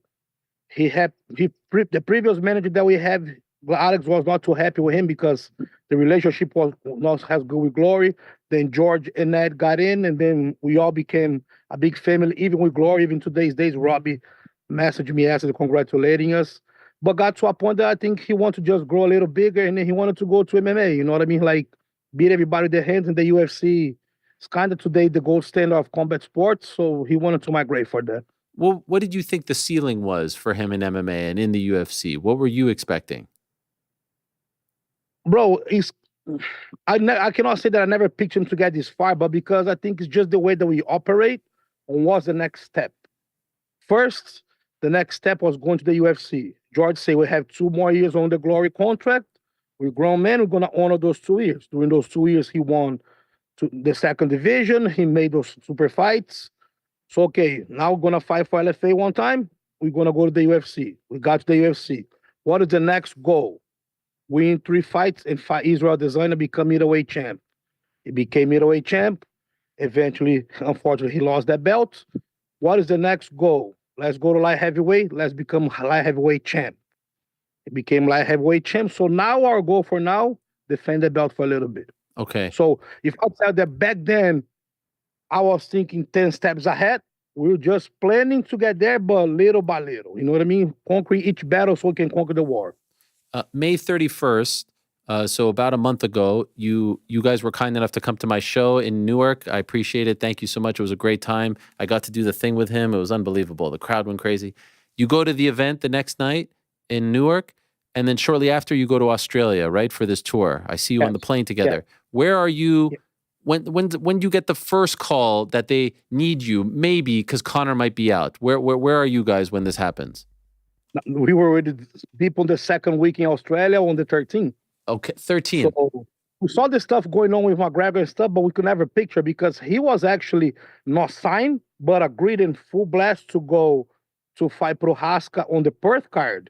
And we were actually went there expecting that they released the news there so he could do some media there too for that. So we did not find out until the morning of the 13th. Ed Suarez called me. Alex was asleep, and then he said, bro, this is the deal. They want Alex to fight. I say, in 2 weeks? Absolutely not. He goes, yeah, but I think it's also a bad idea. But for his defense, Alex always trains. You saw he was training this morning. Yeah. And because, the guy don't drink, the guy don't go to parties. His life is just hang out, do barbecues, hang out with the boys, and just train. So, and then I say, Ed, do me a favor. When he wakes up, I'll tell him to call. I'm not going to tell him anything. Bullshit. I woke right away. Listen, bro, they call. Ed's going to call you. And Ed's going to ask you to fight in 2 weeks. Because that's what they want. I say, me, as your coach, I'm going to say for you, I got to tell you to not fight. Because I cannot push you to do that. That's your decision. I know who you are. And I know you're going to take the fights. But that got to come from you. I'm not pushing. He say, under any circumstance, I'm taking this fight. He don't even flinch right away. He's like, I'll fight, bro. I'll fight. I say, hold on, let's see the logistics. And then him and Ed start talking. Hunting and George and I were back and forth. The next morning, the fight was announced. The issue of the toes. How were his toes at that point? Bro, at that point, honestly, the only time that he kicked in the past few months, it's like 6 months since the first GD fight, was the night that he fought Jamal Hill. He kicked on the pads for me to warm him up. Then he didn't kick anymore because he broke the second toe on that fight. So he had both broken toes. Then throughout Australia, we were just doing hands. He sparred Tai to Ivasa, just boxing. The other guy just boxing. And then he just started kicking on this last week. But the feeling was, the fool was feeling a little better. So if you see on the fight week, we did a lot of kicks because I want him to use the legs. So he went to this fight with the toes maybe cracked, but he was able to, I think because he rested after the 300, so he didn't feel too bad. Wait, so I saw you and Ty and Alex together. You guys were doing the shoeies and stuff. He sparred Ty? That day. Wow. How was that? That day. Oh, it was great. Ty's a great guy. He's a funny boy. You know what I mean? Like, we all get along. We know each other for quite some time now. Since the last time that we went to Australia, we have friends in common. And then he popped up. He did about 4 or 5 rounds with Alex. We had fun. Then we went to visit his brewery because he got some business there now in Sydney. Nice guy, man. Props for him. He's a cool guy. And when you're sparring him, is this in the back of your mind, you know you're getting ready for Yuri, or was it not done yet? I don't think it was done yet. No, because we found out about the fight, I think we were in Brisbane.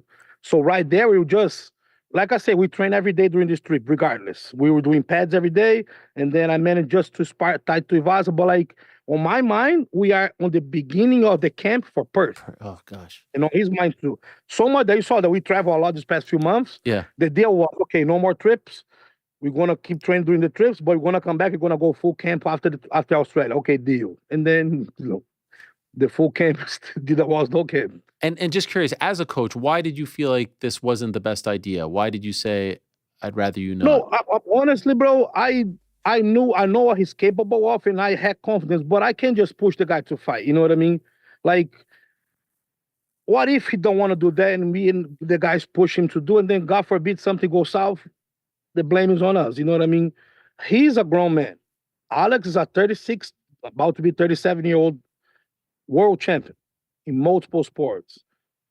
No matter how much we can guide him, he knows what's best for himself. Sometimes we're going to say no, but so I just say, has the perspective of a coach. If you're going to fight in 2 months, this is crazy to fight next week. But I knew that he could do it. So I just let for it to be his ultimate decision at the end. When he said yes, when you guys were flying home, are you nervous? Are you saying like, what are we doing here? This is too crazy? Oh, I never was nervous, to be honest with you, because I know the rooster and the monster that me and Glover created, to be honest. Wow. And the way that I saw him doing over there, and the day before we left, he sparred Dennis McQueen, the guy I think he was ranked number 8 in the world heavyweight boxing. The dude is 6'7", 255, something like that. Great guy, but Alex did very good on sparring with him. I think you guys can see on Alex's YouTube channel. That day boost not only my confidence, that was already boosted because, bro, I know, bro, Alex is light years ahead of these guys. And then the day I said, look, you ready for this fight today? And then he saw, and then, bro, like 5 weeks for us was just like, you know what I mean? The way that we drew the plan to come to this 5 week was supposed to not feeling too responsible for this thing. Like when the fight was booked, he looked at me and said, okay, how are you going to do this? I say, this time, we're not going to get no Airbnb. We're not going to get no big house. We're not going to bring a whole entourage. It's going to be me, you, Glover, the corners, and the boys. We're going to sit on the fighter's hotel. We're going to go over there like we're going to fight on the undercard. We're going to win this fight, go back home. Wow. I told him with these exact words. Say, sometimes you have enough time to look at the blueprint of the bank, check the cameras, and plan a bank robbery. But sometimes you just give your friends a gun, tell them to hop on the car, and let's just go rob a bank together. That is incredible. And then we see the footage of you guys in the locker room. You're dancing before the fight with Big Nog and everyone. Usually it's stress. You're dancing. Is this common for you guys to be dancing in the locker room? The past fight too, you could see that we were dancing. We are developing these habits because, once you're confident that you did everything right, even though it was 2 weeks, he did not leg. He was training. And throughout 5 weeks, since the fight was announced in Australia until the fight night, our confidence even got even higher because he started to really get into becoming Poatan, not Alex Pereira, like in becoming the world champion. And then by that time, man, what we see him doing in the room, man, you guys don't understand, is just crazy. So it's not like arrogance, but it's a level of confidence and the positive vibe that we build around us. We are a small team, but we are a big circle of power. You know what I mean? We are a strong circle of power. So the bond, I think, makes everything like that. So, throughout the week, Yuri was talking a lot about magical stuff, voodoo stuff. How did you feel about all of that, the stuff that he was saying about Alex? Dance was magical ritual. That's what I was doing witchcraft behind before the fight. Man, I think he got a little bit on his head. You know what I mean? Alex have his indigenous background from his parents. He likes to honor, and I respect him a lot, that he honors the culture of his people, and I help him to do that. I'm a big supporter. But Alex is a man of God, bro. Whatever you want to call God, Allah, Yahweh, Jehovah, the Maya's Koba, the sun is just one, and Alex is a man of God. And I think that Giri somehow, by letting God in his own head, that this whole indigenous stuff is witchcraft and whatever, but you know what I mean? That just played more on our side, Okay. That just helped. The face-off as they were in the cage together, that is some intent. We don't see that. They were like statues, stoic. What are you feeling in that moment when you're seeing your guy not moving, the other guy not moving? It was unbelievable stuff, like a movie. We were all connected on the same energy. If you see me, Glover, Yusri, Melvin, all the other corners, we were not flinching. We were all staring together at Prohaska. In seconds, I saw his coaches that they went to the side, so they basically left the guy alone over there against all the five of us. And that is a very intense moment. I think both are great warriors. You know what I mean? Prohaska is a warrior too. He's second best on the light heavyweight division, not in a bad way, but I think he's better than anybody else that is there. But Alex showed that he's better than him, at least for now.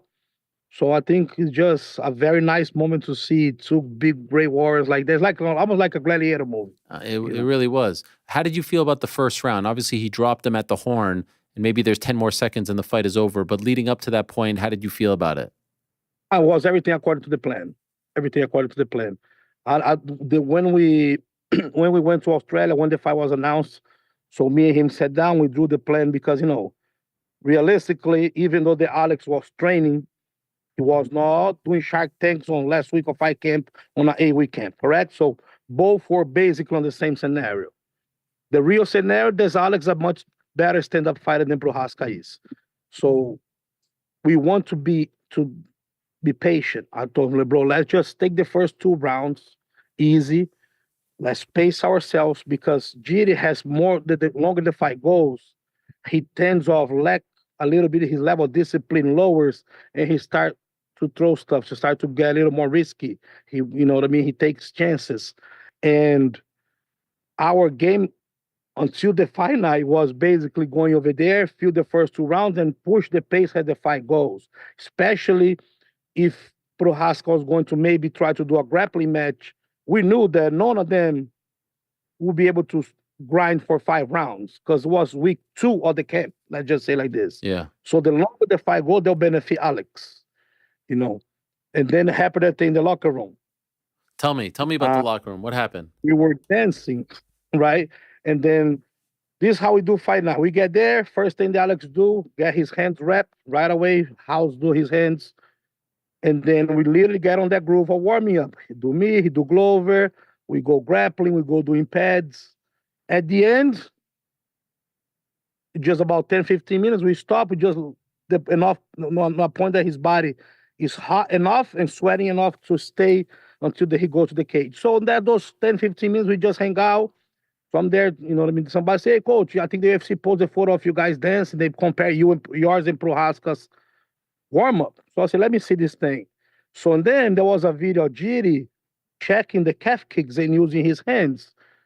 So I start looking, I say, Alex, come here to check this thing out. The way that he's doing the blocking of your calf kicks is wrong. He's going to get caught. And on the first fight, if you see, he used a lot of circular moves with his hands. That's why he got caught, because Alex rolled the shoulder, got the uppercut, and the hook from there. But what he was doing the block of the leg kick, and he was using a lot of moves in line. So I say he's going to try to catch you almost like from a karate stance. He's going to come to get you in the middle. The hands are down.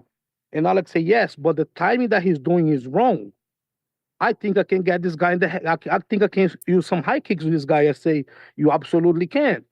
Bro, I swear to God, he said, let me see that thing one more time. He looked at me, he said, I'm going to kick this guy in the head tonight. Just watch. Wow. That is crazy. That is crazy. The plan change. Still be patient and everything else, but he's a genius, bro.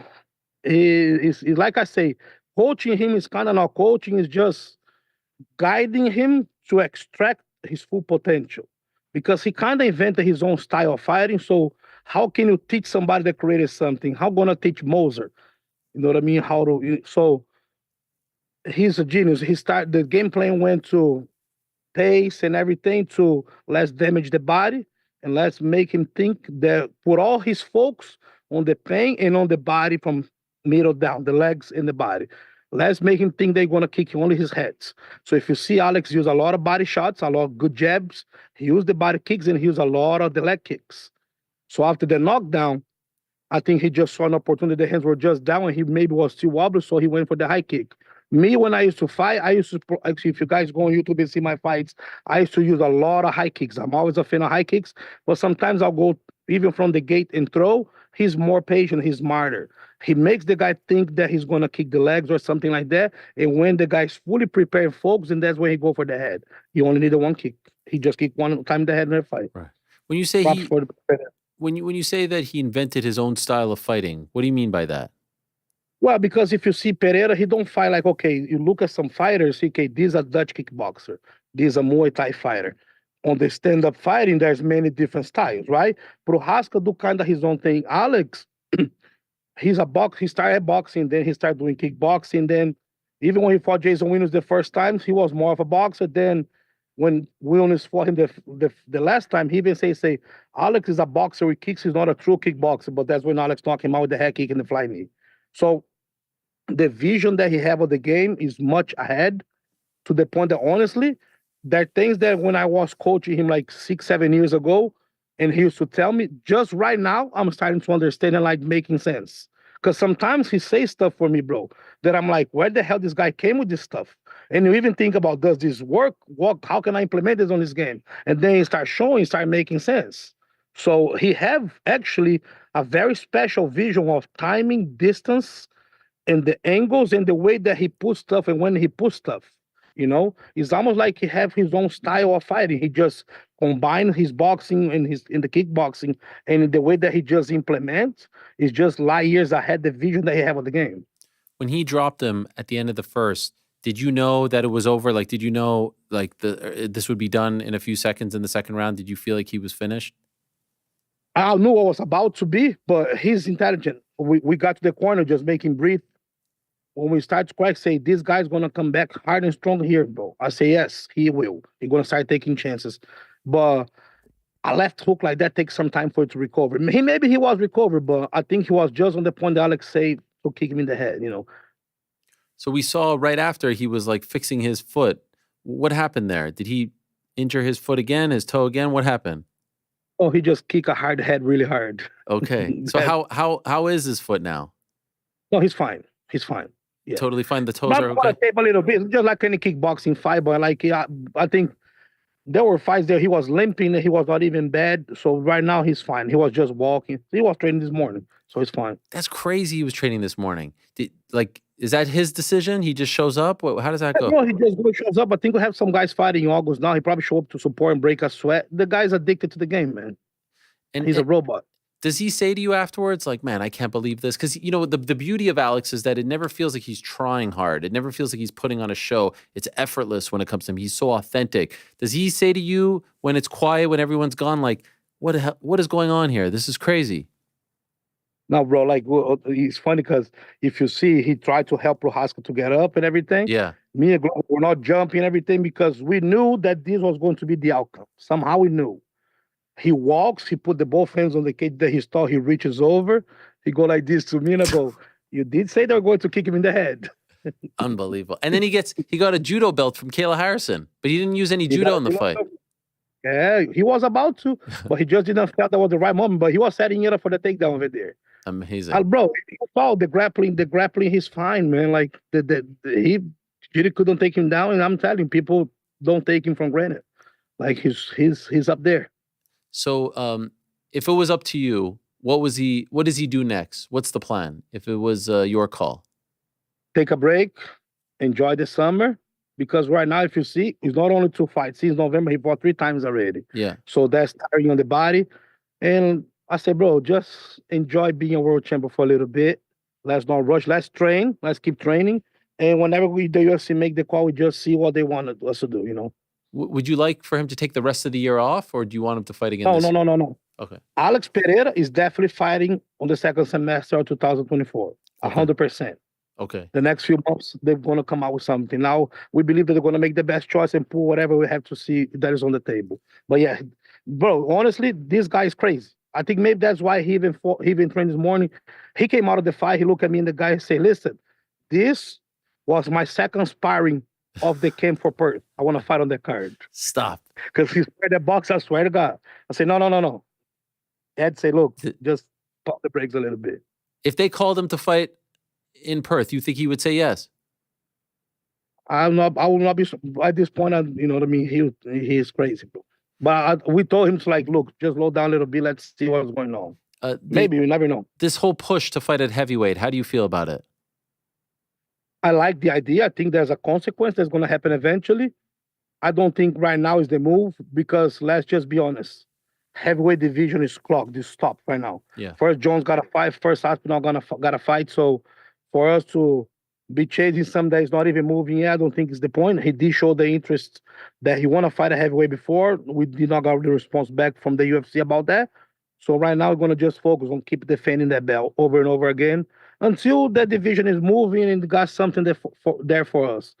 Like, people talk about warm-up fight. I do not want him to have a warm-up fight. I think if we're going to go up, it's going to be to be a champ, you know. Okay. I think that'll be the way. But it's his decision at the end and the guys. But my opinion as a coach, I think, you know what I mean, we defend his belt a few more times. And whenever that is ready, that his body is ready to go up there, we go and see what we can get. So that's interesting because I agree with you. The division is clogged with Jones and Miocic, Aspinall, Blades. So I said, you know, maybe him versus non-title fight like Anderson. You remember Anderson went and fought James Irvin or Forrest Griffin?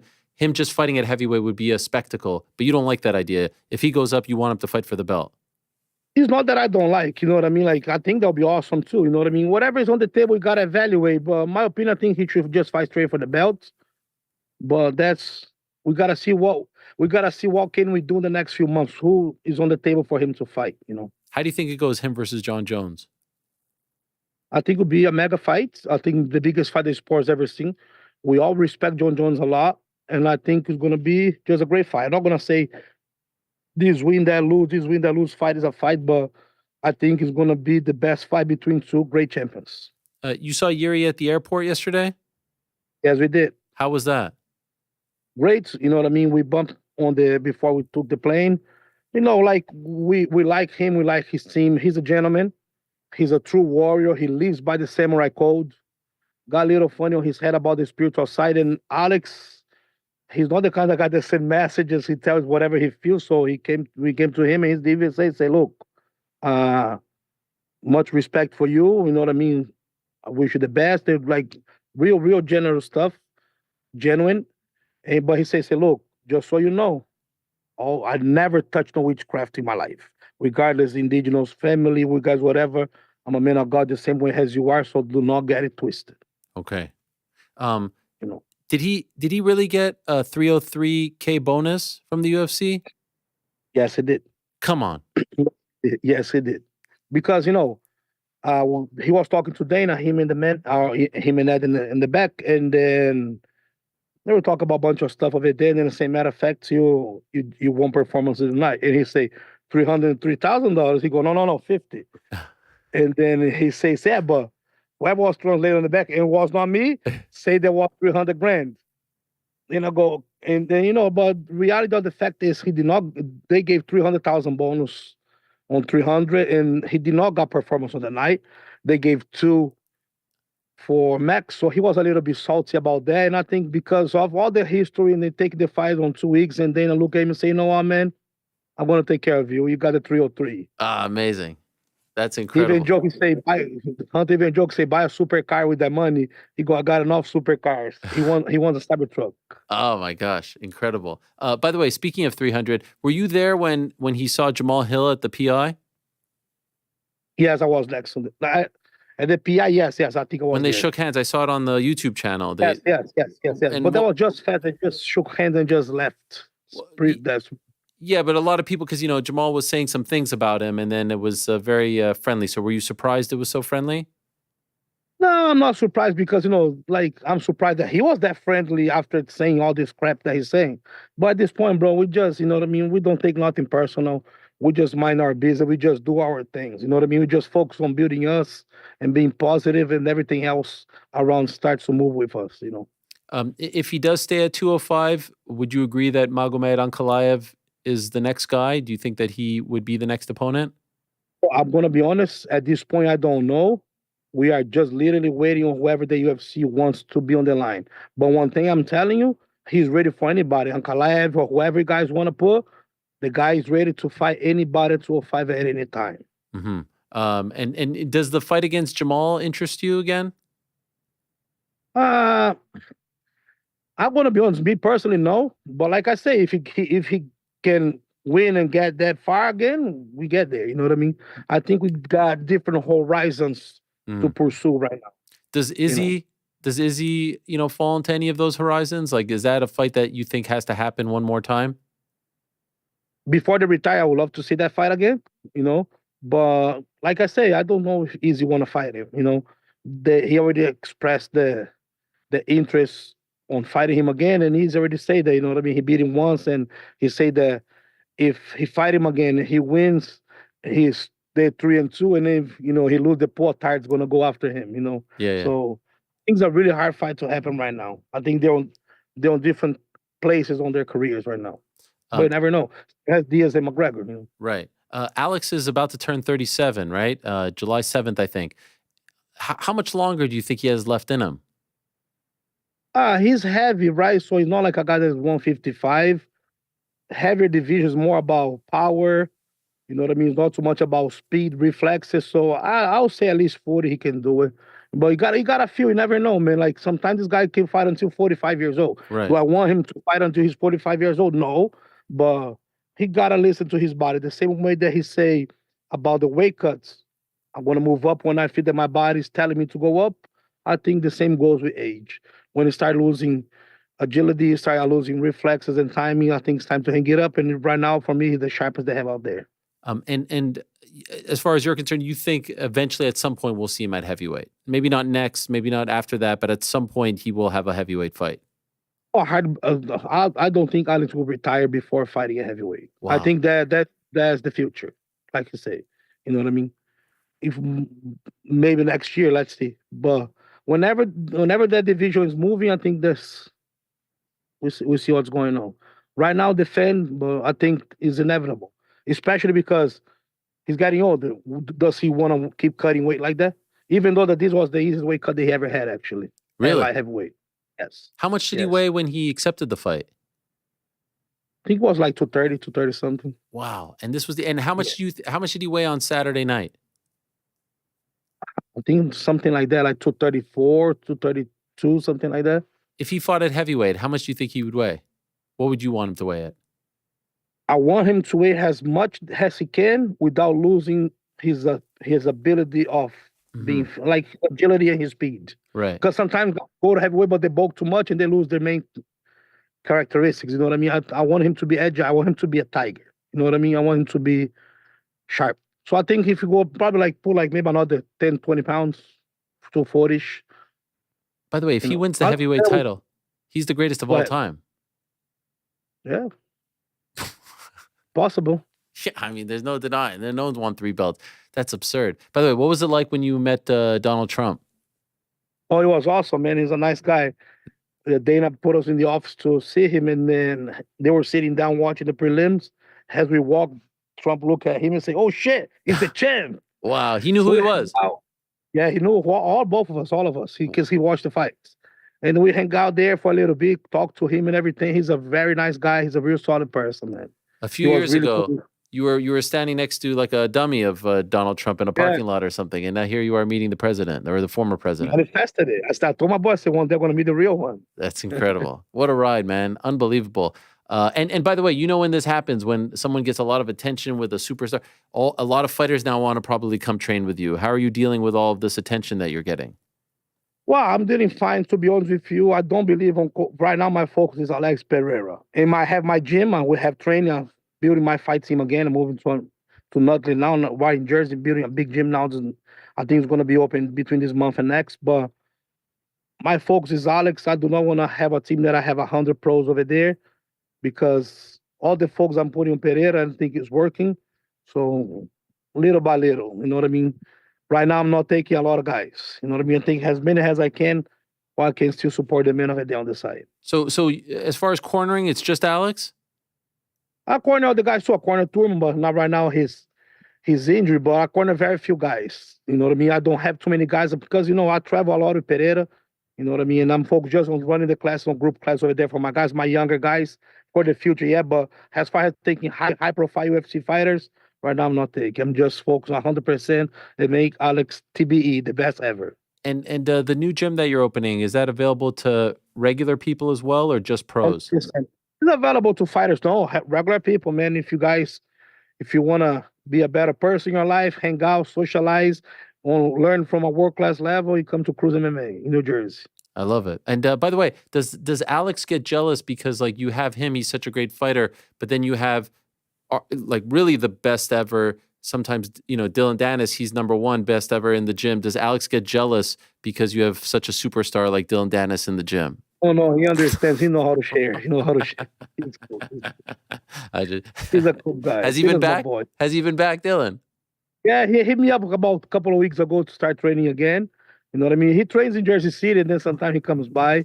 I told him that after Pereira fight, we're all going to start getting together again. This is the secret weapon, by the way. Ever since Dylan came into Alex's life, look at what's happened to him. Yeah, man. Yeah, man.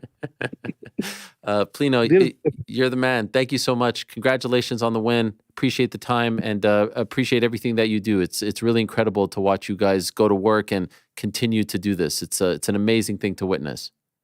Thanks so much. I appreciate all the support, man. Anytime for you. Thank you. Thank you so much. There he is, the great Plinio Cruz. What a pleasure it is to have him on the program. What a pleasure having two of the best coaches in the world who had quite the weekend in Las Vegas, Plinio Cruz and Eric Nicksick. Aren't we lucky?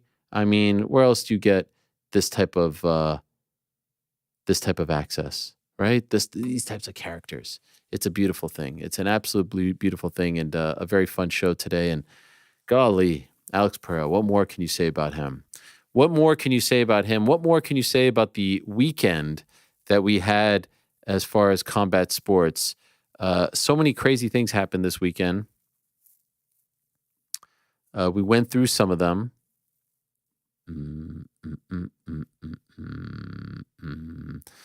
We talked about PFL and the crazy cut in the main event. Shout out to Brendan Loughnane. We talked about Karate Combat. We talked about Invicta. Crazy knockout in the top rank card on Saturday. Bam Rodriguez with a great win as well on Saturday at the same time as the UFC 303 card. Canada Soccer advancing to the quarterfinals of the Copa America against Andes, Venezuela, the darlings of the Copa America. It's getting very testy here between us. Canada against El Vino Tinto. Is that what they're? Yeah. Did I get it? Vino Tinto. Yeah, La Vino Tinto. Okay. Commiserations to all the the Mexican fans out there, they did not advance. What a world where Canada advances and Mexico doesn't. And perhaps USA doesn't advance. Playing tonight against Uruguay. You nervous, GC, about this? I mean, you're red, white, and blue on the ropes. Yeah, I don't know how you can't be nervous. Uruguay's looked unbeatable so far. We got to win. I don't know. It's a tall task. Who's the favorite? U.S. is, but it's like when you got the three-way line. It's U.S. is like plus 160. Uruguay is like plus 190. And where is it? I actually don't know. Somewhere in the U.S. By the way, Atlanta was like the epicenter of the world on Thursday. Yeah. U.S. played the debate. Must have been lit over there. Oh yeah, a lot of traffic. Yeah, it got hectic. Did Biden pull out yet? No. I know. I saw. You don't think you would have heard? Well, I mean, I've been locked. I just looked at my phone. I got a text from my brother saying Klay Thompson signed with the Mavs. Yeah, Klay Thompson with the Mavs. I'm locked in here. 4 hours Biden strong. Pulled out. Did Biden pull out? Man. No. Man, oh, okay. No. Well, I saw last night. I saw a thing saying that he was considering. I don't know. It seemed like I don't think he's considering. I think people around him or people are around him are trying. Or they're meeting today to talk about it. That would be crazy. That would be crazy. And then yesterday, I'm at the pool. I'm watching England, depressed. Oh God, thinking it's done. And there he is, Matthias himself, the man, the star boy, Jude Bellingham, with the bicycle kick. That was incredible. And then Harry Kane comes back and shuts everyone up. It's all because of the Ivan Toney sub. He came in, made it happen. You say thinking it was done. I knew it was done. I thought it was dead in the water. I was like, man, of course. They've been dragging ass all tournament. Now they put up a stinker, going home, round of 16. And then legit 30 seconds left, maybe. Yeah. And they weren't even really coming close on any of their attacking chances. It looked bleak. It's a very frustrating team to watch because you have this super all-star squad and nothing's going on.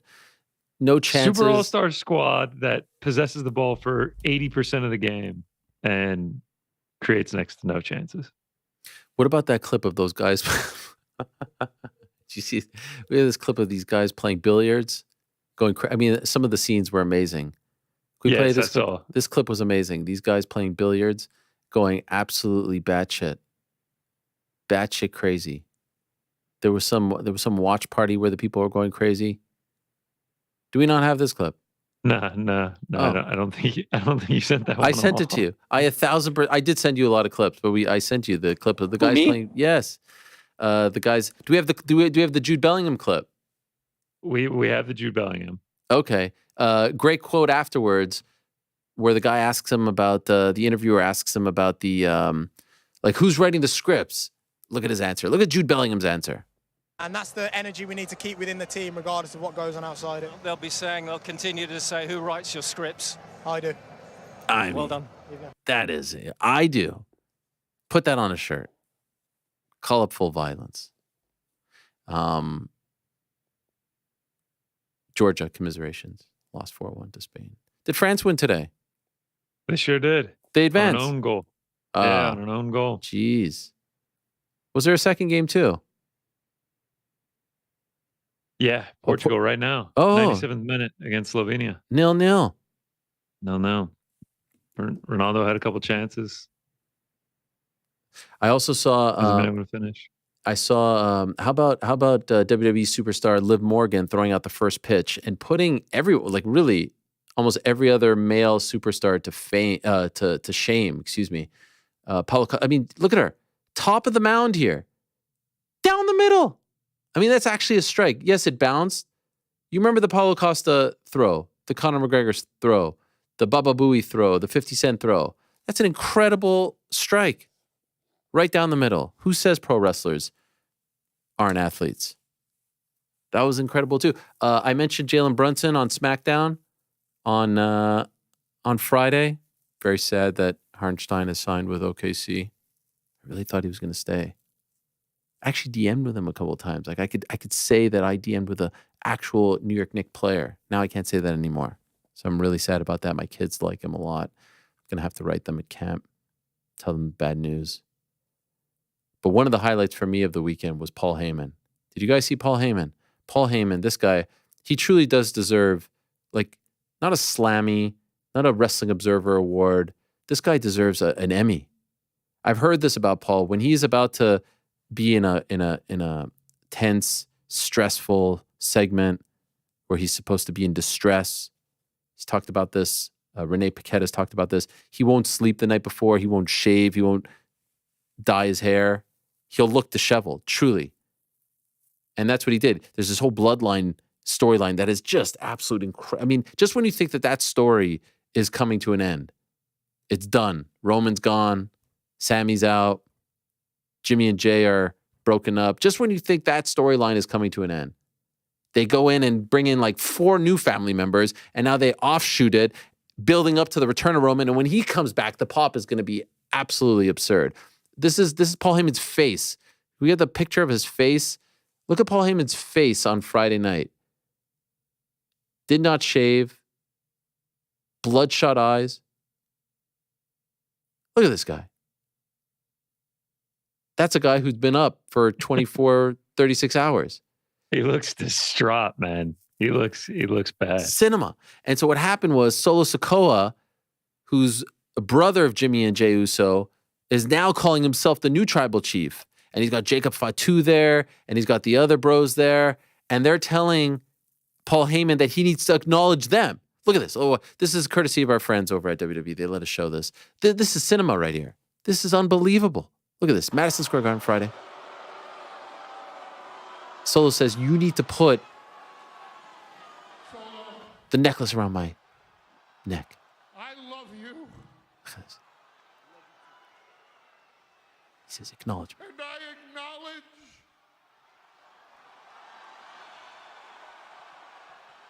this is incredible. that you are not my tribal. Look at that pop. Look at that pop. That is a seismic pop. Look at that. Oh, look at Paul. And look at this. This is Paul Heyman. How old's Paul Heyman?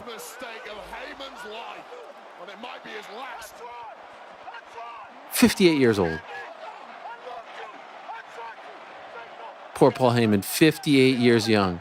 Now they're going to beat the crap out of him. How could you not love this? All building to the return of Roman.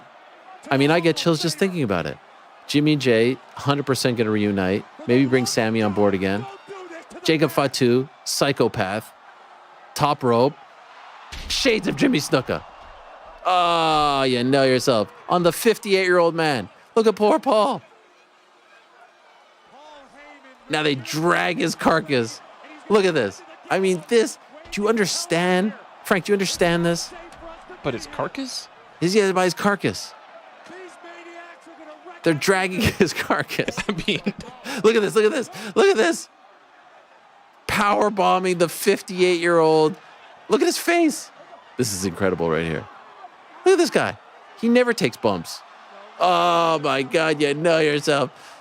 Poor Paul. Oh my God.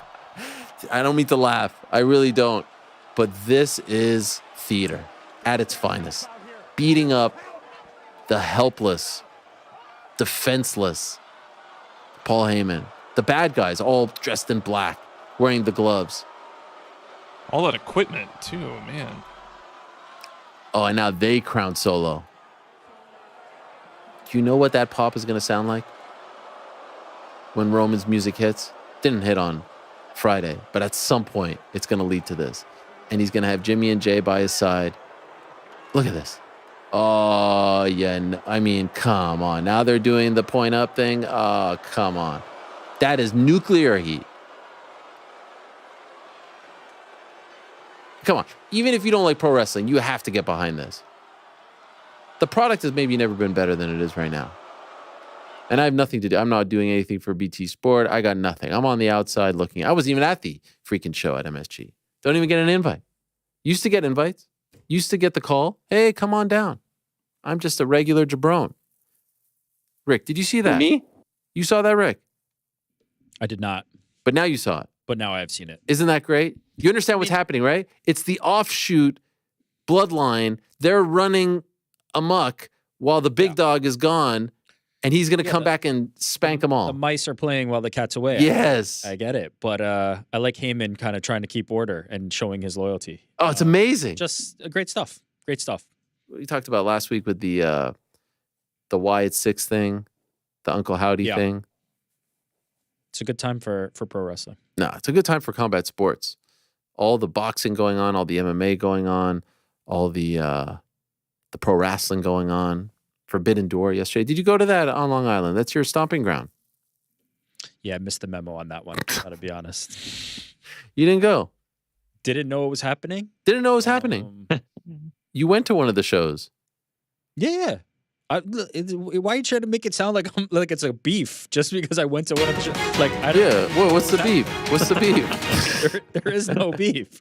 I just did not know it was happening. I do, as you know, I do not keep up with pro wrestling like regularly. I listen to one to a few, if that, podcasts just to like keep myself in the know. I'm much more interested in pro wrestling from like the drama storylines kind of thing that you presented, and even more so from the business perspective. The like actual wrestling part of it is very secondary to me. So, and I love when they have these stories, like when they beat up on the innocent guy, and then you know it's coming. You know the save is coming. It's great. Level of interest. 58, the new 25 in combat sports. Paul Heyman, Mike Tyson. Oh, that's a good point. That's a great point. Young men out there. Speaking of which, Uriah Hall versus JCC Jr. on the July 20th card announced last week. Julio Cesar Chavez Jr. Level of interest? You guys into it? 5? 2. Yeah. I'm not interested, but I'm not very interested. I'm not really that interested. No one caught. I sent this to the group. No one caught it. Uriah Hall, who isn't a big Twitter guy, he posted something like, "I'm excited to get back into the." We don't have the tweet here, but I didn't think of it until now. You guys remember this when I sent this screen grab? Half the stuff no one reads. I think so. Yeah, I think so. It was the classic. Someone wrote it for him because he kept the quotations in the tweet. Someone was like, "Can you please tweet this out?" Copy and paste. Yes, and he copy pasted the quotes. For fuck's sake. KSI fighting 2 guys. That was just announced yesterday. Why? Anthony Taylor. They brought the cage back with the glass in the middle for the face off. You don't like this? You don't like this? It's not. But like, KSI is not a great boxer. Why is he fighting 2 guys? Unless I'm mistaken, I was pretty impressed with that Slim guy last time out. Mm-hmm. I know Anthony Taylor can not really like traditional in terms of his boxing wins, a lot more of a clinch fest kind of thing, but successful in winning. Like, I don't want to see him fight these 2 because I think one of them's going to beat him. Like, the whole point of the 2-on-1 should be like, you know, oh, look at him crush the 2 guys. Like, I don't want to see this because I think Slim might outbox him. Is it a tag team or is it one after the other? No, yeah, isn't it like you can tag in? Isn't that the I don't know. case? I haven't watched a lot of the 2-on-1 stuff that they do, but I'm The pretty sure that's 2-on-1 it. face-off looks ridiculous. Honestly, I don't know. I've seen the tag team. Have they done 2-on-1? Yeah, they've KSI did something where he fought. He did 2 a guys in 2-on-1 one night last time. before. No. He fought 2 guys on the same night. Like, Oh, now this is a 2-on-1 tag team deal, or are they both in the ring? Or is it the same night again? time? no. It's not the same. I think it's literally a 2-on-1. You see, this is They're both going to be in the this. ring fighting this guy. I believe so. The king of crossover boxing, KSI, is set to face Slim and Anthony Taylor on an extraordinary night. Or is it? Yes. It's a party to remember after challenging both Slim and Taylor to a jaw-dropping 2-versus-1 showdown. Great. Don't care.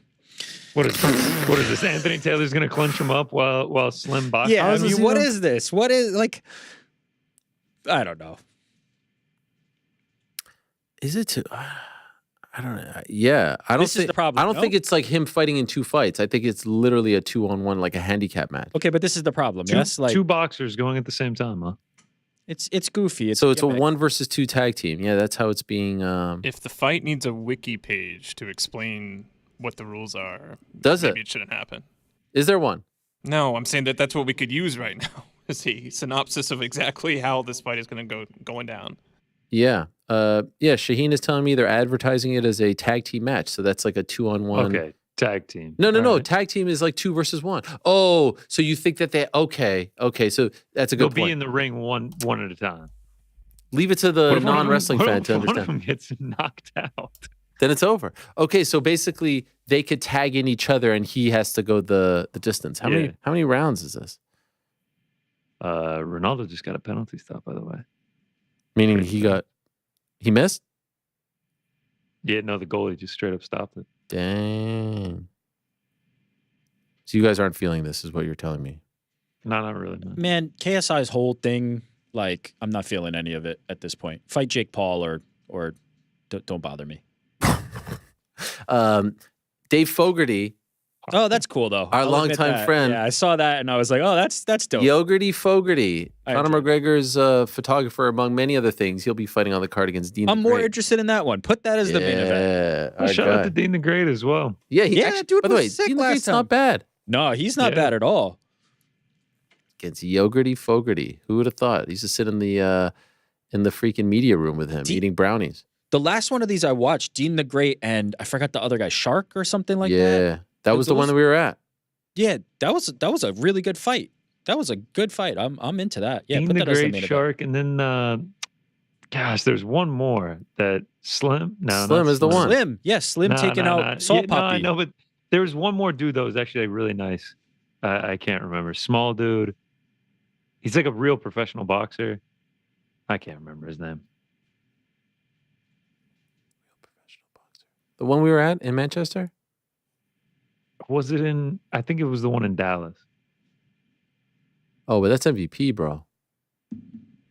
You're mixing MVP and Misfits. It's a real faux pas. I'll accept my miss. By the way, Ashton Silve. That's what. I'm thinking of. Ashton Silve's not. He's not an influencer. He's legit. He's the dude who came out in the Minion. And by the way, don't call him Ashton.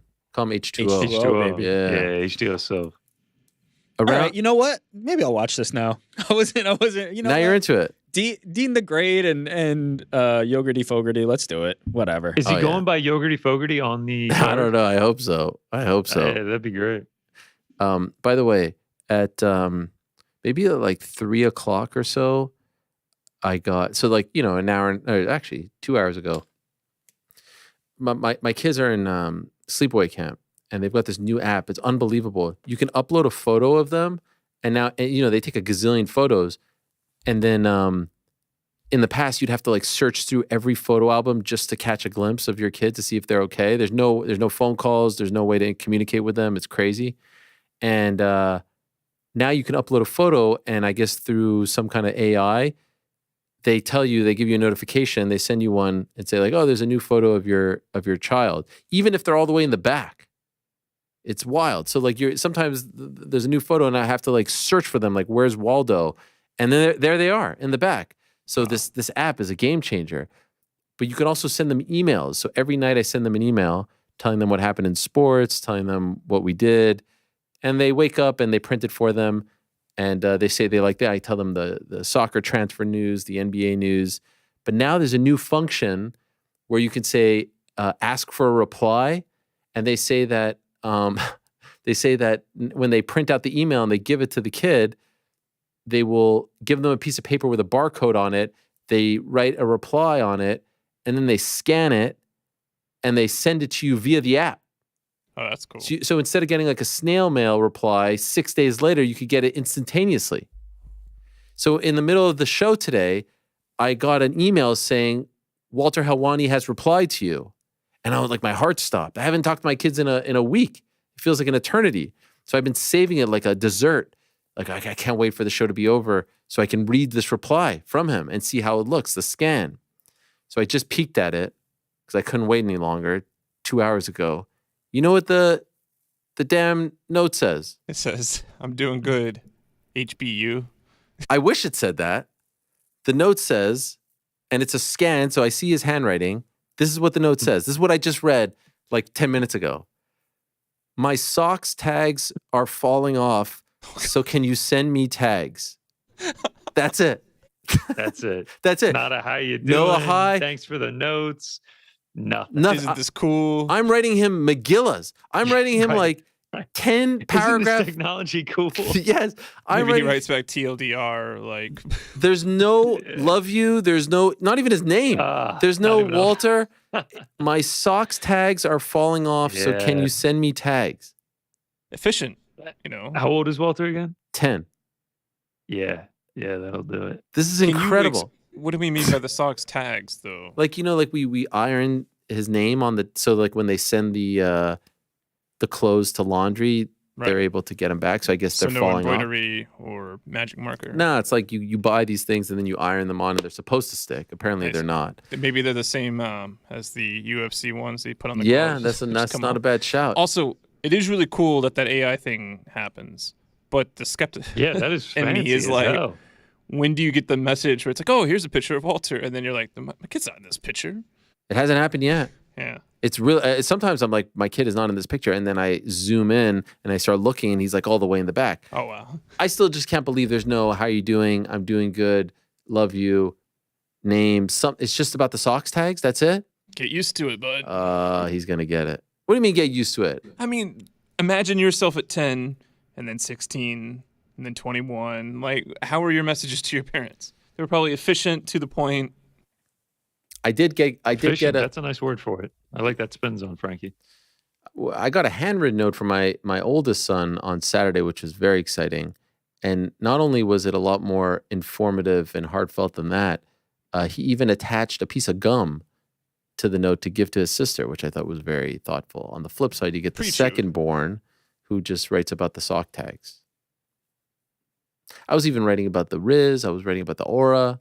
I was trying to like really talk to him on his level, and this is what I get. In any event. Those sock tags, though. Do they have access to an iron to put them on? No, I guess. New socks? Yeah, that's a good point. Frankie, how did you not drop the sound bite? You said it four different times. How did you not drop that yet? What? What'd I say? Oh, iron. Iron. Oh, yeah. You were saying it like us, too. Iron! A little rusty, There if it I'm is. being honest. Frankie's reps, you know, we got to get you back to speed. Got to clean this thing up. Got to iron it out. By the way, is Portugal out? No, right now. So why is he crying? 13th minute. Why is Ronaldo crying? Because he missed the penalty. It's all good, bro. I mean, look at what our guy just said. You got to brush it off. Ian Gary. I saw someone compare him to, he's the Homelander of this team. He's just maniacally ruling it. I wish I knew the reference, but yeah, I guess I should have known better. Maybe we should. The boys. I do want to thank our good friends over at DraftKings for all the support. Yes, there it is. One. Guys, you know the beautiful thing about being a sports fan? There's only like 2 days the whole year without a game. 2! With so much happening and so much action, that makes just about every day game day at DraftKings Sportsbook. It's super easy for first-timers to get started. Try betting on something simple like picking a team to win. Go to the DraftKings Sportsbook app, select your team, and place your first bet. It really couldn't be any easier, any simpler. USA, Uruguay tonight. Copa America in full swing. Euro in full swing. And then the big one on Saturday night at the Pond in Anaheim. Nathan Diaz against Jorge Masvidal. That's Saturday, by the way. It's crept up on us. July 6th, this Saturday.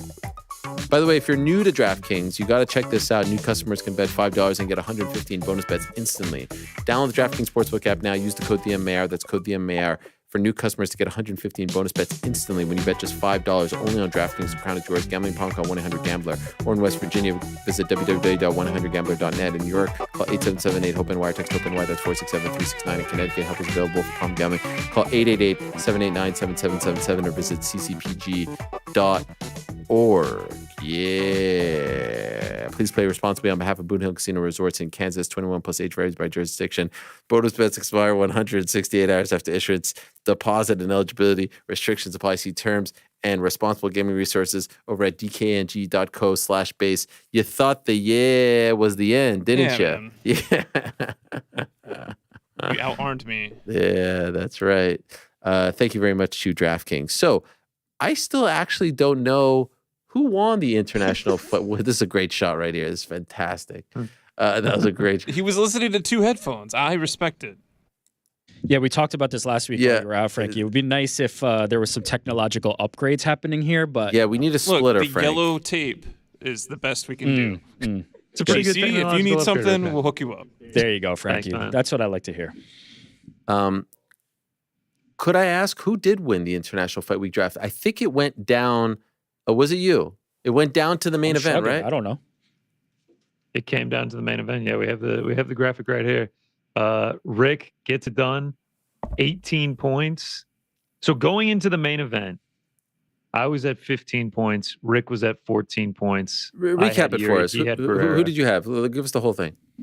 All right, so we start off on Friday at PFL. I had Umaladov, I had Loughnane, I had Kizreev. They all got me points. I had 12 going into Saturday. You had Don Maj. You actually had a loser, but you gained 5 in Guardado on Invicta, and then Rick got 3 from Kai Kamaka.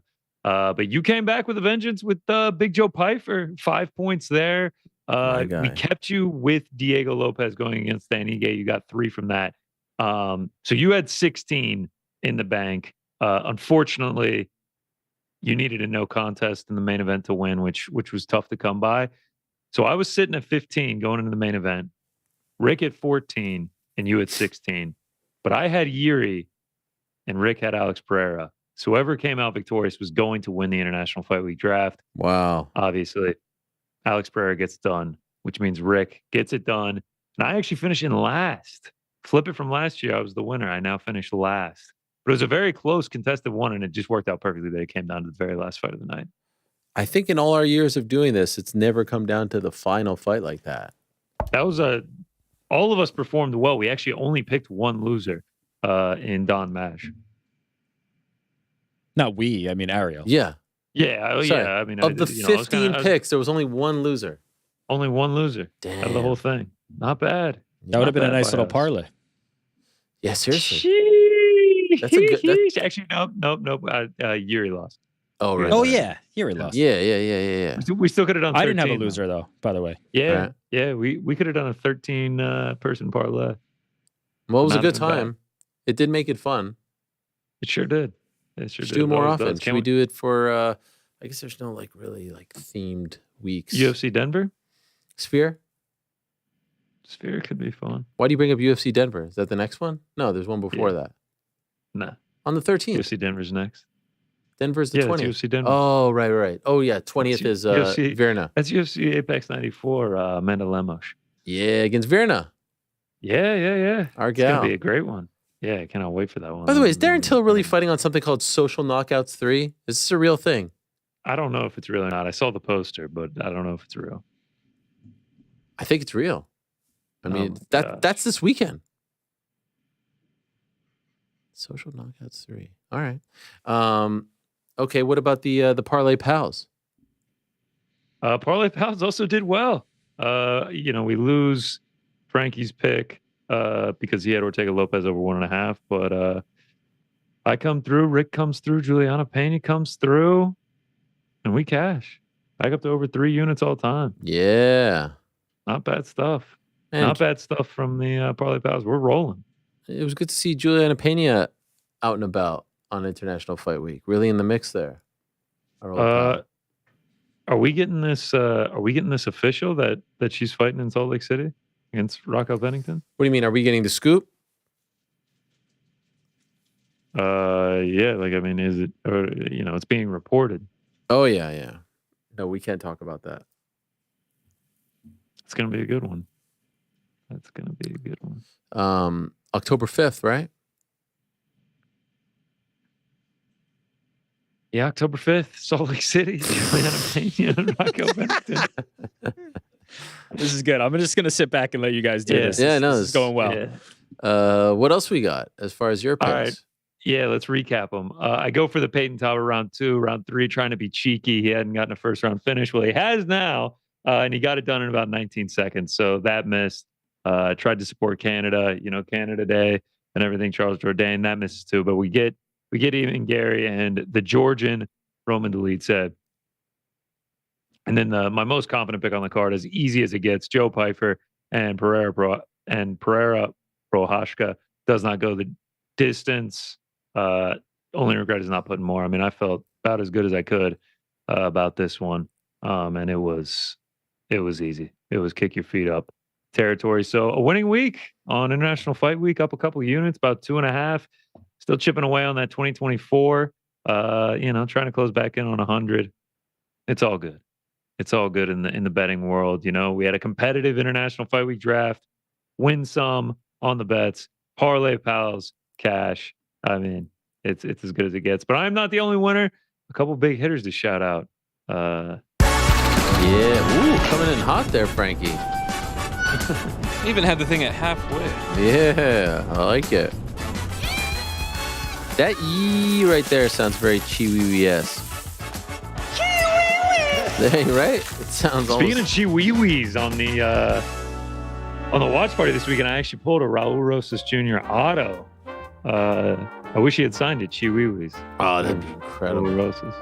All right, we start. Big Nuts Reed, El Travador, plus 5,800. It would have been plus 13,000. But obviously, the Ortega fight got called off. He goes Ian Gary by points, Joe Pyfer knockout, Gene Silva, and then Pereira to win by KO in rounds 2, 3, or 4.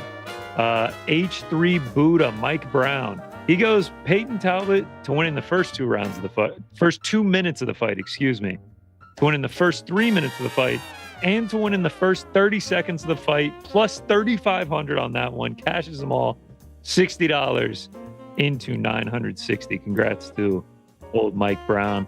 Another one here. B Mets 131 BBG Esquire.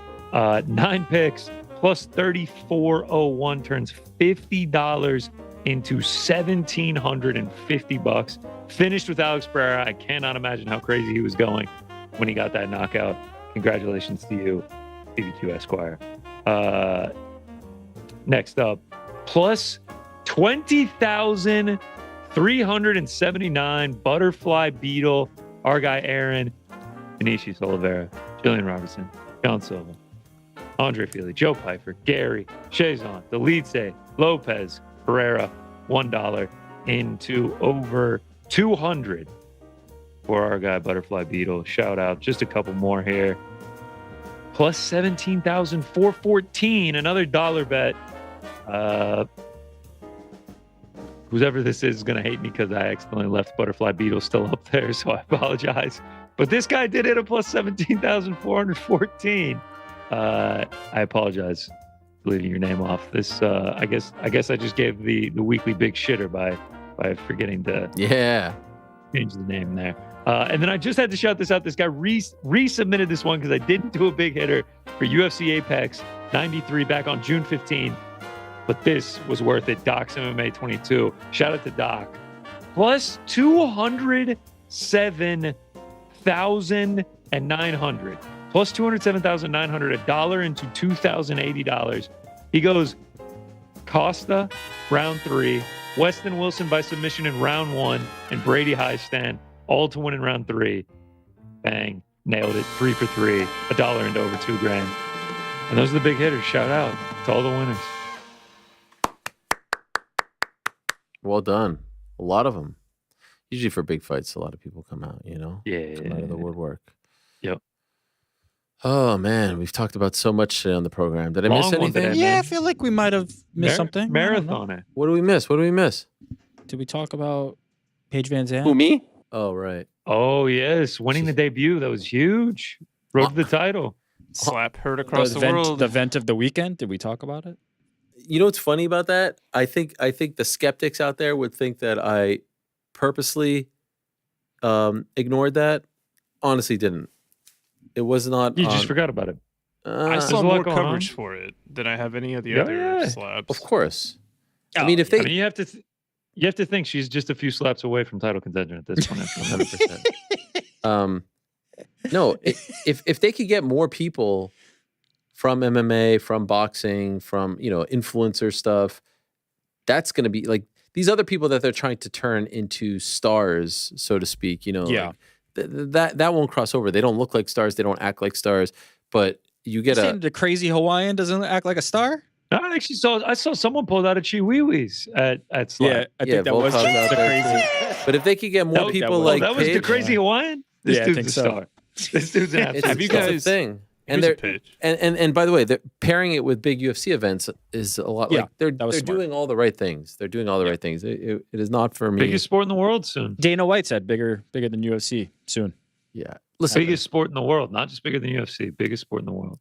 The reason why Dana White is one of, if not the greatest promoters of all time, comments like that, the John Jones stuff, he knows that when he says these things definitively and with passion, even if they're so outlandish, he knows that all we're going to do is eat it up, talk about it, debate it, and that's just, that's just how the cycle works. I've talked about, like, I think one of the first times that he really realized that this works is when he said that GSP was bigger than Wayne Gretzky in Canada, and Canada went nuts over this. And so you could say biggest sport in the world, you could say bigger than this, bigger than that. There's no repercussions for saying this stuff. All it does is keep the promotional wheel turning. And so it's a brilliant, it's an absolute brilliant tactic on his part. But yeah, I don't think MMA will be bigger than soccer, as he proclaimed several years ago, bigger than the NFL, or this will be bigger than the UFC. And by the way, that's okay. It doesn't have to be. It just has to be successful, and apparently it is successful. I saw some people saying that she flinched, so that made it not. Yeah, I mean, what does that mean? I had never seen it before, so I was getting like acclimated with the rules as I was watching her. But like, you're not allowed to like move before they're about to slap you, which I mean just adds to what an incredible sport, quote unquote sport, it actually is that you're not allowed to defend yourself in any capacity. Even through reflex. No, yeah, even reflexively, you just have to have control over the grit, nerves. Get slapped. What's that thing that they're holding? I think it's so like if you drop it, like they can make it like clear that you're rocked or something. I don't know. I don't know why they're. I thought that was just like biting the bullet. Yes, yeah. I thought it was just like an alternate to biting the bullet. You just squeeze it as hard as you can. Mm. And You know what I think the sport needs? Yes. A professional clapper. Like have them come in. You've seen these professional clappers, right? They have like the records for the most claps in like a minute or whatever. Like that's probably what you need is like the success story of a professional clapper now turn into slapper, slapped everybody around the world. Yeah, I don't know, man. Not following the logic there, but yeah. Claps and slaps. Oh, I see. No, I get it. But like, no, let's break it down. So you have the hand, right? You slap them really And the hard hand once. There's nothing to composed of do with 5 like a lot of fingers. multiple There's a things. palm. You know what's wild about it? What's wild about it is it feels like he has more passion and like excitement talking about that than the actual UFC product. And maybe it's because he feels like people doubt him. Yeah, it's just something. So it's like the old Dana coming out. Yeah, the bulletin board material. It's new too. Yeah. I think it's new too. It's something that like it feels like it's his baby, his new project, and it's exciting. He's been doing the UFC stuff for a long time. Right. I think he likes to be doubted. I think he likes people mocking it or talking shit about it, and this brings out the fighter in him. Yeah. I truly did only raise that to say that's pretty cool for Paige Van Zandt. Like she's doing a lot of different things, and I kind of like the way she's doing it. I think it's fine. Everyone wants to criticize Paige. Who cares? She wants to get slapped. She wants to do a fight against Elle Brook. Who gives a crap? Yeah. Agreed. The what is it? What is it? The thing? There's so many lines now that I see. Fraud check, zesty, the downfall must be studied. The downfall must be studied. I see that all the time. Zesty's not in that. In that. It's just like all insults, you know? Yeah. The downfall must be studied. This dude's this dude's that. Chill out. Go worry about your own life. On empty there. Did I miss anything else? Portugal, Slovenian penalties right now. Oh my gosh. Portugal stopped the first 3 Slovenian penalties. Oh my God, they're like deep into penalties? Thanks for the heads up, bro. Portugal's kicking for the match right now. For the match, right now. This next one coming up is for the match. Why wouldn't you tell me? Power slap. I don't want to interrupt, man. Give us the play-by-play. Give us the play-by-play. Here we go. I can't even get it. Bernardo stepping up. I'm getting an ad. Slovenian goalie looks quite nervous. Oh, I got it now. Okay, you go. Arms draped around everyone. Man City, Bernardo. Here we go. For the win. Easy. Ooh, Easy. Goalie gets drawn. Back of the onion bag. They win. All's good for Cristiano. Portugal moves on. Yeah, Cristiano made his. He went first and made his and apologized to the fans. Wow. Sorry for ever putting you in this position. Folks. Imagine having that kind of stress on your shoulders. A penalty at an international tournament? No, like he misses the penalty, and now probably for the last 30 minutes he's been saying like he's going to get crucified. Oh gosh, you talk about online criticism. Yeah, can you imagine? That dude gets it in. Yo, Slovenia's kit is clean. Oh yeah, I love the little mountain. Yeah, nice. Tough 24 hours for countries that start with SLO. Slovenia, Slovakia. Yeah. Slovenia's own Tadej Pogačar, competing in the Tour de France, leading. Oh, yeah. By the way, who are you going for? England or Switzerland? Your two clubs. Well, we dedicated ourselves to England as a team for this year. Mm-hmm. No matter who wins is who I want to win it all. Love seeing my Swiss have success. And why do you like the Swiss again?